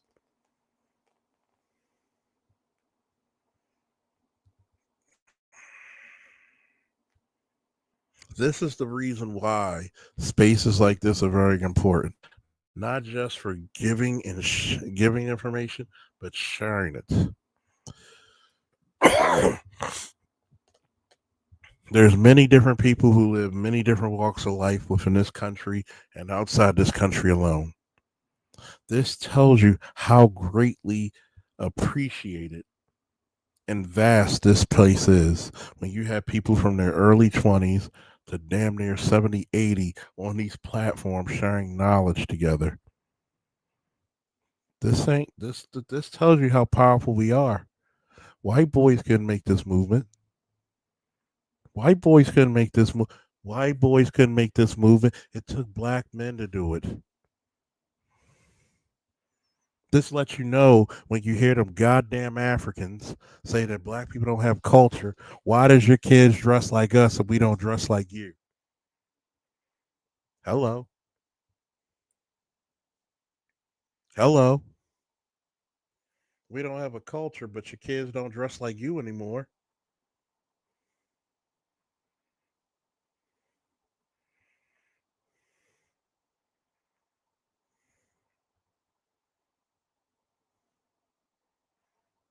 Your kids don't dress like you.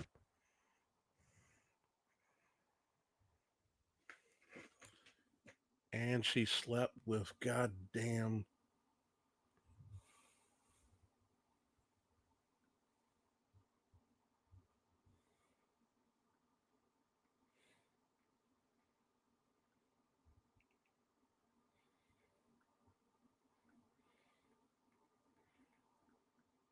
to get ahead.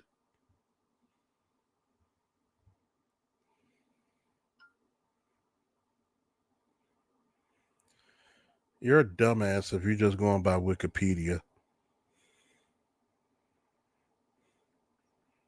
By the way, you still didn't answer my question. How long have your ancestors been in America?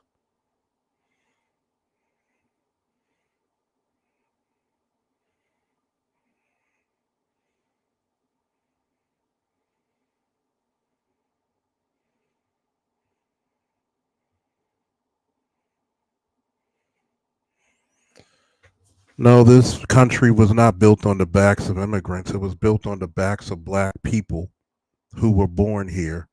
So, once again, how long have your ancestors been in this fucking country? Stop giving me this propaganda bullshit and give me some real fucking answers. Just like you being a Kamala Harris fan of an incompetent dumbass who was never presidential in the first place. Her own party didn't even have faith in her.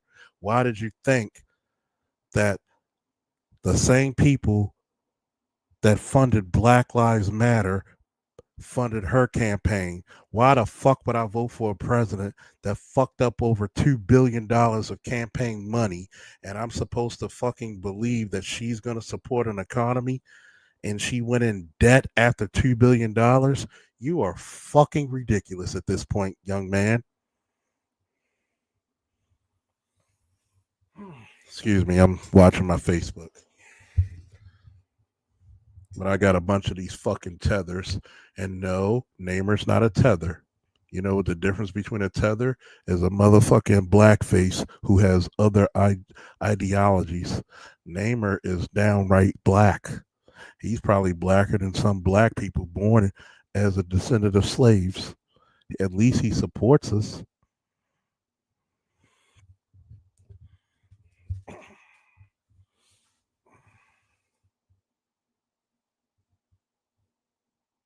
But if you're trying to compare Condoleezza Rice to Kamala Harris, you're a dumbass.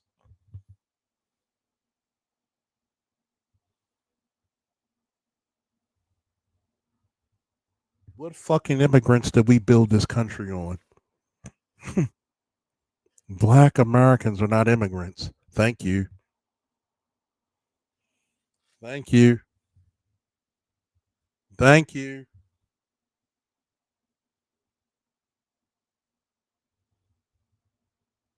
Thank you. How the fuck can we be an immigrant in our own country of origin? Last time I checked, it was black Americans who came over and fought for Ethiopia because they said, what? Those are our people. We fought your wars for your people. Let us fight for our fucking people. Thank you. Thank you. There's a reason why Pan Africanism started in America and not Africa or the Caribbean.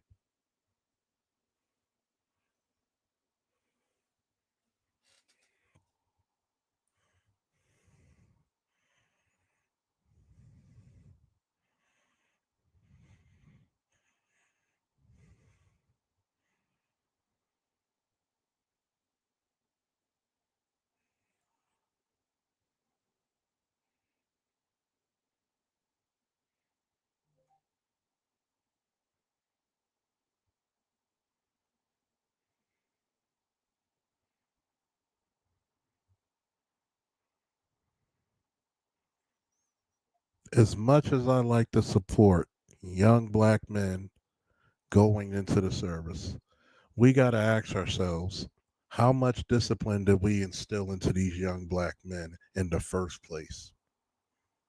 Question mark.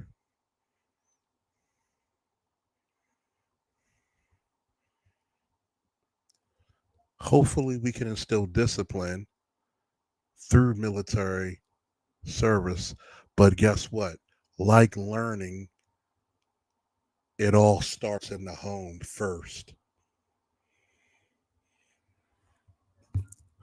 Don't worry, folks. I'm multitasking. I'm entertaining you and I'm giving everybody on Facebook the work of God, the God of war. Don't you ever let no fucking tether. I don't give a fuck if they're Caribbean, African, British. I don't give a fuck if they're Aborigine. Tell you that America was started and built by fucking immigrants. You lying motherfucking sacks of shit.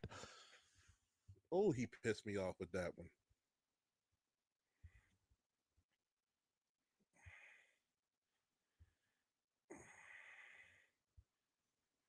Now you're being totally disingenuous saying it was built by immigrants. Because the American descendants of slaves are not immigrants. They were born here. Stop the lies. Because you're full of bullshit if you're going to try to convince people that immigrants built this country.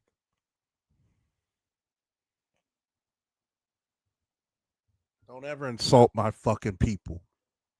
I got respect for anybody in the diaspora, but don't you insult my fucking people. I can say shit about my people. You fucking can't. You fucking tether.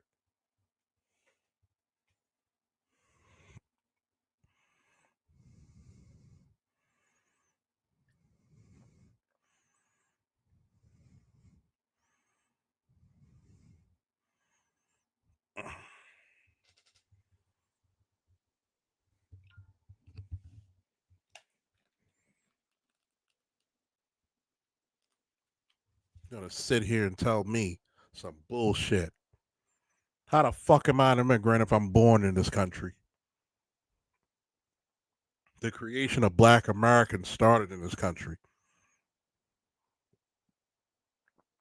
You're gonna sit here and tell my black ass when 90% of white people don't have the fucking lineage that black Americans do. Hell, according to history, we've been over the New World several thousand years before fucking white people have been. Why do you have pyramids in South fucking America?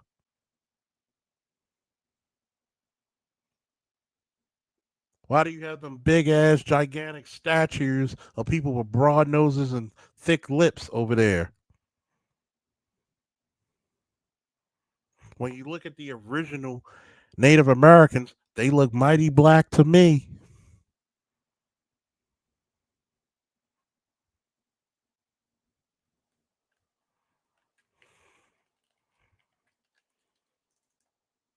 How the fuck is it that first and foremost, the first person to kill and die for this country was a black one, a black man? But if you let white people tell the story and a bunch of ignorant wannabe Negroes who are not Negroes tell you that we were all enslaved, black Americans got no culture. You probably one of them dumb. Oh. Y'all catching me in a moment right now.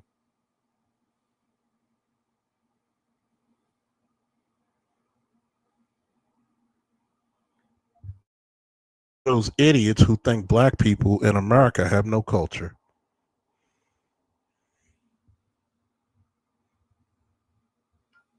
Y'all catching me in a moment, so y'all should donate. I don't like it when people talk about my people. I can say shit about my people. Don't you say shit about my people.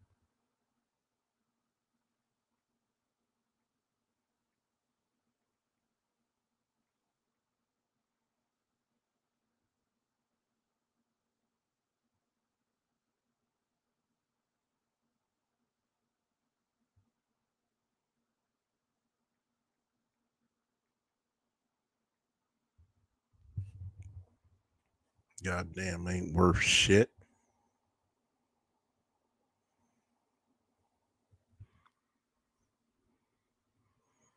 Think you an intellectual, but you think Kamala Harris is fuck just because she got a bunch of degrees. The bitch is incompetent. The bitch is a fucking drunk. And you're gonna praise her like she's the second coming of fucking Jesus Christ or something. If she was so great, let me put it to you this way, right? If you would have gave Barack Obama the same amount of time and he had the same charisma he had in 08, 07, 08, that motherfucker probably would have still won the presidency. Because he was just that damn good. But see, this is what I warn black Americans about. Not every African or every Caribbean is a tether, but these tether motherfuckers are not to be trusted. See, it's one thing when you got people like Neymar, when you got people like Mr. Z and others who's proven their mettle. There's one thing when they proven their mettle and other people. See, I will never blame a person to how they were born and where they were born and what lineage they are born from, but I will definitely blame you for how you respond, especially to the black Americans who fought to bring your ass here. Can I get my woos in the chat? Do you agree or disagree to what the fuck I just said? I will never blame another black person from what lineage they're born from, but I will look at you sideways and call you the fuck out openly on how you act and how you treat black Americans when we are the only set of fucking people who fucking fought for you to come to this fucking country in the first fucking place, you ungrateful sons of bitches. You will not look down upon us. You will not treat us like we're unfamiliars, like we're some unsavory bastards. Especially when some of you countries like Benin, who hold the receipts on selling our people, fuck you. You don't come over here talking about some goddamn Kamala Harris. Why the fuck should I support another motherfucker who was not fucking ADOS? We have not gotten to this day an ADOS vice president or president in office.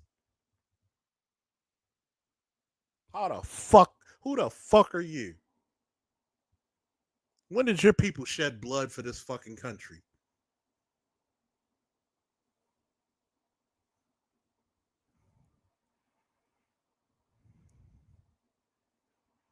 But if I tell this motherfucker to meet me on my channel, you can't even come here. You fucking cowards.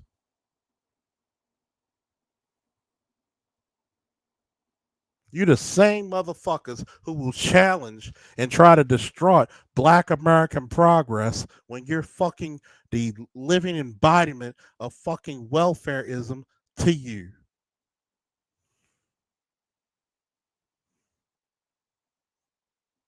If black people didn't fight for you, where the fuck would you be?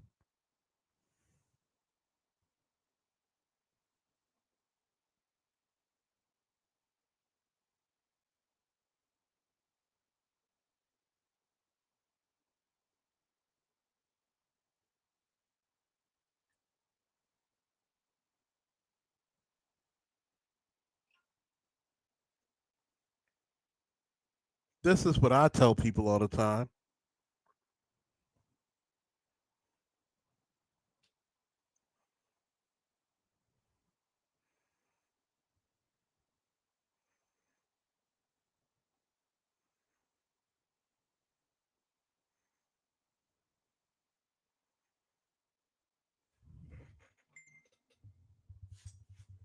Where's the African that talks about Pan-Africanism? The only time you want to make Pan-Africanism a main thing is when you're trying to get a buck off of black people. You want to talk about culture? Let's talk about culture. How many of your fucking places of origin have running water or roaming fucking blackouts? What the fuck did your people create? 85% of the inventions we use in the world today were made by mine.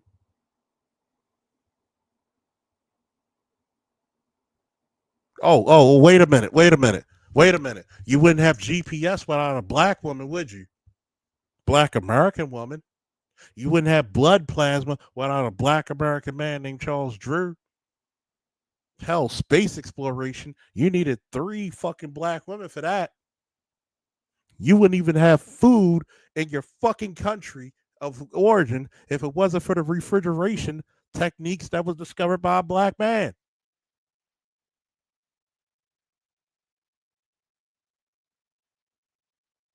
This whole world eats off of us.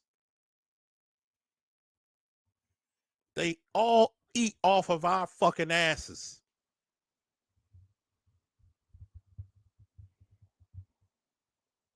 But you got these tether motherfuckers, which is a perfect name for you because you like to tether like a lingering piece of shit in the toilet to try to absorb that little black scholarship when you don't even consider yourself black.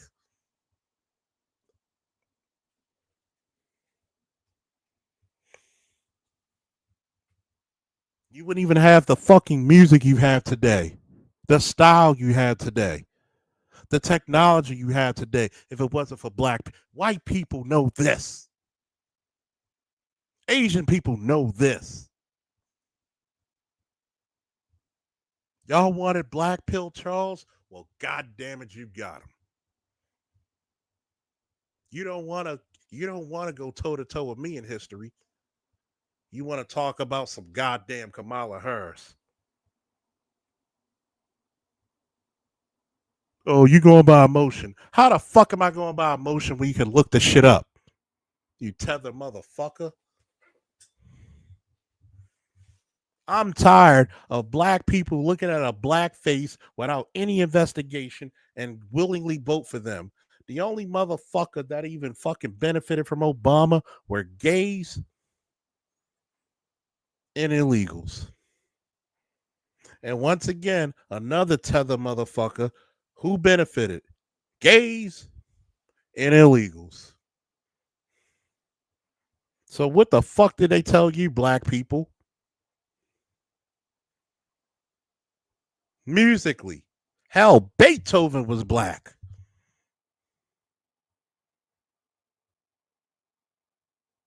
Every time you hear a description of Beethoven, they call him a Moor. And what's a Moor, people?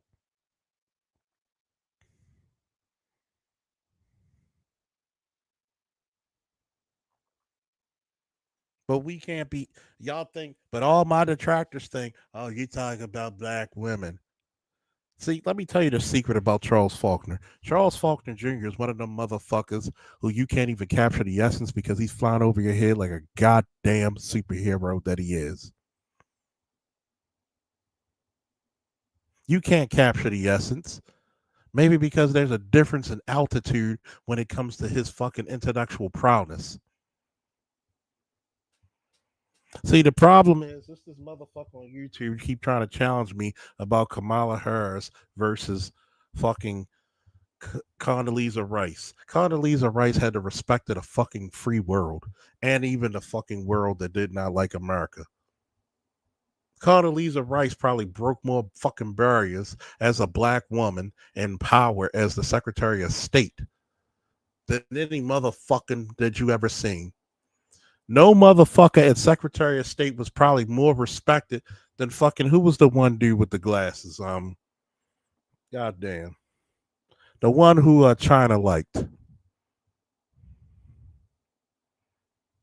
Let me find it if I can find this shit.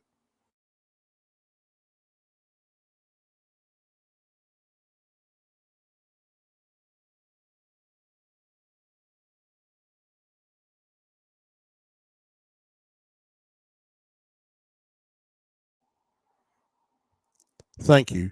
Kissinger, Harry Kissinger. Thank you. Henry Kissinger.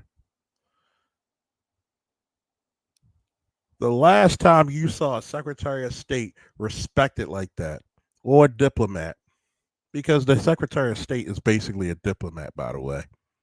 Because who runs diplomacy? It's the Secretary of State. They pick all the diplomats. They're in charge of that. Why do you think we shit upon Hillary Clinton when Benghazi happened? Who was in charge of Benghazi when Benghazi happened? Who was the Secretary of State during Benghazi? See, you notice how we educate each other right now? How many of y'all knew that the Secretary of State was in charge of diplomacy and diplomats? How many people in the military, because those were a lot of military veterans and military people, and the Marines, along with private contractors who were former military personnel, were left to die and fight on their own, and you didn't send any fucking support? Did y'all know that the Secretary of State deals with fucking diplomacy?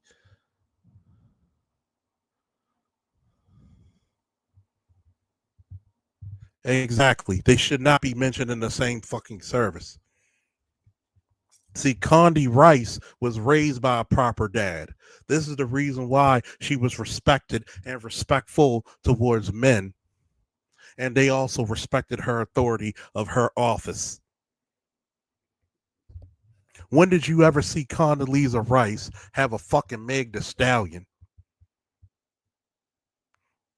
If Larry Hogan, the former governor of Maryland, and Condoleezza Rice ran right now, I don't give a fuck who was president, who the fuck was vice president, vice versa. I would have voted for them motherfuckers. Why? Because their body of work shows success.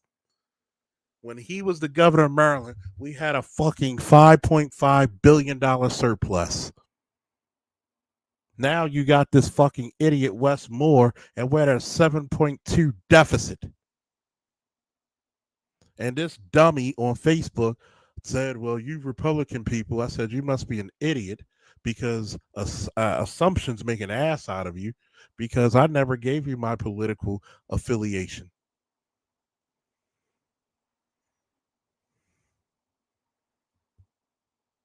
See, this is the one thing about Charles Faulkner.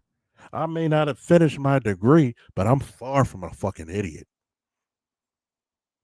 There are many tests I've taken as a young child and even in the military service that said, how many degrees do you have? I didn't finish college. This says you have at least 2 to 3 graduate level or higher degrees.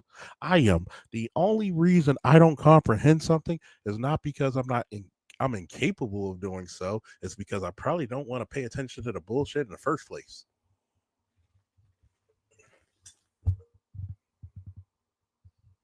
And we really need to reconsider what we think in the black community is intellectual prowess. I really think he is a tether.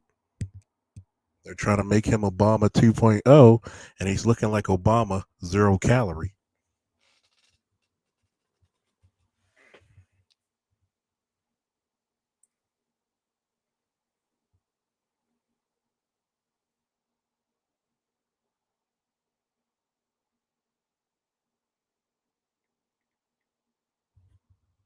The problem with it is that not enough black people with some goddamn intelligence and sense are willing to stand up against this fucking tyranny, against your fucking intelligence.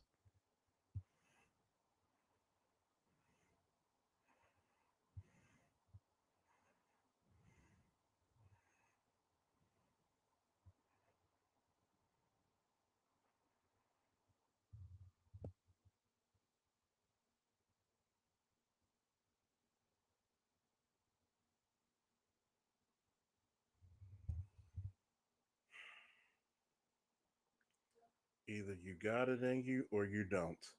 There is no way that you're going to make it through the military at any time without having some discipline. There's too many people who go over hopes and wishes rather than do you have the talent for it or not.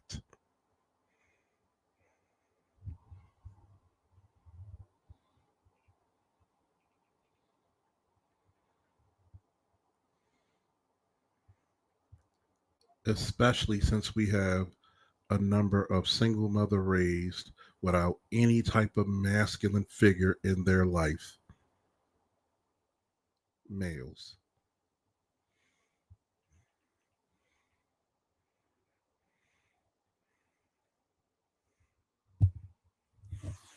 I'm giving everybody the work of God. I don't give a shit. You gonna tell me you can join the military without discipline? Well, they'll build discipline in you. No, you got to have a tidbit of it in you. The reason why you don't see a large contingency of black males going into the military because they didn't have the shit in them in the beginning. Jasmine Crockett had to concede today. She couldn't even make it out the primaries like Kamala Harris. If Kamala Harris was such a good candidate, why the fuck did she beat Biden? Why the fuck did Tulsi Gabbard rip her a new asshole? Don't challenge me, kid. Don't challenge me, kid. I'm gonna tell dude if he responds to my shit one more time, I'm gonna literally challenge him. I'm gonna come up here later tonight and I'm gonna open up a stream where I'm taking on all comers. And you sit here and tell me that this bitch who couldn't even make it out the fucking primary is good.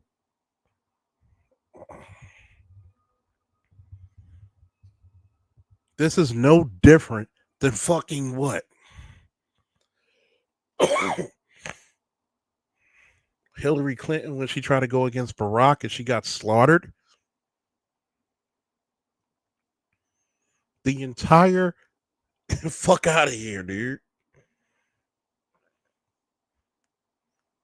See, Black America really like a lot of losers. And I can't even say that about Black America because this tether motherfucker is really getting on my fucking nerves. You cannot be so blind by just color and you don't even see policy.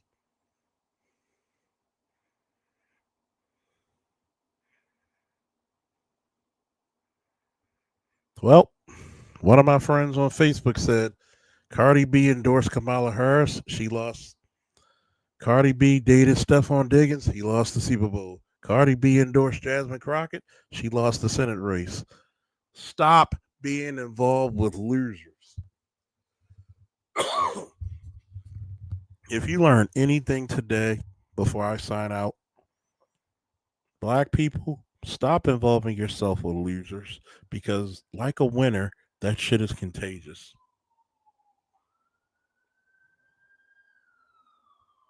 Like a winner, that shit is contagious. You know how I got better in the sport of wrestling? I hung around the winners. Winners think about winning, losers think about the winner. Don't give me no shit about you being a black woman and the world against you. If you can compete, you can compete.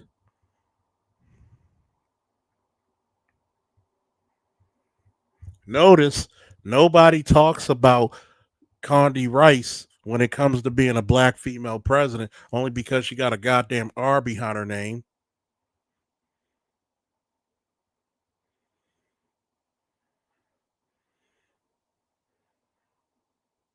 You gonna tell me she didn't have the world at her heels? That was one of the few people who could go over there to fucking Putin.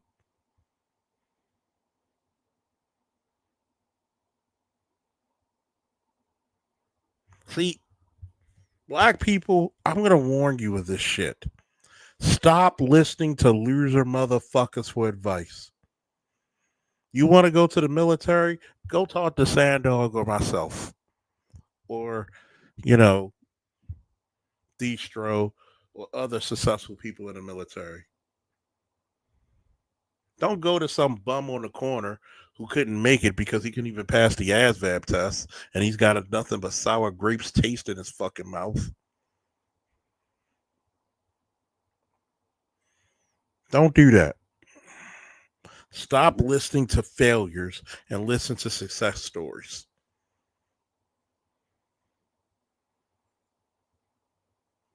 Don't listen to these goddamn tethers who are not putting their ass on the line to serve. It's one thing to come out as an immigrant and you say, guess what? I love America. I want to be with America so much. I'll put my ass on the line to be an American. I got nothing but praise and respect for those people. And I've served with them very honorably, and they've served honorably as well. But notice all these other motherfuckers who talk about black Americans don't have culture. The only thing they serve is their greedy ass interests. If these motherfuckers were so great, why can't you make your fucking country of origin great?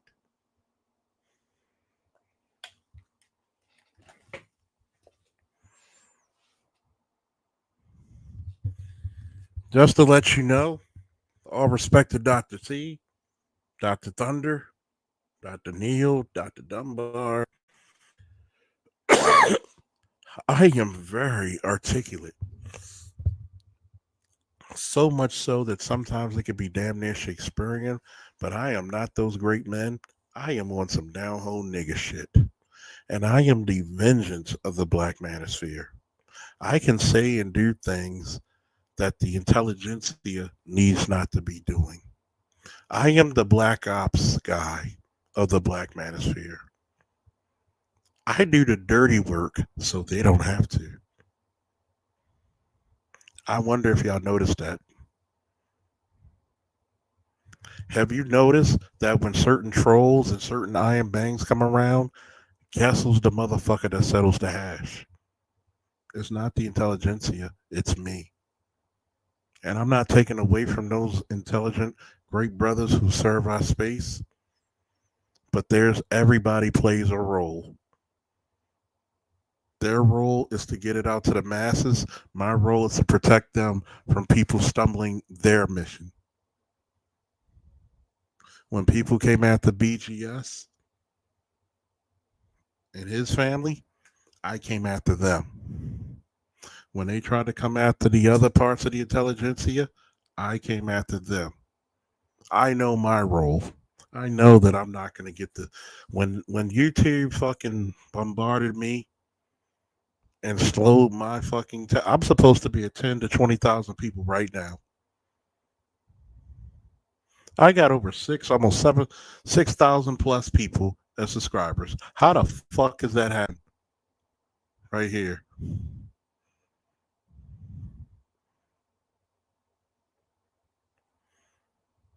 But I know my role, and I am I am so grateful at it. I am enthralled. Okay. If my role is to keep the heat off the intelligentsia so we can get more rights and privileges as men, as fathers, as respected pillars of the community, so fucking be it. This is my journey and my burden. Pray to God and be thankful that it's not yours, because I enjoy it.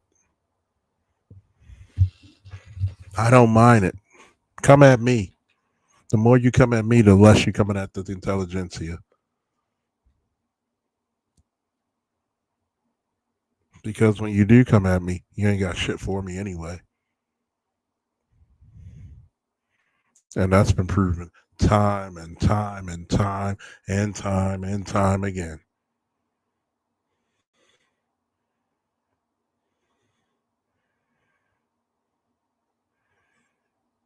I don't even got to tell the trolls where they live. I'll tell the trolls where I live.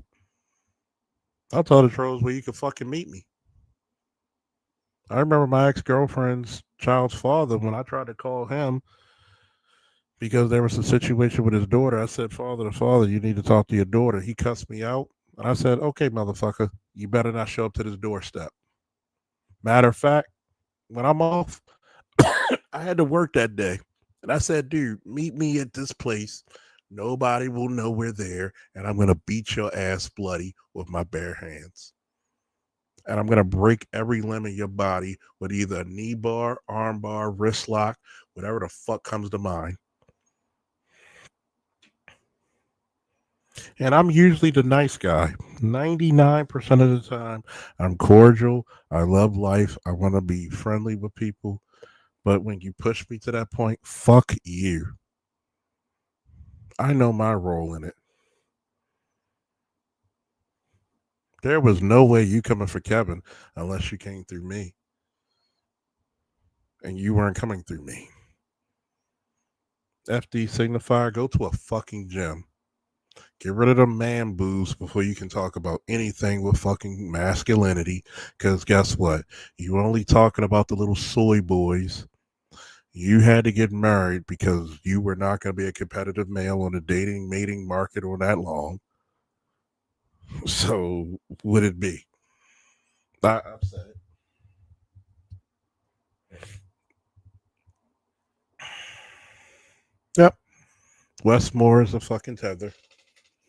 And a lying son of a bitch, too, because he tried to say he's from Baltimore. He's not.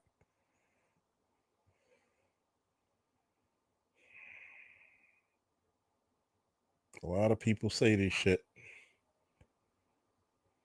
All right, as you see. A lot of people say shit.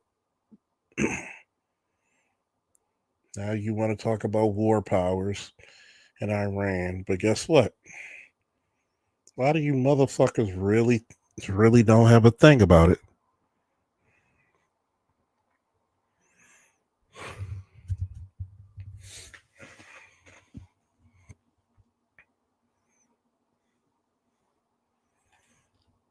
See, this is the reason why we're losing. You don't look like the type of men young men want to grow up to be.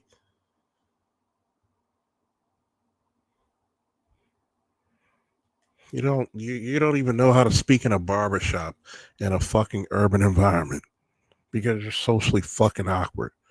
You look like one of them Smash Brother bros that go to conventions and wonder why girls are fucking offended by their existence.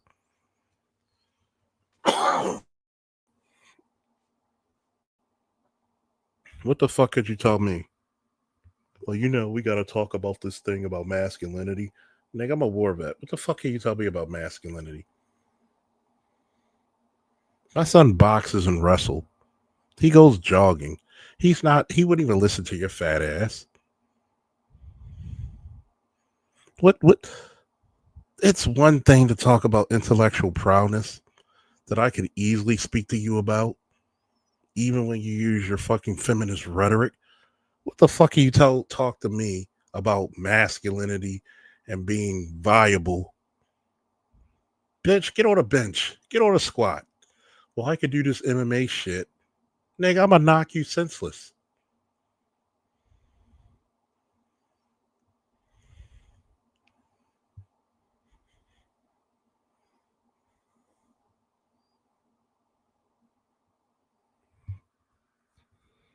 Keep believing that jujitsu class is gonna save your ass. Jiu-jitsu was just a piece of the puzzle. It's not the whole fucking picture. What did I tell you about the weakness of Brazilian Jiu-Jitsu? They have horrible takedowns and throws.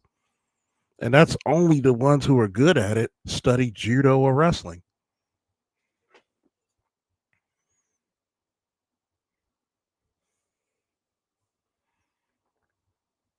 I'll even tell you, hell, on an MMA note, people talk about Khabib like he's the greatest of the fucking planet at lightweight. He's not in my eyes. BJ Penn, when he was lightweight champion, was better than him. He fought a much more dangerous cast of characters with different various skills. Khabib never fought a guy like Sean Shirk with his wrestling ability and his strength. Khabib never fought against a guy who just kept coming like Joe Daddy Stevenson. Khabib never fought a guy who's insane like fucking Diego Sanchez. He's never fought the guy of I forgot who the fuck he choked out. Florian, who had submission and stand-up skills. Khabib basically fought the same guy over and over and over in different bodies. What big wrestler did he ever take on? He was fortunate because, let me put it to you this way, all those fucking Dagestani guys, notice not one of them motherfuckers would have stood up against GSP. Yup, Kenny Florian. You telling me who the fuck did Khabib really fight? If you're telling me his biggest challenge was fucking Conor McGregor, I'm gonna slap you. Conor McGregor was shit as a champ. He never defended his belts.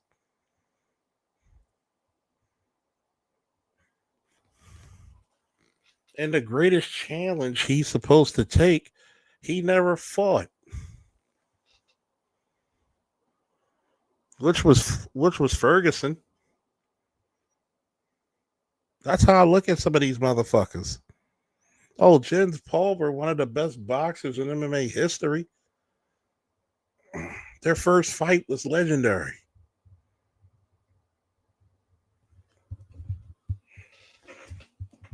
What's up, Afro?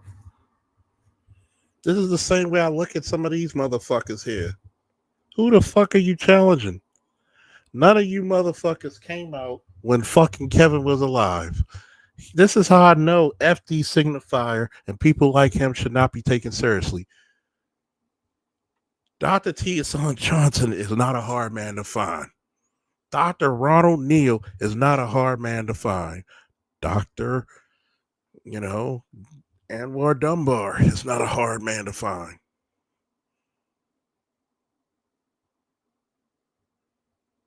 Green Gorilla, not a hard man to find when he wasn't a hard man to find.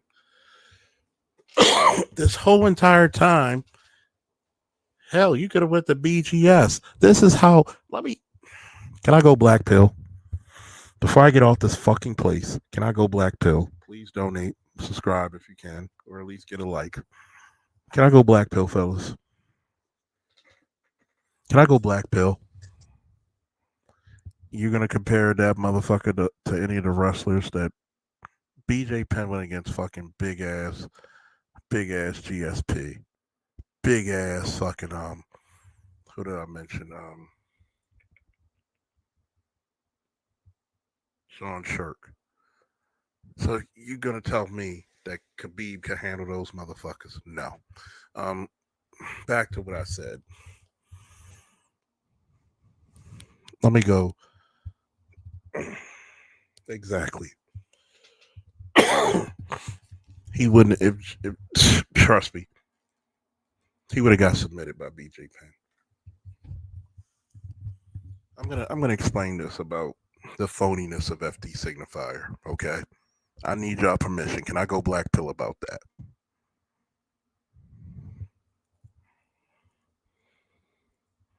I'm gonna go black pill just with your permission. I'm gonna go black pill about this shit. I'm gonna go riggedy split black pill about this shit, my niggas. Okay? This is how you know this is a phony motherfucker. Okay? You went against Mr. Z. Okay? When you first stuck your fat ass, dirty dread ass over here, you went for Mr. Z because you thought he was the weakest of the fucking link. So that means, motherfucker, you were watching. Mr. Z did not have the level of people he has now watching him. You went for him. You could have went for me. You could have went for BGS. You could have went for AB. You could have went for Artisan MC. You could have went for Art News Style. You could have went for any of these motherfuckers. Any of these motherfuckers. All-Star God said, last time I checked, most black men are approachable, especially the intelligent ones. So FD is truly a coward for clout. You goddamn right he is. And I'm gonna call him out for this shit. When you were in Mr. Z's chat or BGS's chat, and I call, so why don't you talk about the plight of black boys and the lack of education they get from being raised in single mother homes? That motherfucker avoided me like the plague. I said, no. Get your ass up here. Why the fuck is it that every time you want to talk about masculinity, who's raising these men? We don't want to talk about the women who have, what did I say earlier? Any man will do for a father. And I'm supposed to forgive you for that shit? Bullshit.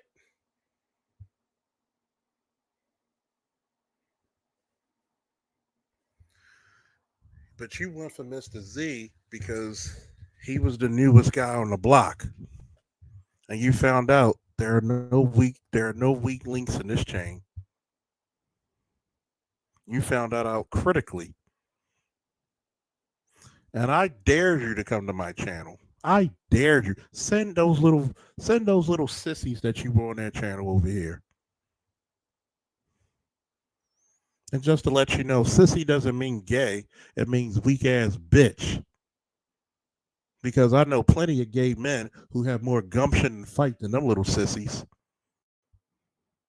I've served with them in the military and police department. Will beat your ass and then ask how their makeup look. Them little sissies, you couldn't trust them to be fathers. You couldn't trust them to be defenders of a country or a city or a state. They too worried about playing in their fucking hair than talking about manhood. But guess what? Love it. You keep talking to them little fuckers. And those men, when they become disenfranchised, will come all the way back over here to get some manly giddy up in their system again. This is why you are a fake and a phony. You didn't go for BGS. You didn't go for none of the intelligence. You try to go for the weak, which you perceive as the weakest link in the chain, and there is no weakness. You got eviscerated by a Florida Miami boy who did us proud. You're a weak ass little bitch for that. Because if you really thought you were the champion, and this is what I tell people about being a champion, you don't go for the weakness. You don't go for the people you can beat. When I was competing in wrestling here and over abroad, I wanted to test my mettle against the best. I didn't want the guys I could beat easily.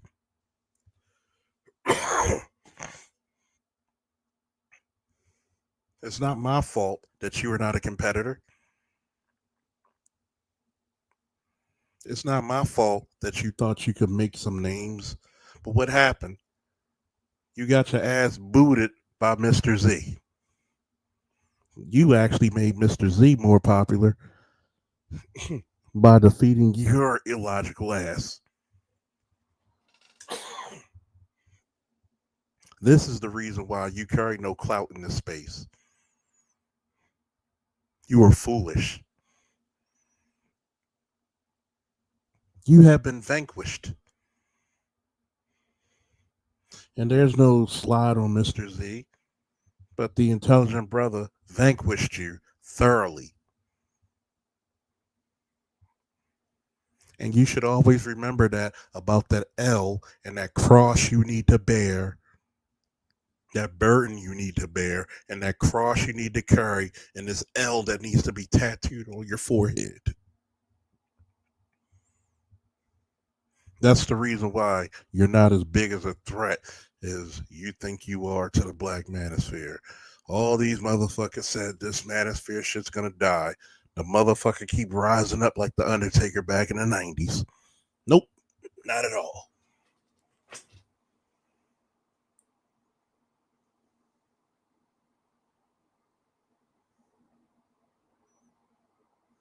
Not at all.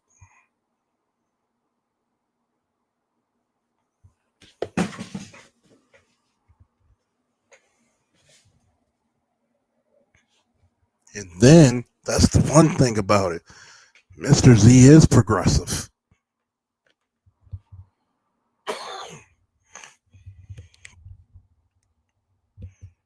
And you got hit with the progressive brother of the sector. You didn't go against a black pill fucking motherfucker like me who don't give a fuck. And I would tell you, if you think that if you think patriarchy's bad, then for the last 50 something years, we let black women run wild like Hulkamania. Are we producing overachievers? Why is only 8% of the boys reading on level? Why don't they give the children to their fathers?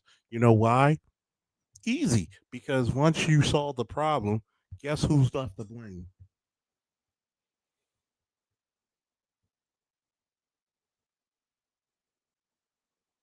Have you noticed when I ask one question to dumb motherfuckers, they run out of here like the goddamn Flash?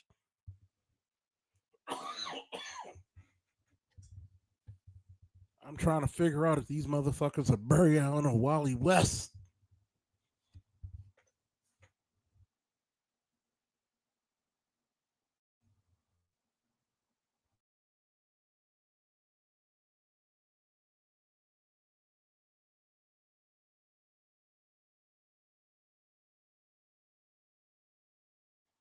I'm just wondering. Have you noticed that? Every time I ask a certain question to a certain demographic of people, why can't they answer it? They run. If you're supposed to be the pillar of progressive masculinity, if happiness is bliss, then wipe that motherfucking smile off my face.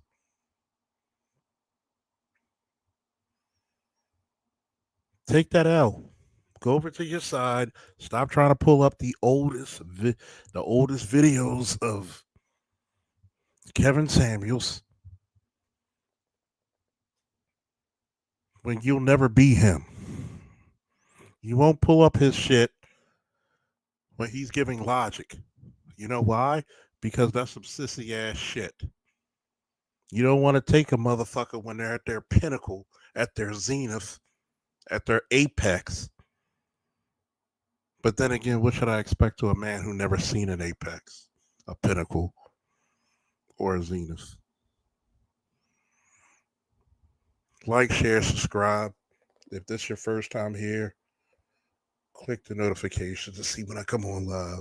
I gave y'all 5 almost and a half hours of straight talking, even while still getting rid of this residual cough. Hopefully you've been entertained and educated. Woo! Till next time. Peace.